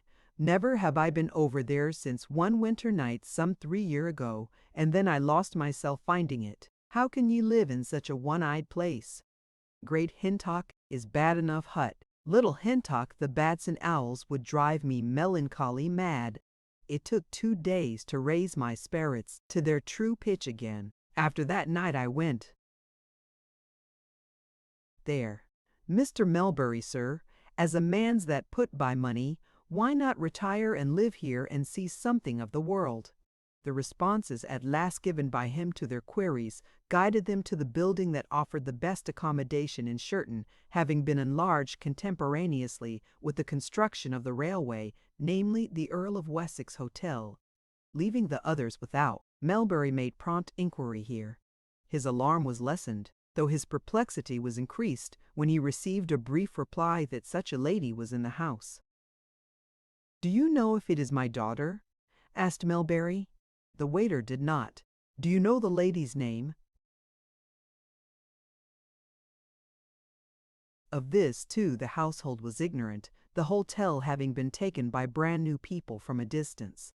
They knew the gentleman very well by sight, and had not thought it necessary to ask him to enter his name. "Oh, the gentleman appears again now," said Melbury to himself. "Well, I want to see the lady," he declared.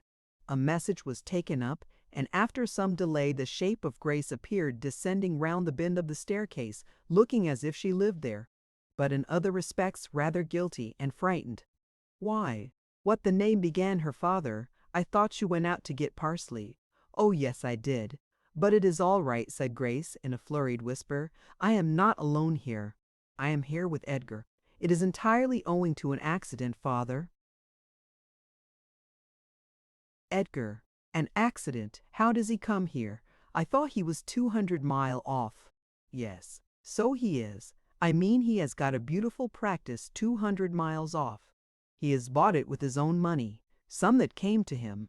But he traveled here, and I was nearly caught in a man-trap. And that's how it is I am here. We were just thinking of sending a messenger to let you know." Melbury did not seem to be particularly enlightened by this explanation. "You were caught in a man-trap?" "Yes, my dress was. That's how it arose." "Edgar is upstairs in his own sitting room," she went on. "He would not mind seeing you, I am sure." "Oh, Faith, I don't want to see him. I have seen him too often already. I'll see him another time, perhaps, if 'tis to oblige E. He came to see me. He wanted to consult me about this large partnership I speak of, as it is very promising." "Oh, I am glad to hear it," said Melbury dryly. A pause ensued, during which the inquiring faces and whitey-brown clothes of Melbury's companions appeared in the doorway. "Then bain't you coming home with us?" he asked.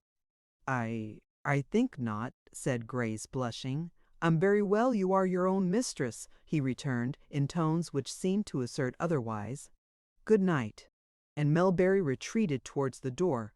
"Don't be angry, father," she said, following him a few steps. "I have done it for the best." "I am not angry, though it is true I have been a little misled in this. However, good night. I must get home along." He left the hotel, not without relief, for to be under the eyes of strangers while he conversed with his lost child had embarrassed him much. His search party, too, had looked awkward there, having rushed to the task of investigation, some in their shirt sleeves, others in their leather aprons, and all much stained just as they had come from their work of barking, and not in their certain marketing attire, while Creedle, with his ropes and grapnels and air of impending tragedy, had added melancholy to gawkiness. "Now, neighbors," said Melbury, on joining them, "as it is getting late, we'll leg it home again as fast as we can. I ought to tell you that there has been some mistake, some arrangement entered into between Mr. and Mrs. Fitzpiers, which I didn't quite understand. An important practice in the Midland counties has come to him, which made it necessary for her to join him tonight, so she says. That's all it was, and I'm sorry I dragged you out." "Well," said the hollow turner, "here be we 6 mile from home, and night time, and not a hoss or 4-footed creeping thing to our name. I say, we'll have a mossel and a dropple somewhat to strengthen our nerves afore we vamp all the way back again. My throat's as dry as a kex. What d'ee say so's?" They all concurred in the need for this course, and proceeded to the antique and lampless back street, in which the red curtain of the 3 Tons was the only radiant object. As soon as they had stumbled down into the room, Melbury ordered them to be served, when they made themselves comfortable by the long table and stretched out their legs upon the herringbone sand of the floor. Melbury himself, restless as usual, walked to the door while he waited for them, and looked up and down the street. "I'd jay her a good shaking if she were my maid, pretending to go out in the garden and leading folk a 12-mile traipse that have got to get up at 5 o'clock tomorrow," said a bark ripper, who, not working regularly for Melbury, could afford to indulge in strong opinions. "I don't speak so warm as that," said the hollow turner, "but if 'tis right for couples to make a country talk about their separating, and excite the neighbors, and then make fools of 'em like this, why, I haven't stood upon one leg for 25 year." All his listeners knew that when he alluded to his foot-lathe in these enigmatic terms, the speaker meant to be impressive, and Creedle chimed in with, young women do wax wanton in these days. Why couldn't she have bode with her father and been faithful? Poor Creedle was thinking of his old employer. "But this deceiving of folks is nothing unusual in matrimony," said Farmer Bawtry. "I knowed a man and wife, Faith. I don't mind owning, as there's no strangers here, that the pair were my own relations.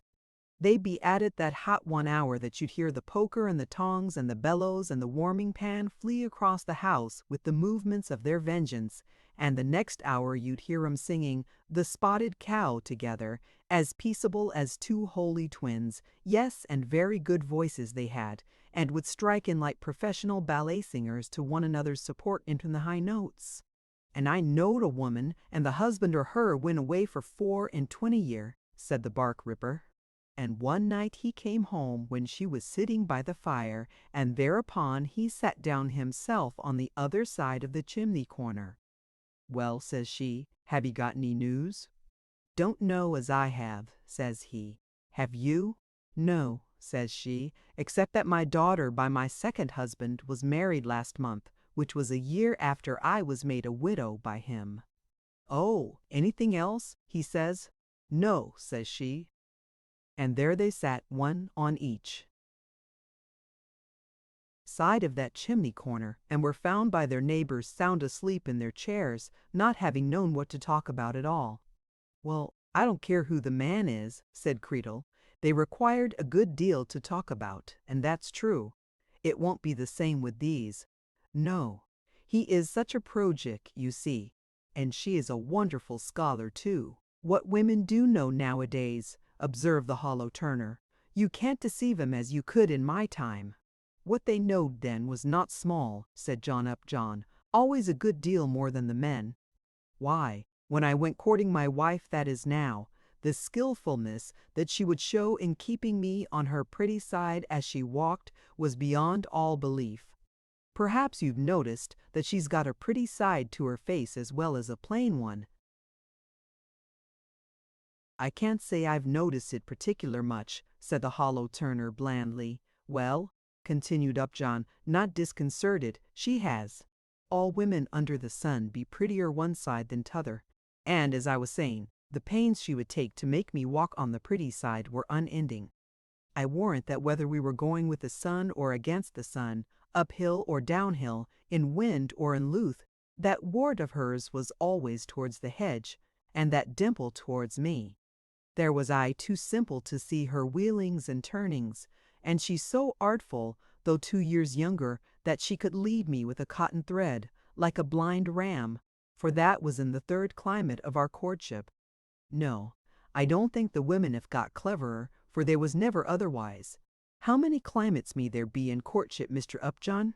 inquired a youth, the same who had assisted at Winterbourne's Christmas party. 'Five from the coolest to the hottest leastwise, there was 5 in mine.' 'Can ye give us the chronicle of 'em, Mr. Upjohn?' 'Yes, I could certainly, but 'tis quite unnecessary. They'll come to ye by nater, young man, too soon for your good. At present, Mrs. Fitzpiers can lead the doctor as your missus could lead you,' the hollow turner remarked. 'She's got him quite tame. But how long 'twill last I can't say. I happened to be setting a wire on the top of my garden one night when he met her on the other side of the hedge, and the way she queened it and fenced and kept that poor feller at a distance was enough to freeze your blood. I should never have supposed it of such a girl.' Melbury now returned to the room, and the men having declared themselves refreshed, they all started on the homeward journey, which was by no means cheerless under the rays of the high moon. Having to walk the whole distance, they came by a footpath rather shorter than the highway, though difficult, except to those who knew the country well. This brought them by way of Great Hintock, and passing the churchyard they observed, as they talked, a motionless figure standing by the gate. 'I think it was Marty South,' said the hollow turner, parenthetically. 'I think 'twas. A was always a lonely maid,' said Upjohn. And they passed on homeward, and thought of the matter no more. It was Marty, as they had supposed. That evening had been the particular one of the week upon which Grace and herself had been accustomed to privately deposit flowers on Giles's grave, and this was the first occasion since his death 8 months earlier, on which Grace had failed to keep her appointment. Marty had waited in the road just outside Little Hintock, where her fellow pilgrim had been wont to join her, till she was weary, and at last, thinking that Grace had missed her and gone on alone, she followed the way to Great Hintock, but saw no Grace in front of her. It got later, and Marty continued her walk till she reached the churchyard gate, but still no Grace. Yet her sense of comradeship would not allow her to go on to the grave alone, and still thinking the delay had been unavoidable, she stood there with her little basket of flowers in her clasped hands and her feet chilled by the damp ground, till more than 2 hours had passed. She then heard the footsteps of Melbury's men, who presently passed on their return from the search. In the silence of the night, Marty could not help hearing fragments of their conversation, from which she acquired a general idea of what had occurred, and where Mrs. Fitzpiers then was. Immediately they had dropped down the hill, she entered the churchyard, going to a secluded corner behind the bushes, where rose the unadorned stone that marked the last bed of Giles Winterbourne, as this solitary and silent girl stood.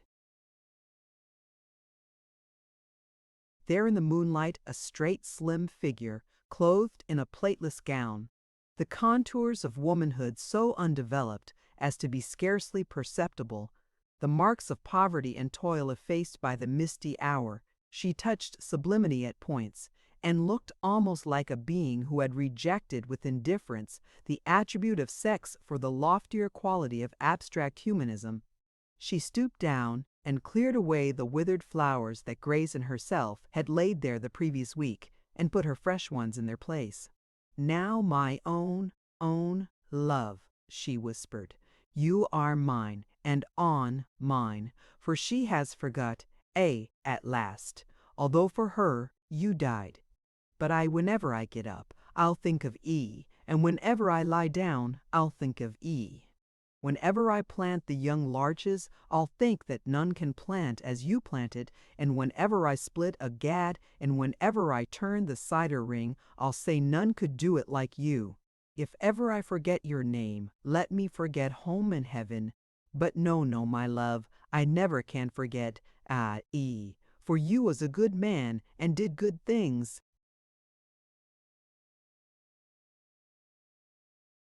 The end. Thank you for listening to this story. I hope you enjoyed the journey, the characters, and the world they carried with them. If you enjoyed this audiobook, please subscribe to the channel and leave a comment below. Your support helps keep these stories alive and allows more timeless books to be shared with listeners around the world. Until next time, thank you for listening.